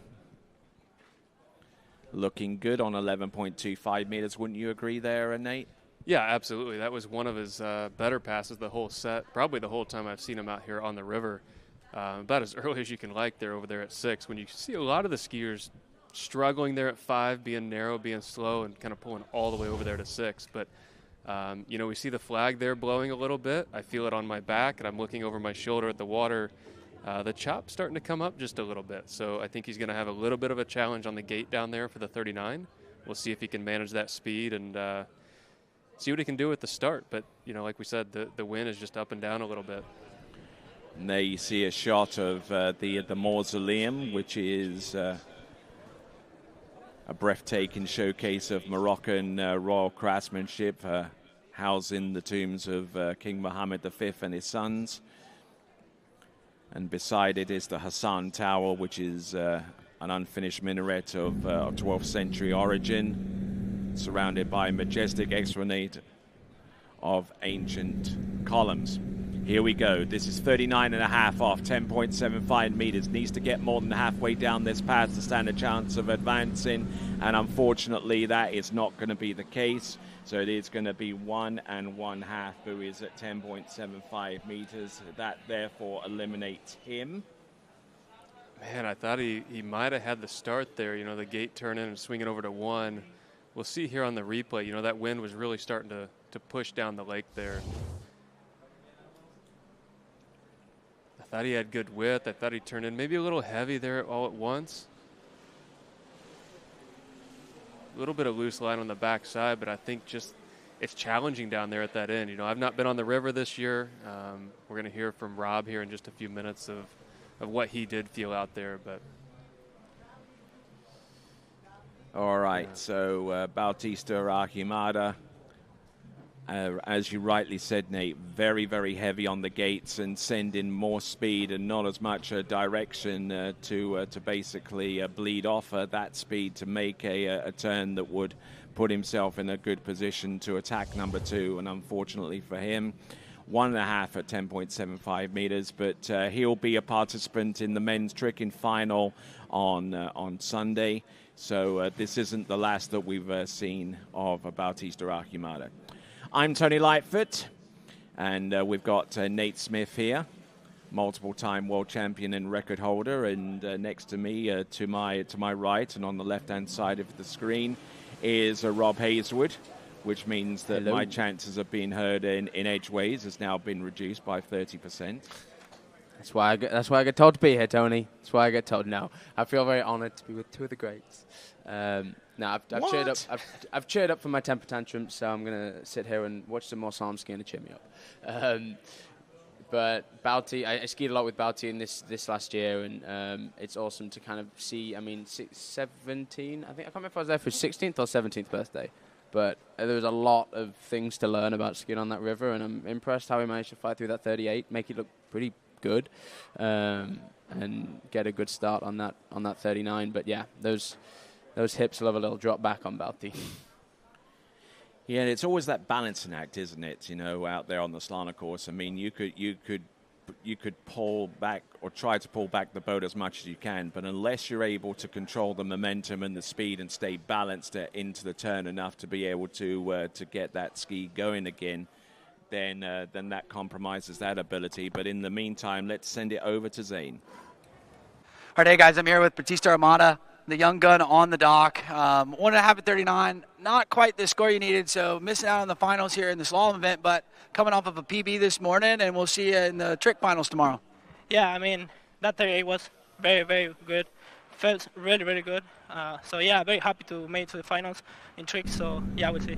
Yeah, I mean, I thought your 11, your 38 off was super sick, and you were looking good. I actually thought you were going to get pretty far down that 10.7, so I'm a little bummed for you, but, you know, super happy to see you trick tomorrow. I'm expecting big things out of you. All right, thank you so much. Perfect, and right now we'll send it back to you, Tony.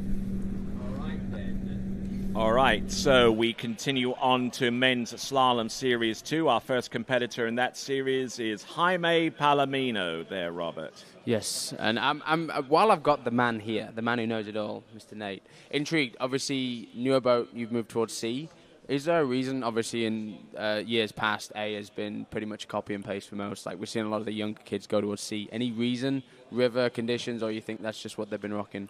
I mean, as far as for me, you know, A is just where I was from day one. When Zero Off came out, I was on an A letter. Then it was A3. Somebody accidentally pulled me on A2. I thought that felt great. I'm like, I'll just stick with that. So that's pretty much what I rolled with from pretty much 2008, 2007 when Zero Off came out all the way until today. But yeah, with the new boat, you know, there's a little bit less of a rhythm with it. So I felt like I needed a little bit more out of the boat, feel a little bit more RPM swing with it being so dead. So you know, I elected to go with that C2 letter for the end of last year and so far this year.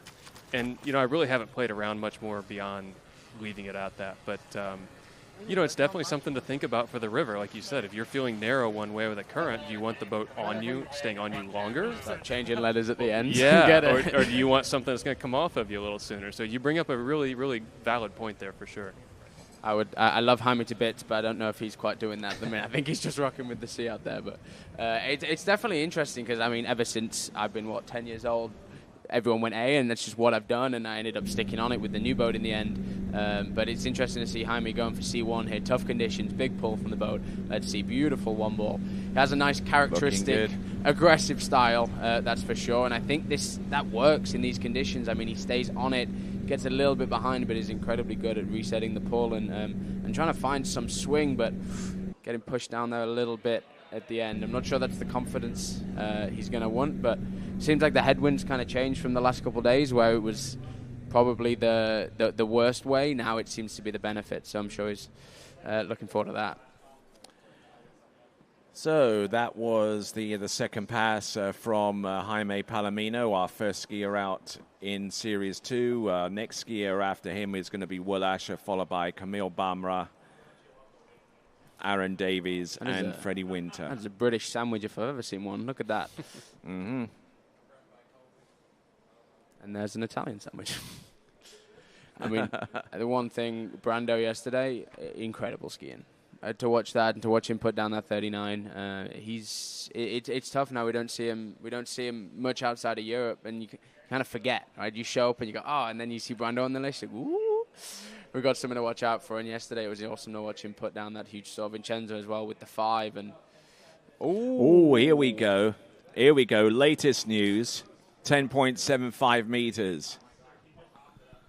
I like this. I mean, I don't know what you think about this, Nate, but he's got to run 39 in his head. He's going, right, I'm a dog, and I'm going to go, and I'm going to bark at that 39, I'm going to take it. Well, I think, he has to realize that in the tailwind, he has to get midway or more than midway down that pass. So do I have a better shot of doing that, or do I have a better shot of running it from this end? So we'll see. Yeah, I guess this smells like instant regret from going out of 32, but let's see what he's going to do. 39, this is going to be a big moment. Carries good speed on that gate. Here good attack into 1.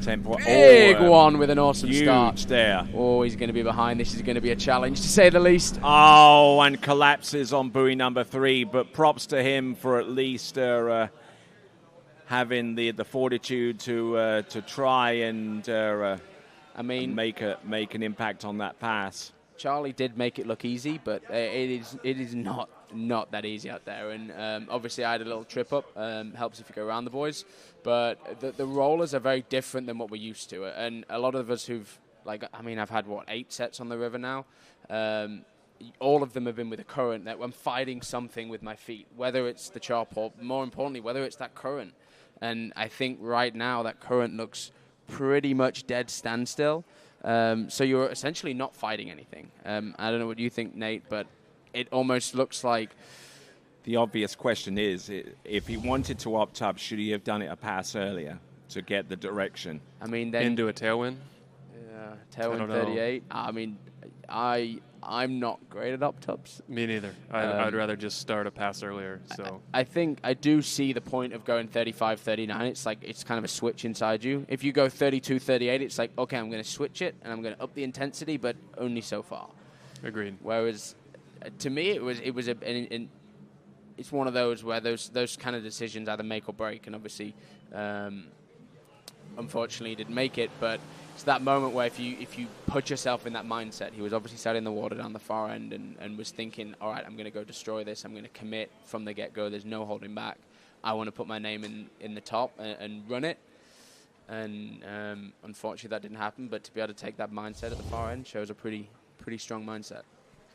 All right, then. Our next skier is out on the water right now, and he'll be coming in on 12 meters. It will be Will Asher, so another one that's wanting to try and get a better direction set up for 10.75 meters, which would be on pass number 3, provided he executes and does it well on the opening 2 passes. As we go back to the dock and check in with Jaime. I'm here with the Mexican boy wonder, Jaime Palomino.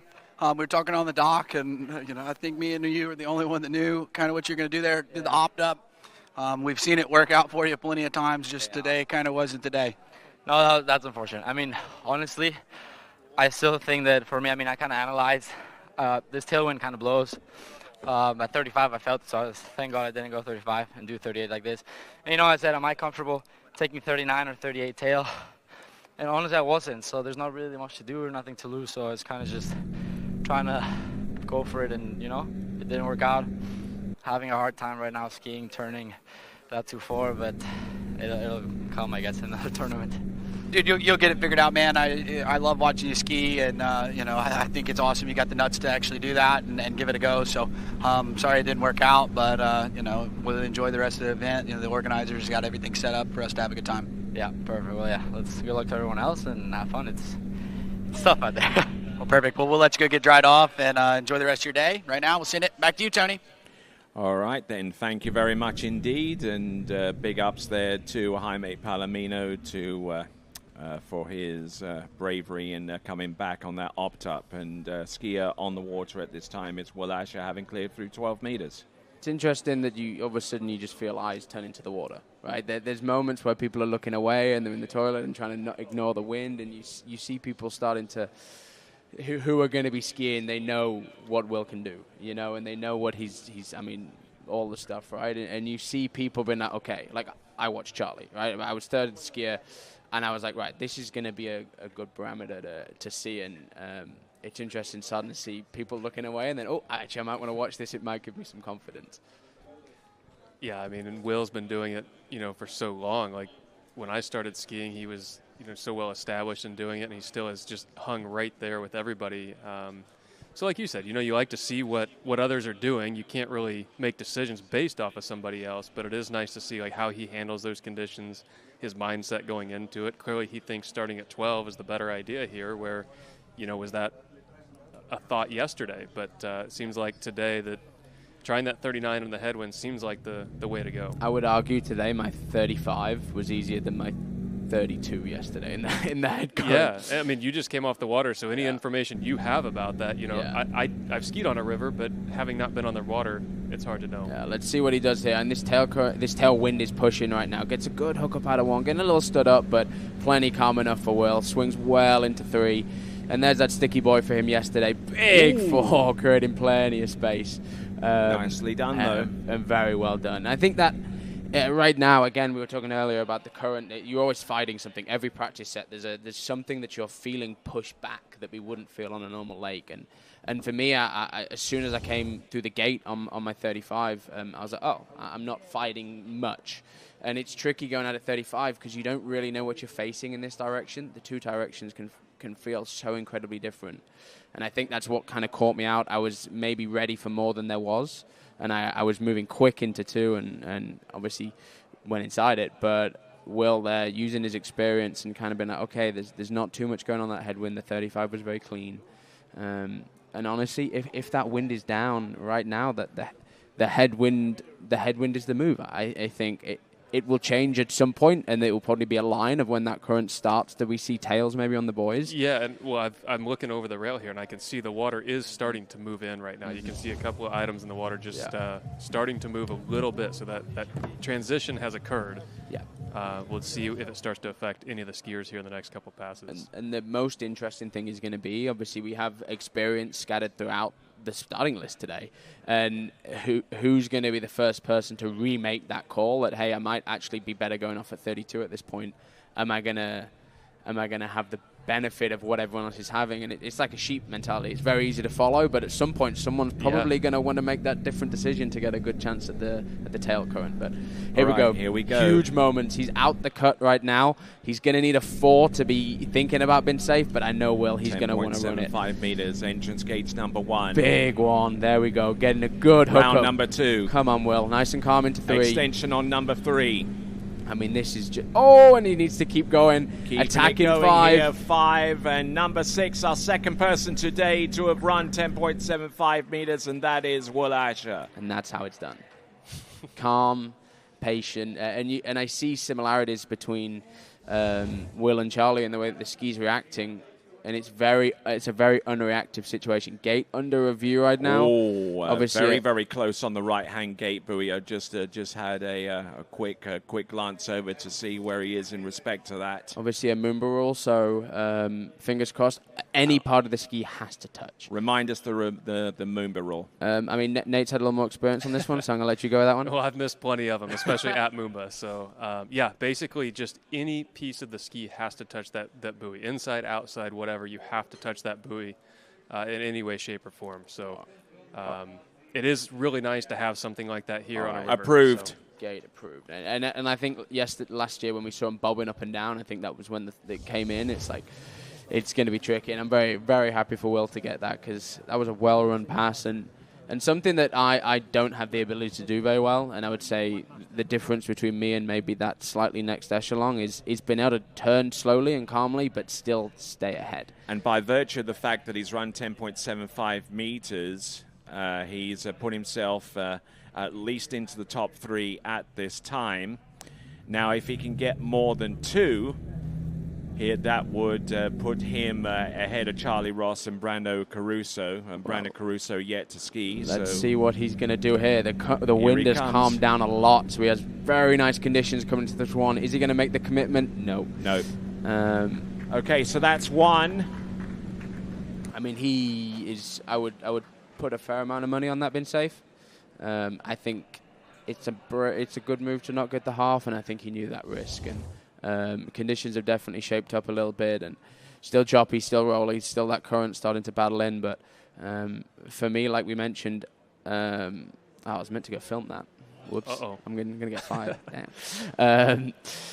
But, you know, like we talked about with the opting up or starting at 35, I think the skiers are starting to see that for whatever reason down there, that end seems to be a little bit more challenging. So if this was 39 and he had a start like that, what would have played out at 2 and getting over to 3? I think he felt that the better end was that far end with the headwind, head current. So, you know, I know Will's going to be super excited and happy about that ride. I mean, that was. I mean, I don't want to say textbook, but it was like. I think it's totally in control. If I know Will, the game plan is calm turns. It's we don't want to be reactive when we talk Masters, when we talk these kind of conditions. It's a calm setup that's going to move well, and to me that was kind of the epitome of that.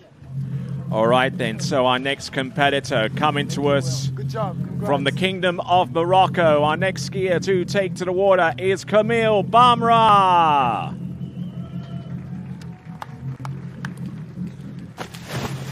All right, incredibly excited to see what we can see out of Camille. He looked good yesterday. Saw him at a couple of record tournaments in the spring, and he's starting to really shape up and into a skier that can most definitely run this 10.75 meter line on this river. And I'll be intrigued to see what decision he makes with the starting line. But first of all, let's send it over to Will on the dock. Indeed. All right, hey guys, I'm here with Mr. Will Asher. Dude, phenomenal skiing. You look super strong today, and I know yesterday wasn't quite the round you wanted, but you came out and capped it off today. Yeah, I mean, yesterday wasn't what I wanted, whatever, but, you know, we're here in Morocco. Last night they did just such an amazing event for us, and then, you know, they're trying their best. We're on a river, and we are finding some really good conditions. You know, I want to thank Camille, his family, and all those guys.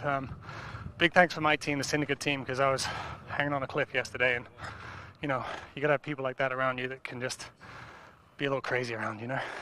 Yeah, and it's really cool how the syndicate team is. Y'all, you know, you guys are such a tight-knit group, and, you know, it's really cool to just kind of follow you guys on social media and just kind of see, you know, you're all there for each other, and I think that's, you know, something special that maybe not the other brands have. Yeah, I mean, sure, I have a lot of experience, but it's nice to be able to just essentially like pass that off on somebody else for just a split second and be like, hey, I'm feeling this, I'm doing that, or, you know, sometimes I'll make a decision and Jamie or John or Rob will just be like, yeah, dude, that's not it. So just very thankful for the thing we've built, and just once again for being here in Morocco. I'm always more thankful when I ski well, but, you know, that's how it goes. Yeah. Well, man, looking forward to seeing you ski tomorrow, and well, I will have to wait and see, but that was a big score. That's going to be tough, so we'll wait and see, but good skiing, man. Yeah, thanks. All right, right now we'll send it back to you. Rough start there on number 1 on 13 meters there for Camille Bamra. Yeah, he did a very good job of recovering from that and getting a little bit caught up in that headwind there, that tail starting to get caught up. And is that the first signs that we're going to see, Nate, of this tail current starting to catch some people out? Yeah, I think so. I mean, we saw yesterday throughout the whole event, or the series, you know, the last couple of series there of that current picking up, you could kind of see how the skis reacted differently in the water. You know, a skier that was, you know, used to having the tip of the water driven down in, coming around the backside of the buoy was really tail heavy yesterday. So, you know, the conditions on a river are ever changing, and that's going to continue to happen as we get through this series. The wind has been pretty consistent. We call it up and down, but it's been pretty much the same from skier to skier so far. But, you know, watching Camille, it is just his first pass. It's 32 off, and, you know, you got a little nervous out there, of course. He's skiing in front of a big hometown crowd, and yeah. You got to get through those first couple passes to give yourself a chance. Yeah, and I think that's the hardest thing. One of the trickiest things about the river for me is we talked about it earlier with the opt-up situation, is knowing how far to press the switch. How much do you commit? And a 32 start can almost give you a little too much time to open your eyes and see the situation, see the sights, see the people, see the conditions. And sometimes it's just a little bit easier just to go out and go commitment from from that first point. So he's just got to get through these first 2 passes. The third one we can really start to get aggressive on and see how far he can get down that 39. But I'm excited to see what he's got to put up. All right there, Kamil Bamra out back on top of the water. Pass number 2. He's started in on 13. This is the return pass of 12 meters. And we'll see what his options are beyond this point, provided he gets around the 6th ball and through the exit gates. Here he comes, Kamil Bamra on 12. Currently in a multiple way tie for 10th place with Aaron Davies and Freddie Winter, and both of those competitors up on deck and getting ready to ski next as Kamil Bamra slice and dice it in his way through the 6 buoys of that slalom course. He's gotten through 13, 12, and if he holds his schedule, it'll be 11.25 meters, but we have seen someone attempt 10.75 meters via the op-top, and we wonder if Kamil Bamra will be just as frisky.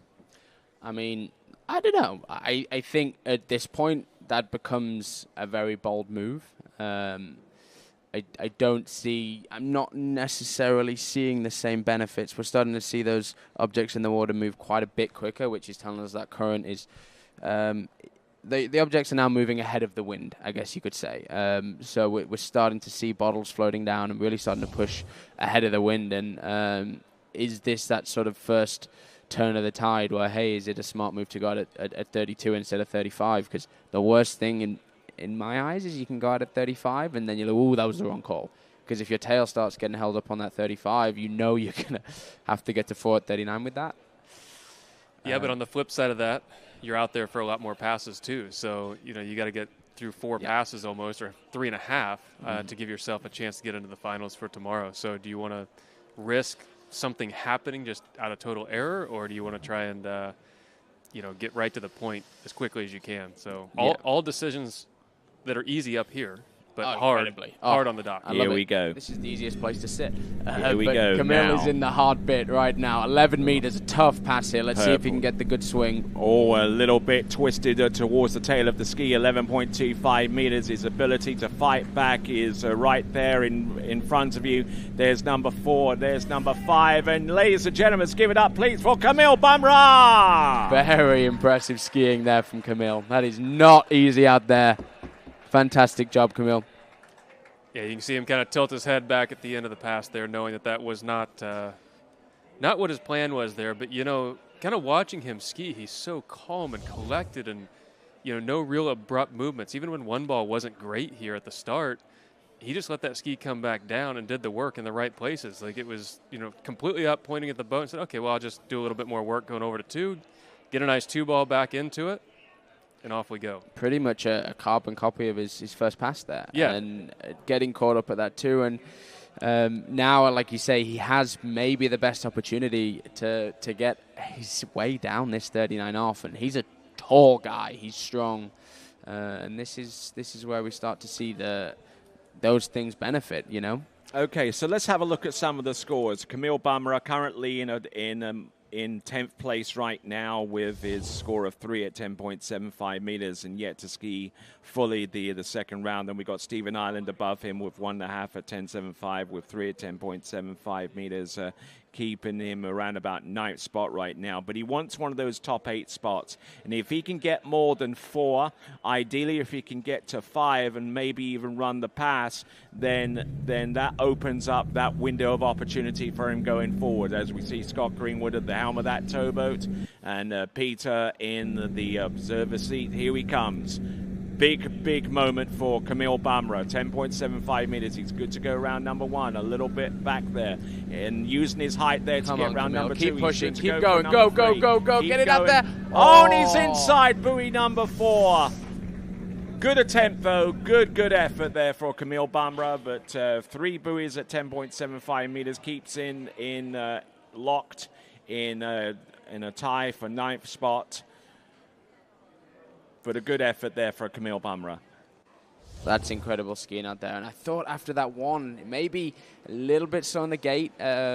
Looked on like a similar story on all of them. And I thought he was good here.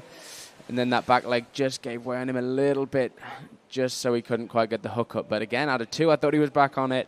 and just letting that tailwind push him a little bit narrow and a little bit straight. But wow, that's some strong skiing from Camille. Yeah, I agree with you. That was pretty amazing. But, you know, like you said, out of that one, I think he knew he had to turn 3-ball and didn't want to bite off more than he could handle, kind of like what happened at the 1-ball here in this replay.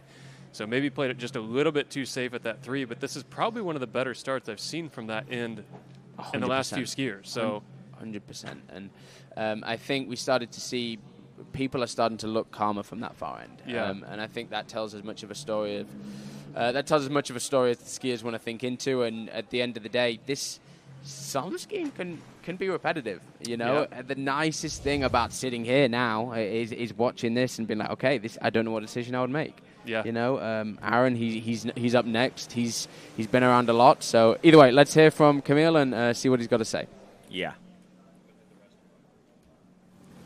All right, hey guys, I'm here with the hometown hero, Camille Bomra. Man, super consistent. I thought you looked really good. I thought your 38, your 11 pass was super clean. Everybody up here was kind of talking about how nice it was, but good skiing. Thank you very much, Zane. I mean, today I went and I really felt my legs just leaving me out and saying, you're tired. You need to take a break. Exhausted. Yesterday was amazing. The night was amazing. And I'm happy with my score because it's just consistency and a lot of work.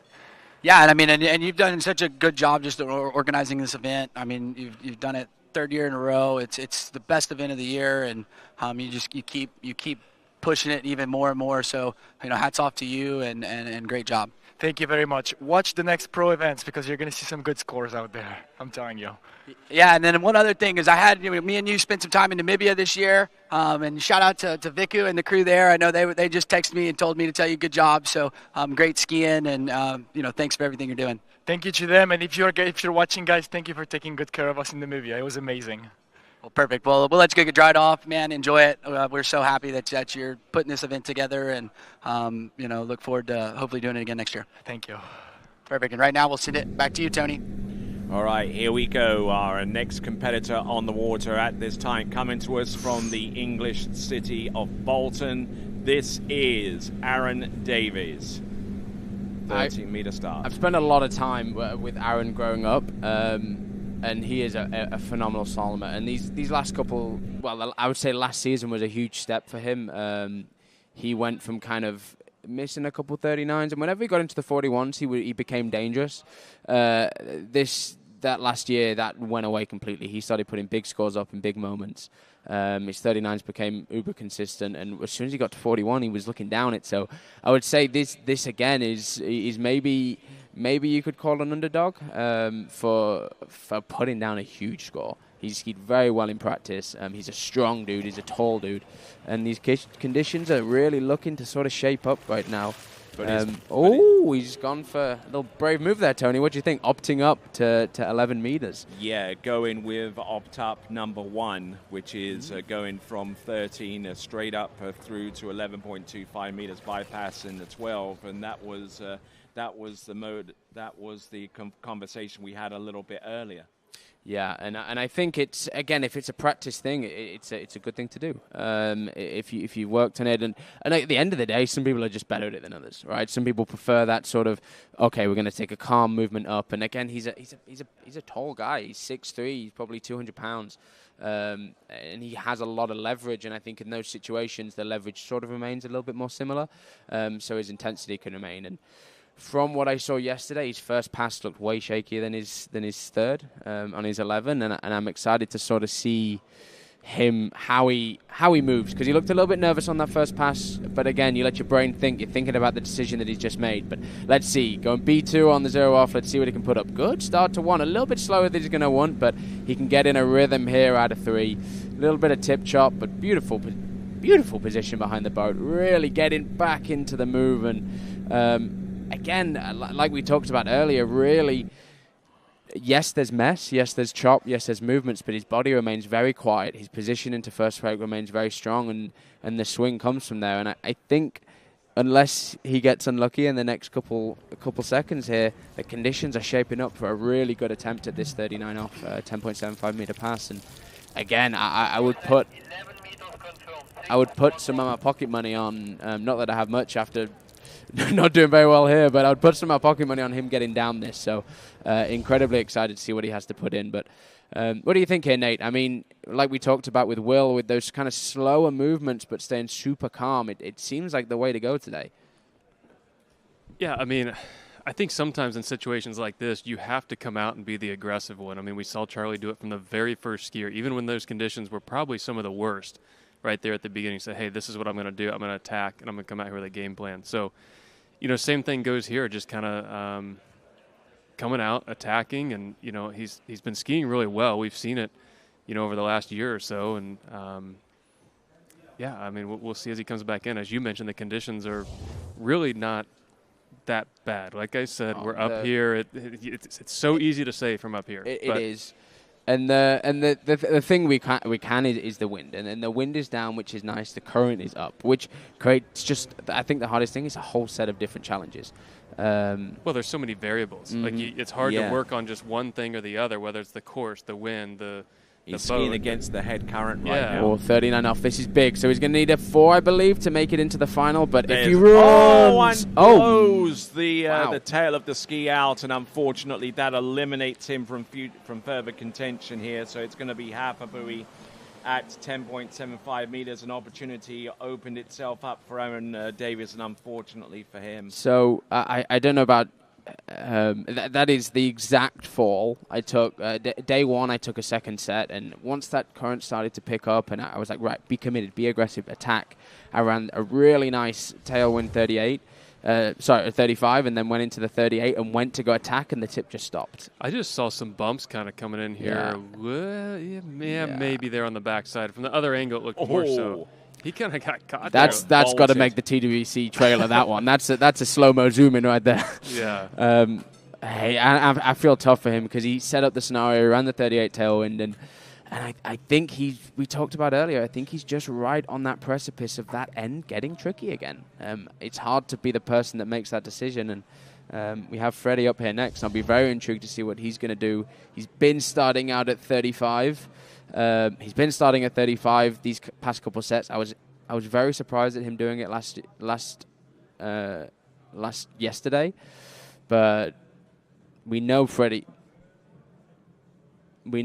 can do it either way. Honestly, he's one of the strongest skiers in this field. He's been at the top of the draw for the last 5-6 years for good reason. So I'll be intrigued to see what decision he makes, and we have a 35 on the pylon. So unless he changes that decision at the end, he's looking for that headwind 39, and I think last year it worked for him. I think he made the decision, and he took away the win, and he was one of the only people brave enough to do it.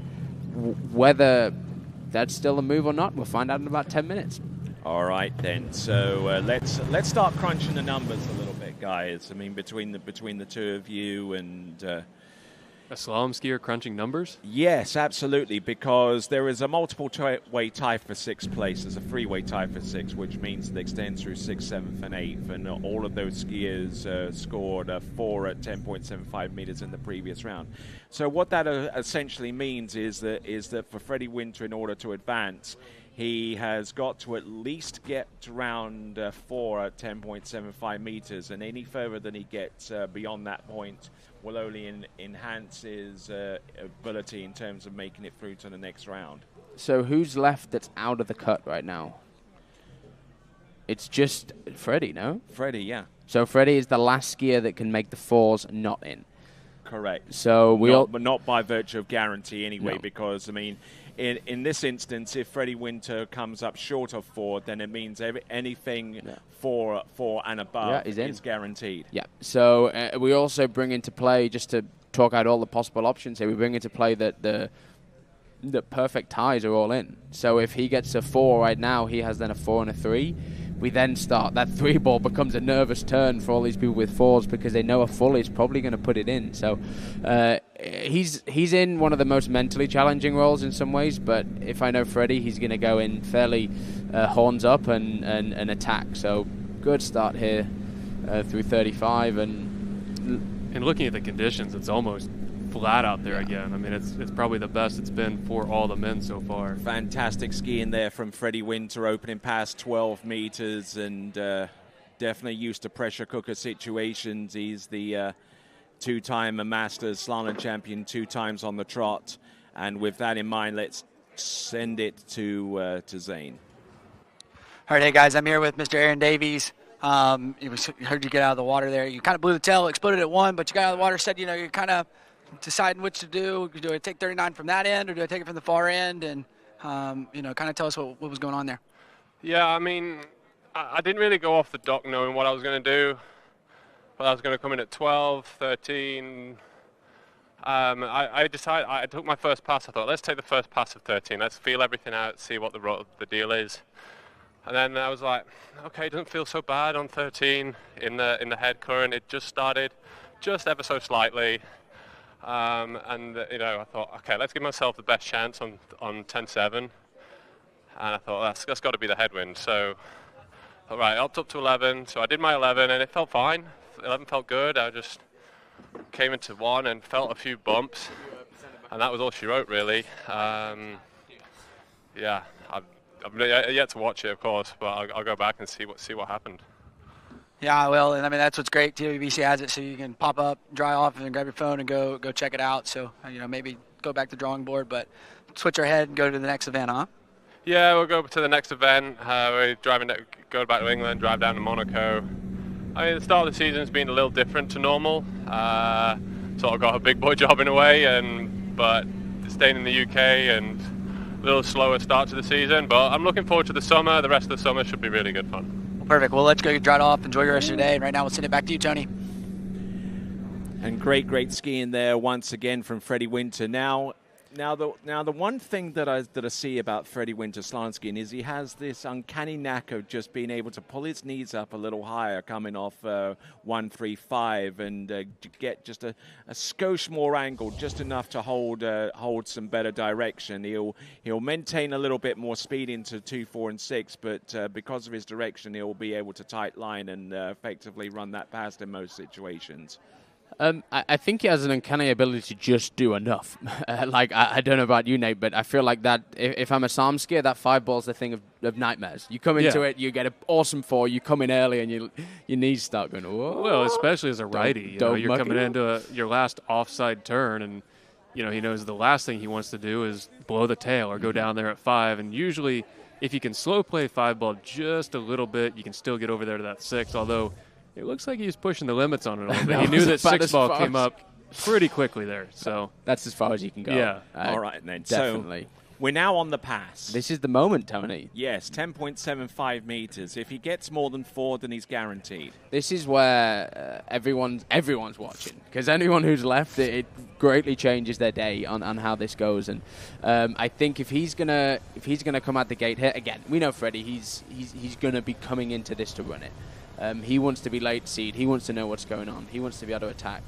Right, and he's approaching the course right now. 10.75 meters. Critical that he gets beyond 4. Very good speed on the gate there.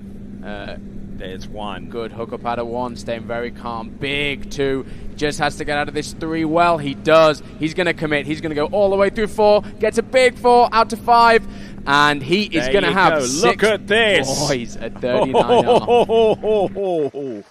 It's what he does. And he definitely wears his heart on his sleeve every time that he produces a critical pass like that at 10.75 meters. And that was certainly one for the ages there from Freddie Winter there, Nate. Yeah, I mean, watching that, kind of like Rob said, he's coming in to run the pass. Of course he knows what score he has to beat, but at the end of the day, Freddie's a good enough skier now that, I run 39 is what's in his mind. So let's just figure out how to get it done versus can I do just enough. And the wind did pick up a little bit more there. He's got a little bit of head current and head wind in his face, kind of coming into 3, maybe reaching up just a little bit early, getting narrow there. But once he swung to 4, he said, okay, it's game on. Let me do my typical Freddie Winter 2 and 4 ball turn there and, get the pass done. Yeah, and I think it just shows sort of that ability to, again, the sort of big names. There's a reason why he's one of them, because he can go out and do that. There's pressure on 3, there's pressure on 4. It's choppy, winds up. And, yeah, that's some very strong skiing, and it kind of puts all those 4s now in a spot where they were on the edge of being relaxed. Yeah. The current started to change. Oh, maybe he's going to get caught out. He kind of shut all that up, and he's like, all right, good luck, guys. I'm going to go do my thing. And and I'm going to go put myself in probably. Which is crazy sitting here as a spectator kind of watching. You know, he's one of the most nervous guys I've seen walking around up here pacing back and forth in front of us before he skis. So now what that does is, so far as the multiple weight tie is concerned, it's now, instead of a multiple weight tie for 6, it's now multiple weight tie for 7. This might make a difference. Good start to 1. Is he going to commit to the 2? No. S-turn, I think that's a smart move for seeding. He maybe disagrees with himself at that point. I mean, I don't know if that's out of anger, frustration, or excitement. I'm going to go on the excitement side of it, to be honest with you. I thought we were going to see a 3 go down there. I really did with that one, and I think it's a smart move. Tomorrow, the tricky thing about this, it's a roll of the dice. Do you want to be seated at the end? Do you want to be seated at the start? Yeah. He's probably going to put himself mid-pack with that, depending on backups, or mid-high pack, I guess. Yep. So I'm very intrigued to hear what he has to say. And, I mean, that 1 ball, he knows, looking back at that 1 ball, he knows that's good enough for him to get to 3 potentially. But see how much he has to stretch there, too. Yeah. That's why I still believe, somewhere like a river in Australia, the tail current seems to have better scores. But for here, I don't know. I just think at that 39 from that end where he just came from, I think people are struggling to get out of that 1 ball and 2. So, I don't know. I think the 12-meter start is the... it still seems... If I was on the dock to go ski next, I think that's what I would do. And on the strength of a 3 buoy count on 10.75 meters in round 1 and a 2 buoy count at 10.25 meters in round 2, Freddie Winter has vaulted from some way halfway down the pack to first. And we'll send it over to Zane. All right, hey guys, I'm here with Mr. Freddie Winter. Dude, sick skiing. Came out. I know yesterday wasn't quite what you wanted, but came out and put it together today. I mean, as you can imagine, I'm very happy. I mean, I've been sick since yesterday, just stressing. Like, you don't want to come all the way here. It's such a great event. I won it last year, and I've really enjoyed, like your sister the first year, winning the only tournament in Africa last year. So I wanted to at least make the final and have a bit of fun. I think, conditions are so changeable, but I think tomorrow with 8 of us, they'll be a bit more typical and fair. So it'll be a good battle, and I'm happy to be in the final, really happy. Well, I mean, I know you were stressing, but to be honest, when I showed up, you were one of the guys that I had full confidence in. Just, you seem to always do it time and time again. So good to see, we'll see you skiing tomorrow.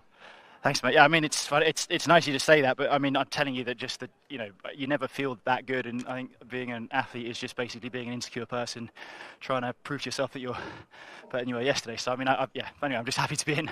Thanks for the confidence. Well, good, man. Well, hopefully we can, you get on top of the podium and you keep that yellow bib again for another year. We try. I mean, I'm just happy to be in the final for now, and we'll see what happens tomorrow. I'm looking forward to it. Perfect. Well, I'm stoked for you, dude. Go dry off. Enjoy the rest of your day. See you tomorrow. Right now, we'll send it back to you, Tony. Yeah, dude. Okay, so looking down the list, we have multiple weight tie for 7th, which extends down to 9th spot between Thomas de Gasperi, who's on the water right now, and Tim Tornquist also in that tied spot, and Jonathan Travers. Each of those competitors on 4 at 10.75 meters, so we will see how things progress. Skier on the water, the 12-time European slalom champion from Trentino in Italia, Thomas de Gasperi. And CT Gas on his just announced his new skis come out, and I saw that. 10 years in the making, so it's exciting to see. Always see new skis on the market, but he's rocked that shape for a long time, and that shape was kind of born out of a Frankenstein, wasn't it? I think so. Yeah, I think it was 2 skis glued together with some form. But you see, the one thing about T-Gas and why I mention it is, he kind of always does the same thing. Well, it's very predictable. I ski with him a lot, and you're right. It's as simple as he walks down to the dock with his life jacket on already. So. Seeing him go out at 35 is something you don't really see him do very often. He is like you said, he sticks to the same thing every single time. So he's usually one of those guys, hey, I'm going 32 regardless. But clearly he's seen something that, I think we've seen up here that makes him want to give that a try. And I think the interesting part is we look behind us, you try to find a floating object, sort of, even if it's a leaf. They're not moving any quicker than they were kind of 30, 40 minutes ago, even when Will was skiing, when it was just starting to change those tides a little bit. So well, you can see the remnants of the prop washer behind me here, and you see that it's actually moving in. Yeah, it's moving, but it's still not moving at the pace of the wind, right? So it's still on the edge of still. There's definitely going to be some head current with the headwind, I think, if you'd agree, Nate. But yeah, for sure. I honestly say it's the same as the conditions were 40 minutes ago, if not a little bit less wind. Sure, I would agree with that 100%. But so essentially, this is tail current. Yeah, tail current 38 off. Another person going C2 here. Which a little bit squirrely around buoy number 2 there. Now we'll see if he makes it through the pass, and he does. 11.25 meters, not a bad effort there from Thomas de Gasperi. And I don't know if you saw what I saw there on that pass around buoy number 2, but let's have a look and see it again from the instant replay. And this is pretty telling here. I've obviously, as most people have, spent a lot of time watching Tigas slalom over the years, and I'd say that's pretty textbook. You know, everyone has a safety move, whether it's a shoulder drop, whether it's this, hand up, hand down. Everyone has their thing. You said Freddie with his knees, and to me, that's sort of Tigas' safety on the 2.4. He drops quite a lot of weight to the inside, kind of moves then a lot of the weight to the tail, but make sure he doesn't get stood up, and that body rotation that comes through the finish doesn't look the prettiest. But it seems to be his way of, hey, I'm on a river. I just need to get through this and see what I can do on the next. I'm gonna commit and make sure I get some swing out of this. And you mentioned his new slalom ski, the T-Gas model, which has been 10 years in the making. And basically, the way that it was engineered is that it's slightly wide on the tip on the left-hand side of the ski, which actually gives him a little bit support on his offside turn, which is 135. This is the way that he explained it on his video for Good, which was published a few days ago. Yes, I do have a look at social media from time to time. I'm not that old. I trust you, Tony. Yeah, and I know you even saw your video, and yours was a very, very good explanation. Thank you, Tony. It works out too. All right, so let's see. Big moment here, 39. Looking over the shoulder, conditions are probably average. They're going to be strong on this gate, but calms down as he gets through the finish. He's going to want to get as deep down this as possible with a good start. What's he going to do? Oh, a bit of chop at 1, but a great start as he moves through. Big 2. He's swinging early here to 3. Little bit on the tail out of there, but he's in good shape. Gets stood up out of the 4. Is he going to get the 5? He does. Is he going to get back to the wakes? No. Just late. 4.5. That is huge. It is huge because it puts him into a two-way tie with Cole McCormick. He's currently lying in 6th place right now. So that's huge. Squeaky bum time. So, and again, that sort of brings Cole potentially into the mix because he was sort of sat just a bridge above the rest. And I always think you're usually a little ahead of these things, Nate. But I always think in this situation, Tigas is the setter, right? If he goes and gets a 3, then everyone all of a sudden is that's the 3. 3 becomes a nervous boy. Whoever's up there next, I believe it's Tim, it now becomes, right, he's got 4.5. Well, I need to get to 5. And it really changes how these next few skiers are going to think, in my opinion. And I'm very excited to watch how this goes down. Yeah, I mean, like we talked about, getting to that 3 ball is one task, but saying, hey, I've got to get 4, 5, or even 6, it's a completely different setup. You're kind of coming into the course with a different mindset of I have to get down it versus just tiptoe my way around. Going back and watching, I would say he had probably, I know you said average on the win, and it did look like that when you mentioned it, but it seemed like it really came up for him as he entered the course that time. But it's since then back down. But it looked like the end of the course sort of settled in, but again, the gate's where it is, and it's hard to read the speeds. See John rocking his beautiful Crocs, dad of 2 now. I mean, you gotta. I think they're even in sport mode. Oh, careful. I don't think he can hear us. I don't think he can, but you got to rock the Crocs in dad mode. But Tim Tongfist is up next, and we're going to shoot it down to the dock.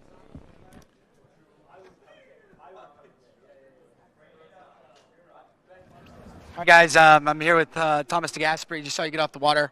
4.5, 10.7. So I believe, I'm not sure, but I think that puts you in for tomorrow. No, I don't think so. Depends what these guys do. But I didn't do the math. I just went in to run it. I thought the start was pretty good, and then that 4 ball is a little bit sketchy to me. So I think I turned with no line and tried to get to 5. And I really want to run it. That's why I started 12, and I believe I could have done it after my first 2 passes. I felt pretty good. Just sitting here and wait now. Well, we'll sit and wait, and like I said, I hope to see you tomorrow. I always enjoy watching you ski, and one of my favorite ones to sit and watch. So hopefully catch you ski tomorrow. Yeah, thank you very much. All right, perfect. And right now, we'll send it back to you, Tony. I always think it's a really interesting place to sit because he's now the man to beat, right? So if he's with a 4.5, so essentially between the next, is it 3 skiers? Between the next 3 or 4 skiers, all of those with a 4, and I guess Cole has somewhat been dragged into that potentially. He's the man to beat, and all of these guys now, Tim, going in 12 meters, 35 off, he's going in thinking, right, if I beat Tigas, I'm in, guaranteed. And so it sets a high bar there at 4.5, and he's not out by any means, but he's the man to beat. If they'll beat him, Tigas is out. And I tell you what, if there's one person out of the field of skiers, out of those remaining, that does have some measure of experience with skiing on a river, it's this guy. I think technically it's a river in Sweden, yes. It is. From what I understand, there's not a ton of current. I've spoken to him about it before a couple of years ago, but yeah, there's a river and then there's a river. This one's a river. Yeah, this is a little different than... This is capital letters on, but it's a similar scenario. You are right. You feel those light currents, and right now it's playing nice. The wind is up and down, but it seems like it's got enough cross at the far end to block it off, but not enough to make that gate too weird. And yeah, like you say, Tony, he's going to have maybe a little more experiences with some light currents, and the guy can ski. He put down, I think he put down a 4 just inside 5 at a record tournament at the start of the year, and he's had a couple of big scores. He put down a 5 in Sweden, 41 last year. So we know he's got the scores. He's got the meat to take on the pack, and I'm intrigued to see how he shapes up for this 11-meter tailwind. And equally so, we'll see about Jonathan Travers, who's on the dockside getting ready and raring to go. Let's have a look and see Tim Tornquist on the water, 11.25 meters. Nicely done round buoy number 1. He's currently in a 2-way tie for 8th spot right now with Jonathan Travers by way of the results that we have already from round 1, and indeed those scores so far produced by our previous competitors in round 2.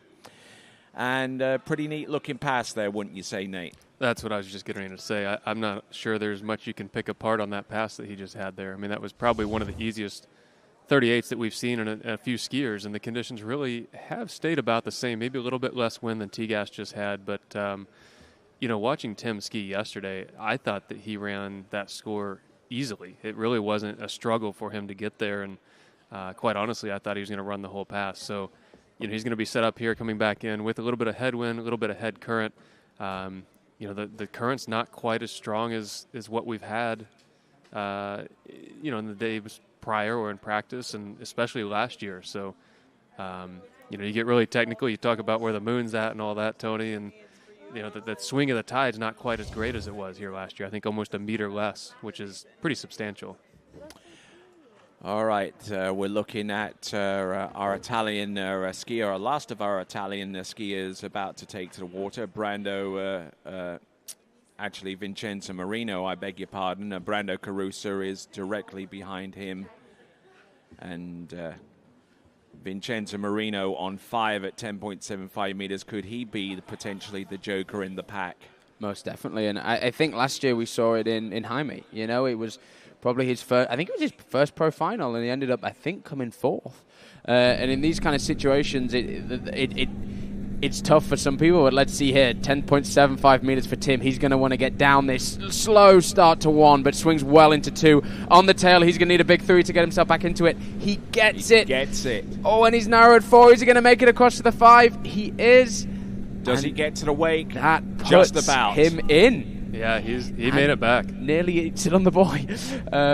That's in. Wow. Yep, that's in. So we have our first confirmed finalist of the 4s, and he decided to try and nearly take on the big floating boys on the corners there afterwards. But very impressive skiing. Not a great start. No, the start there, I mean, you would have thought, okay, what's he going to do at 2-ball? Not can he get down to 4 and 5 or even run the pass. So that was, like we mentioned yesterday, he's just such a great skier and just stayed calm and collected the whole time. We'll see here on the replay that Didn't one really ball was get not. anything, I have did no he? idea. At 1 or 2. No. And 3 wasn't exactly phenomenal. And, I mean, that's just impressive skiing right there. And I think where that headwind is still helping out, even though it may be holding the tail up a little bit with the tail current, it's allowing for these mistakes. And, I mean, this 4-ball, he's narrow, he's inside. I think that was do I stand it up here or do I, try and go for it? It was kind of a little bit of a safety there coming into 4. But and that's an S-turn that anyone should be proud of. Yeah. Oh, he did just about hit that. That was the boy who was nearly trying. That's a good move because they hurt. They stopped quick, but I'm very excited to speak to him. And, I mean, I'm super pumped for him. He's been grinding on tour for the last couple of years, and I'm excited to see what he can put down in that final with a go like this. I mean, look at that. I mean, just keep turning. That's all, he just kept going and going and going. Just stayed on top of the water. And again, 3, yes, it's good. It's in those sort of situations, you're normally looking for that huge boy to put yourself back in the pass.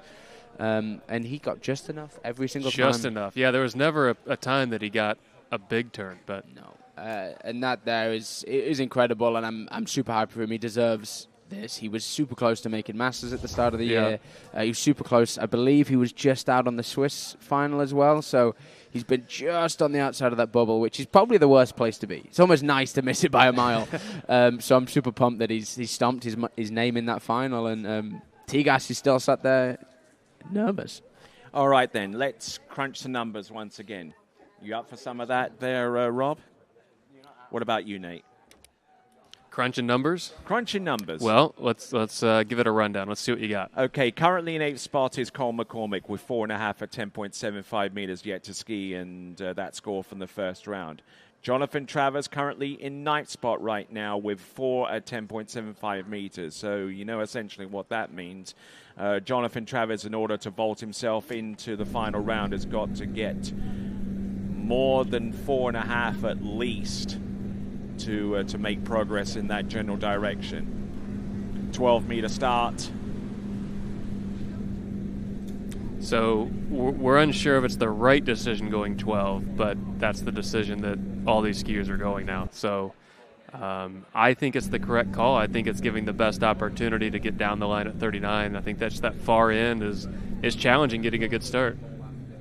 All right, then. So with that in mind, let's shoot it on over to Zane. All right, hey guys, I'm here with Mr. Timmy T. I got a big laugh at it when you got that 5. You're down there, they're turning the boat, and you just yelled all the way through the turn, all the way back to the dock. So good skiing into the finals tomorrow. Yeah, that was a big relief, getting outside 5 and then making that S turn. I think I was already screaming before I made it back to the gate. So I'm happy.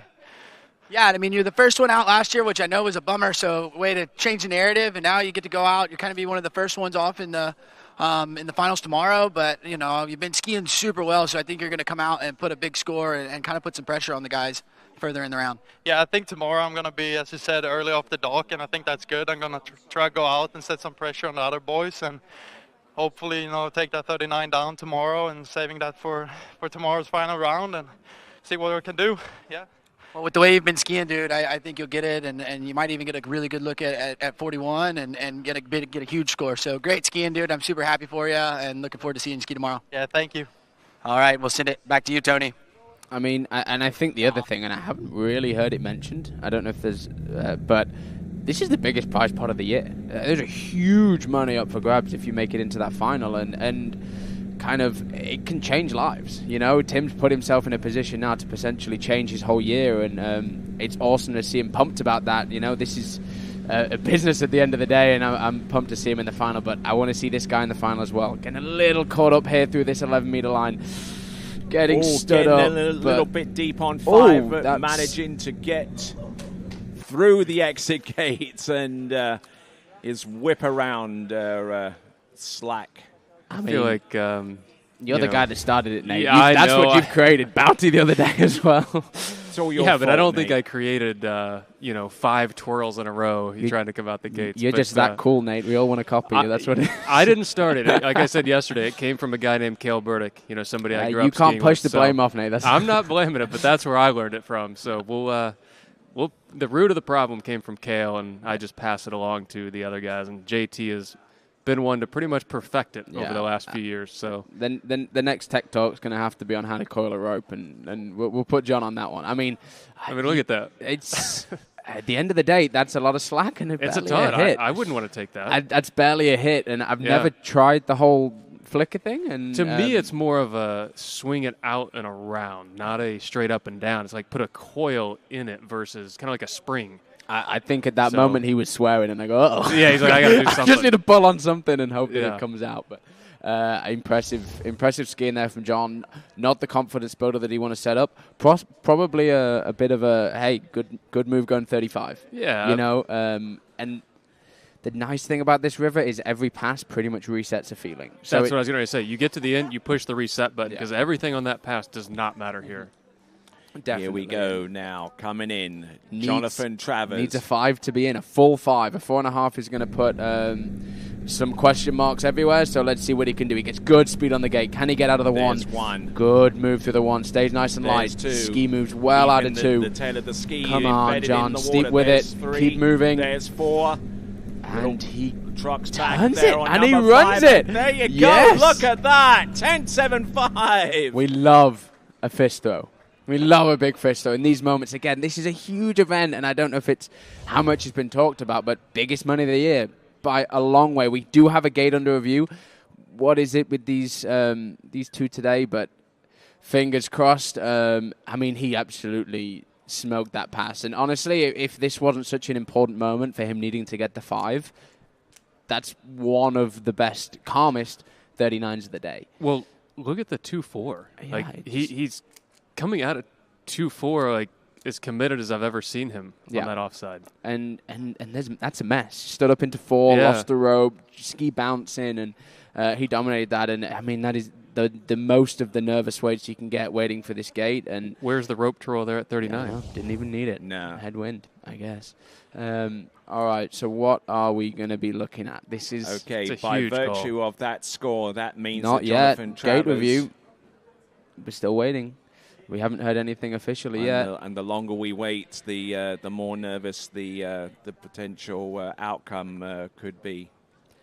And it's a horrible feeling. I've been in that position many, many, many times. I know you have too, Rob, but it's a horrible feeling because you've done the skiing, and then the gate gets not taken away because you missed it, but it's just a horrible feeling not knowing what's going to happen. And then if they do call it a 0, you just feel helpless. Yeah.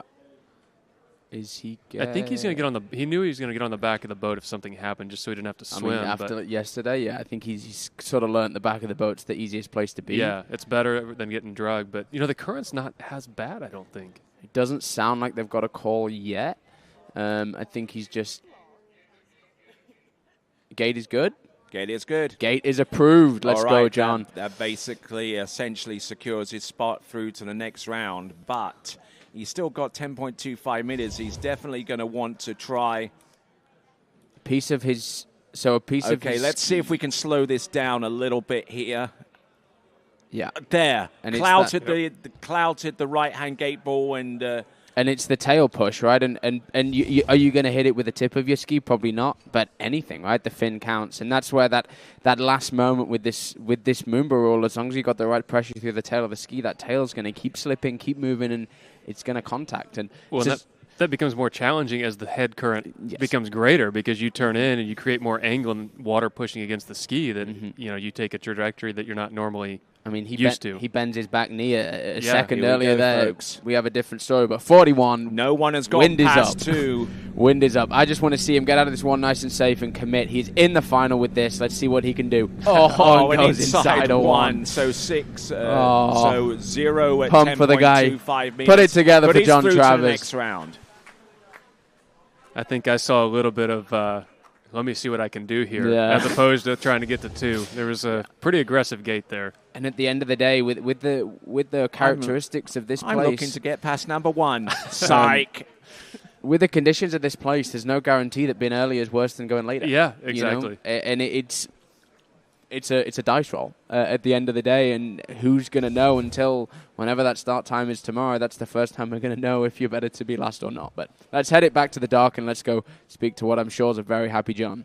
All right, hey guys, I'm here with JT. Dude, just knocked yourself into the final. Great skiing. You look good out there. And I had a little bit of moment down there where kind of was in question about the gates, but you got them, got through it, and we see you ski tomorrow.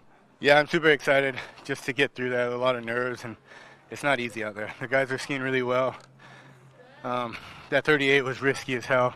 I knew it was going to be hard, and that current's pushing like heck right now, and it's pretty windy. So I'm happy to do that. And yeah, I knew the gate was close, so I'm happy the judges are being nice, I think. But it was really close, and it was a good pass after that. I just stuck in it and kind of just skied, let my body do what it needed to do, and I got through it. So it was nice. Yeah, and it amazes me how you are able to take those hits out the gates. You're like one of the only people that can go all the way through them. And, most people would have let go or get pulled out the front, and you seem to always kind of end up on your feet and end up at the end of the lake. So good job on that. Yeah, thanks. That one was pretty sketchy. I just remember Vince going to all those lefties out there that had the 6-ball problem, and everyone goes, JT. So I'm pretty happy with holding on to that 6-ball. That was a pretty big one. Well, cool. Well, I'm excited to see you ski tomorrow. That's going to get cleaned up. Shout out to the Jax crew. I know everybody's at home watching, so super stoked for you, buddy. Alex, love you, buddy. Yep. Hey, Alex. Hey, everybody else. And we'll send it back to you, Tony. All right, then. Continuing to move along, our next skier on the water is Cole McCormick. And number crunching time. Let's hear it. All right, there. So Cole McCormick comes into this round with 4.5 at 10.75 meters. Thomas de Gasperi is immediately above him with that score of 4.5 at 10.75 meters in round 2, but the backup score is 4. So Cole McCormick, in order to unseat Thomas de Gasperi and make it through to the next round, has got to score more than 4 in this round. So a tie would not make that happen. So he needs another piece of that 5-ball to move on. So looking at some of the other numbers, I mean, we got Freddie Winter, who has scores of 3 at 10.75 meters and 2 at 10.25 meters, has the superior backup compared to Charlie Ross, who has 2 at 10.25 meters. Brando Caruso yet to ski with 2 at 10.25 meters in third. And we'll go through some of the other positions as we work our way through. This is Cole McCormick. Looks as though the wind has picked up just a little bit here for Cole, but again, taking that 12-meter, 35-off pass to start out with. It seems like that's kind of been the go-to, and I would imagine that's probably what's going to happen for the last couple of skiers as well. But, they just get to go out and kind of take a little bit of a practice ride. So Cole McCormick, our last competitor that is sitting on the potential bubble between getting through to the next round of the competition and on the outside looking in. And he seems to have found a groove out there that is sustainable, that is powerful, and a position and a way of rocking that ski from side to side that is rewarding for him. Yeah, and just watching him and ski in rough water recently, he just seems completely unfazed by what's going on, whether it's the bumps or the current or the wind or whatever it is. It just seems like it's not really bothering him like it does some of the other skiers. No, and it's like I ski with Cole a lot. He's a good friend of mine. It's like his ski comes through quite late, but it always comes through. And he just seems to have found this way to trust that he can move to the front and almost forget about his feet. And he's just trying to keep everything connected and swinging. And he seems to be able to trust, because he looks the exact same at Jax, right? When we train at Jack Travers a lot, he's that same sort of thing. I'm like, that ski's coming through late, like snapping through.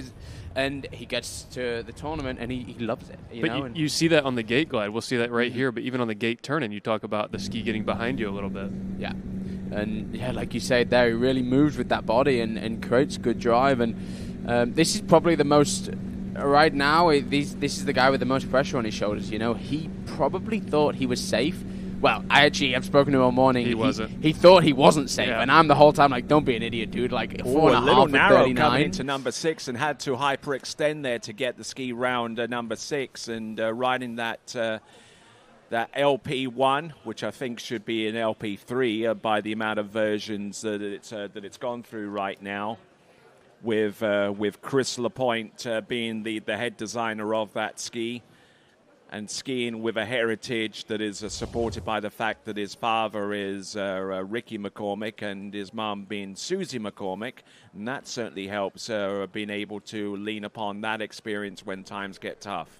Yeah, and he's a knowledgeable guy, and he loves it. And like I say, been able to fall back on some of the support from Chris. And I mean, every single skier here today has had support from one of the biggest names in the sport. It's the most phenomenal part about the sport that we're in. And between coaching clinics and the connection to knowledge is pretty awesome, and the amount that people are willing to pass down. I mean, I had a clinic with you when I was like 15. Yeah, I remember. And it changed a lot of things, right? And that's the phenomenal point. So he has some good backup, but at the end of the day, he's got to go do it. And this is a huge moment. This is what makes him one of the biggest skiers in the world, and I'm excited. So he needs if I'm correct, he needs a 4 to get himself and Tigas into the final.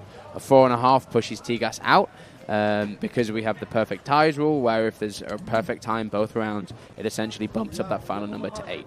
So to 9, sorry, or however many the perfect ties are. So essentially, all we need to know at the minute, Colin McCormick is going to be coming in on 39 off. He's going to need 4 to guarantee himself into that final. What is he going to do? Gets good speed into that headwind. Nice gate turn. Big hook up out of 1. That's the start that he's going to want. Number 2. Oh, he is good out of this too. Come on, Looking Cole. good for Stay number with it. 2. Oh! And he's gone, and that eliminates Cole McCormick and puts Thomas de Gasperi through to the next round. Oh, Cole. Wow. And he just got narrow. The same as what has happened to a lot of people.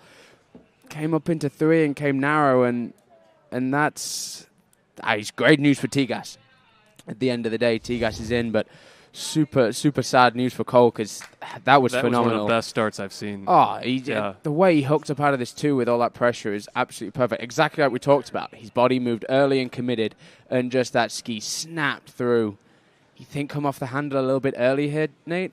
I don't know if he really. I don't know if he just clipped the buoy right there. It kind of got him caught. He even clipped the line with the tip of his ski. We'll have a look at this under a more forensic view. But I think that buoy clip is what's going to have caused the all of the rest of the damage, and just coming up narrow, and that's a perfect hurts. start. Because I always find that it's easy to miss a final when something went wrong. Yeah, it's hard to miss a final when this was the shape that you were in, and I think you're right. He just got pulled narrow, clipped the buoy a little bit, which pushed the tip out and just got him a little bit too over the ski. And do you think in a scenario like that, Nate, in a normal, when he knows when there's not this 4 in his head, does he get out of that, or is he all of a sudden thinking, I need to turn 4, not turn 4, not like, is there those questions in his head? Do I let Tigas in? Do I not? And before you know it, you're swimming.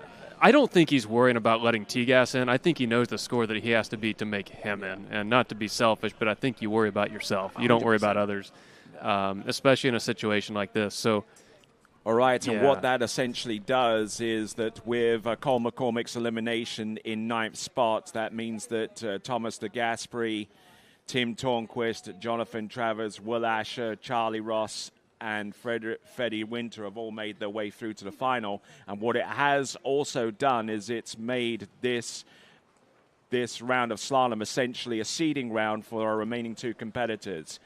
Brandon Caruso, who will be last off the dock to ski, and before him and on the water right now, Vincenzo Marino. So what do you think we'll see with these last 2 guys? Do you think we'll still see a 35 start, or will we see them go out and just kind of feel the conditions a little bit? Or will they try to fight for seeding? Jamie Baldwin 2 passes then in? Exactly. But again, is seeding important? Is it not? Any other tournament you're seeding for, condition doesn't really play a part in it, and usually it's a win thing where it's consistent. But the conditions change as the day goes later. So later in the round, right? But today, later was potentially better. So there's a lot of scenarios. And I mean, Vincenzo, this is going to be his first ever, I can guarantee his first ever situation where he's skiing in the second round and he's in. He's already in the finals. And to that point, he's going in on 30 meters, whereas most of our competitors at this stage of the game went in on 12, needing to get an early impact on the course to go 12 with the opening pass, 11 coming back, and then lining up 10.75 meters with the battle to qualify. I think I think a way to think about this scenario is, what can he do? He can either lose or gain confidence, right? If he goes out there and gets, again, I think 5 was an incredible score with him yesterday. If he goes and puts it in that headwind, and there's risk of going at 35, there's risk at your first start at a pro event to be 35, right? So in my mind, there's the other side of it. It's like, right, I'm going to go out at 32. I'm going to learn the river. I'm going to feel the river. I'm going to understand what this pressure feels like. And I'm just going to go see. Why would I make myself... I know sometimes going at 35, the rhythm can feel wrong from the get-go. Go out at 32, find your rhythm. The score doesn't matter. So I think there's more importance to feeling confidence in the rhythm than there is to feel confidence in your body count. But I would agree with that. I mean, like you said, sometimes starting at 35, we do it just because it's less passes. But for someone like him, he doesn't have the experience that we do skiing deep into 41 all the time. So... And figure this out. We've got Vincenzo Marino on the water. I mean, the absurdity of the situation here is that Vincenzo Marino yesterday in the first round was the first skier on the off the dock. That's the river, Tony. It's part of skiing on a river. That's the river, and we know the conditions were what they were yesterday. And again, I think at the end of the day, there's nothing really to prove. You put ego aside right now and you go, right, I'm going to feel some rhythm. I'm in that final. I deserve to be in that final. And I'm going to try feel some swing. And the way that he's skiing, look at that connection behind the boat. Incredible hips up movement, very extreme. You normally see a little more of a smooth motion and big 5. But let's see who Zane's got down there and let's see what he has to say. All right there. So good skiing there. All right, hey guys, I'm here with Cole McCormick. Man, bummer. I thought you were looking super good there at 39, and then it wasn't. Can you tell everybody kind of what happened? Yeah, I mean, I kind of sucked. That was I felt really good and just came up really, really narrow at 3 and just hit 3 and lost my hips and just ate it through the wakes. I mean, I don't know. I had a really good start, and then I just came up short at 3 ball there. Well, I mean, yeah, like I said, I think you've been skiing super well. I know I was telling you yesterday and kind of telling the crowd, if you're a lefty, go back, watch some videos of Cole, because you're just absolutely on fire. I know it's not what you wanted, but, you've been skiing super, super great this season. Yeah, thanks. There's more tournaments. I mean, it sucks that I can't ski the finals here, but, yeah, I don't know. Felt good. One of those things where you felt good and still miss finals, so it happens. Well, now you get to enjoy. We got our Moroccan dinner, and enjoy that tonight. I know you'll get shaken off, and we'll let you get dried off and enjoy the rest of the day. All right, sounds good. Thanks. Perfect. And right now we'll send it back to you, we Tony. have an up-top scenario here. What is it with these juniors today? So you can ignore every single thing that I've said. And he's not going this to feel good. He's going into this to run 39, and I respect it. And maybe that tells us exactly what we think up here, that it is better taking it this direction. I agree, yeah. And it sort of shows, one-footed start. You don't see that very often on the pro scene. And you see that wind ripple coming down on this gate pull out, and he's coming in this to run it. He's coming on this to stomp his name and make people scared of him. Bleeding speed into the turn. Huge really gate. That wind must be up at that far end. Ouch. Ouch. Wow. Getting completely ejected. I was going to say, that's where we like a release. That was about as rough of a fall as you can have. And it was pretty choppy over there. So choppy. Yeah. I mean, that's the river. You come in and you get that headwind, and all of a sudden you're like, well, I got to make a big change. And I think a part of experience potentially is on the fly in those situations, going, I need a bigger move than I'm going to need to at San Gervasio, right? It'd be interesting to see what his thought would be. What would I do different if I went out and skied again right now? If you would still opt up, start at 35, or just ski the whole set at 32. Yeah, and not to say that it's the wrong move by any means, because, I mean, we're sat here not skiing. Yeah. But I would be intrigued to know why when was the decision to opt up? Look at this, though. Yeah. I think, I mean, nearly died there. And like you say, the wind came up. So it's easy for us to say that was silly up in the tower. And that's where, the rollers there. Boom. But it look at the foot. But it's one of those scenarios where it's easy for us to say, and you don't see that wind. We see that wind rock up. We see the camera angles. Oh, look at that. He barreled into in fairness, we talked about keeping your legs straight to hit the gate boy. He did exactly that. He kept that. Yeah. But you know what? Looking back, those bumps there he got to 2, I think that's really what ate him up. I don't know that it was the wind. I think there were just some rollers that got him. So I agree. And I think that paired with a lot of, I'm not a lefty, I'm a righty, and I'm not exactly on the camp of gates need to be perfect. But I've heard a lot of righties complain when they get a slow gate, lefties complain, so when they get a slow gate like that, it catches them up at 2. So rollers, headwind, slow gate, the less than ideal scenario. But hey, we skiing yesterday, put him in, and he is in that final. All right, then. So the skier on the water and a skier that could well be piloting your Boeing 737 on a vacation trip sometime in the future across Europe. This is Brando Caruso.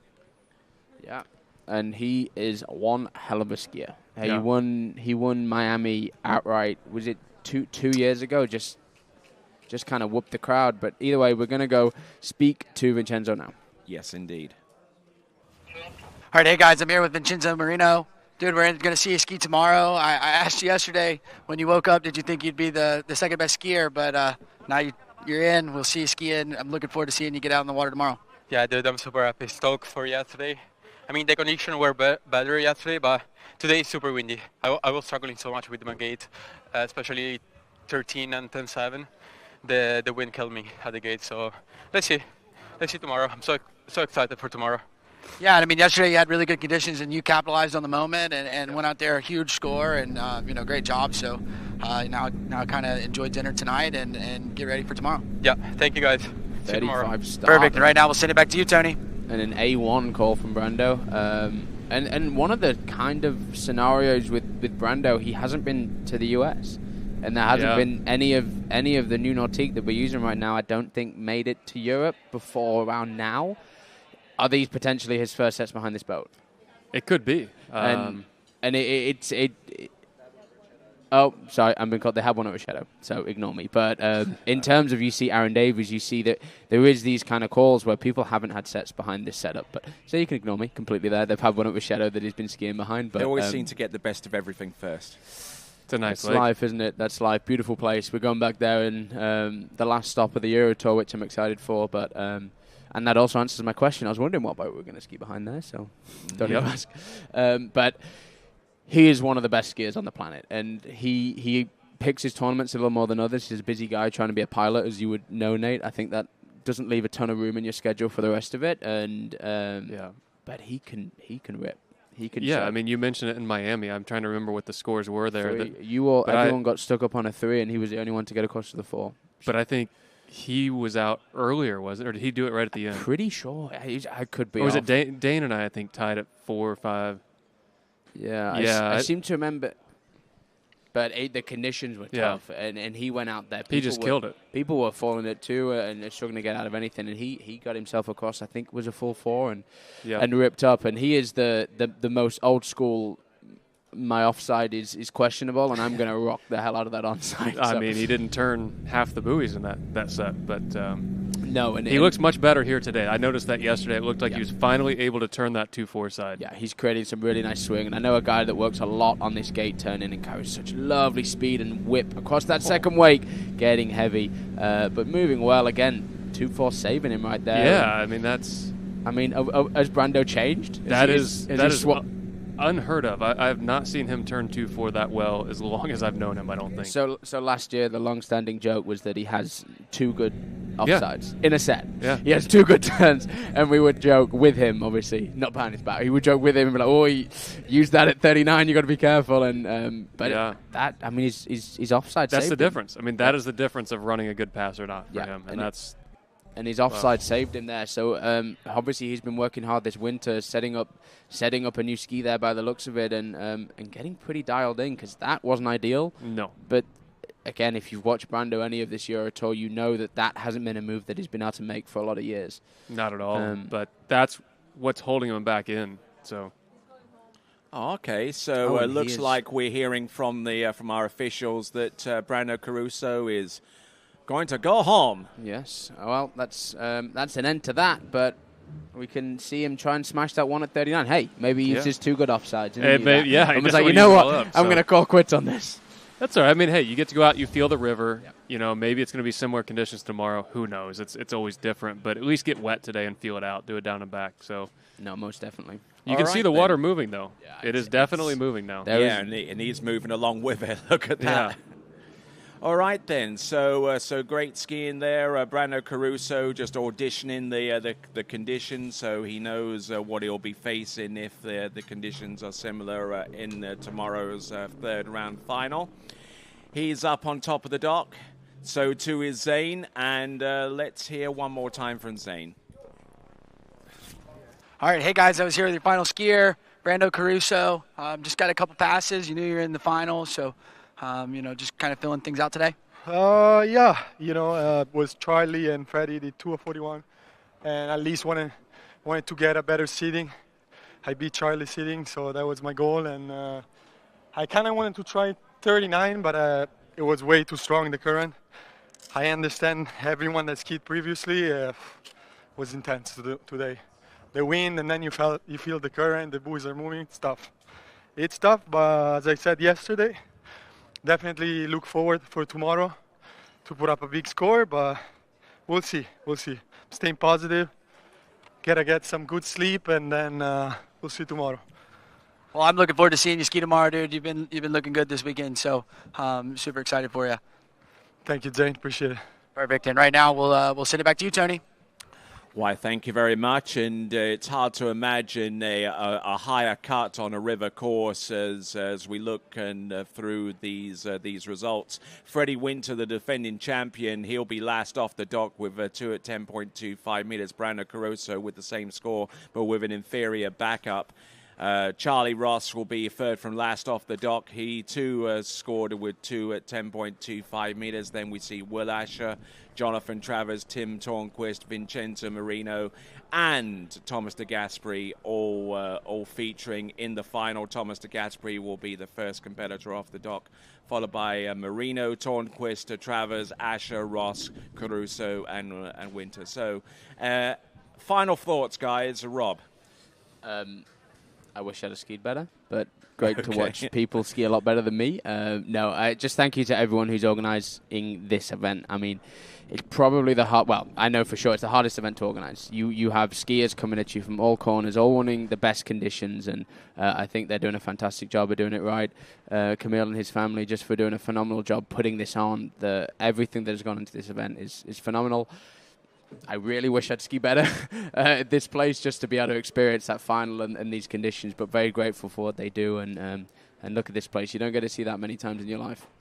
Final thoughts, Nate? Yeah, I would just kind of agree and echo with what Rob's saying there, just thanking all the organizers and Camille and his family for bringing us back here to ski on a river. Unfortunately, I know you wish you would have skied better. I wish I could have skied. Yeah, so I was going to say one to the next. I get to sit up here and enjoy everything that you guys get to see us do. So, the pool, the food, the parties at night, and just watching everyone ski on the river. It's kind of, it's you want to be out there, but it's fun to watch at the same time. So, as we see these views on the screen here, just kind of an amazing venue that we have here, almost as if it was set up for water skiing a little bit. And it's beautiful, and you don't get to see that many times. No, not at all. For sure. But some challenging skiing. I mean, like Tony said, really, really high cut this afternoon. Some really great scores. I mean, how many guys ran into 41 off? And, we probably didn't expect that before we got here this year. So I think tomorrow's shaping up to be interesting. My final note probably should also be apologizing to Con McCormick for telling him all morning that 4.5 was probably in. I said the same. Because I thought it was, and I didn't think it was gonna. I didn't think it was gonna lighten up, and the conditions were tough at the end. But those guys, they killed it.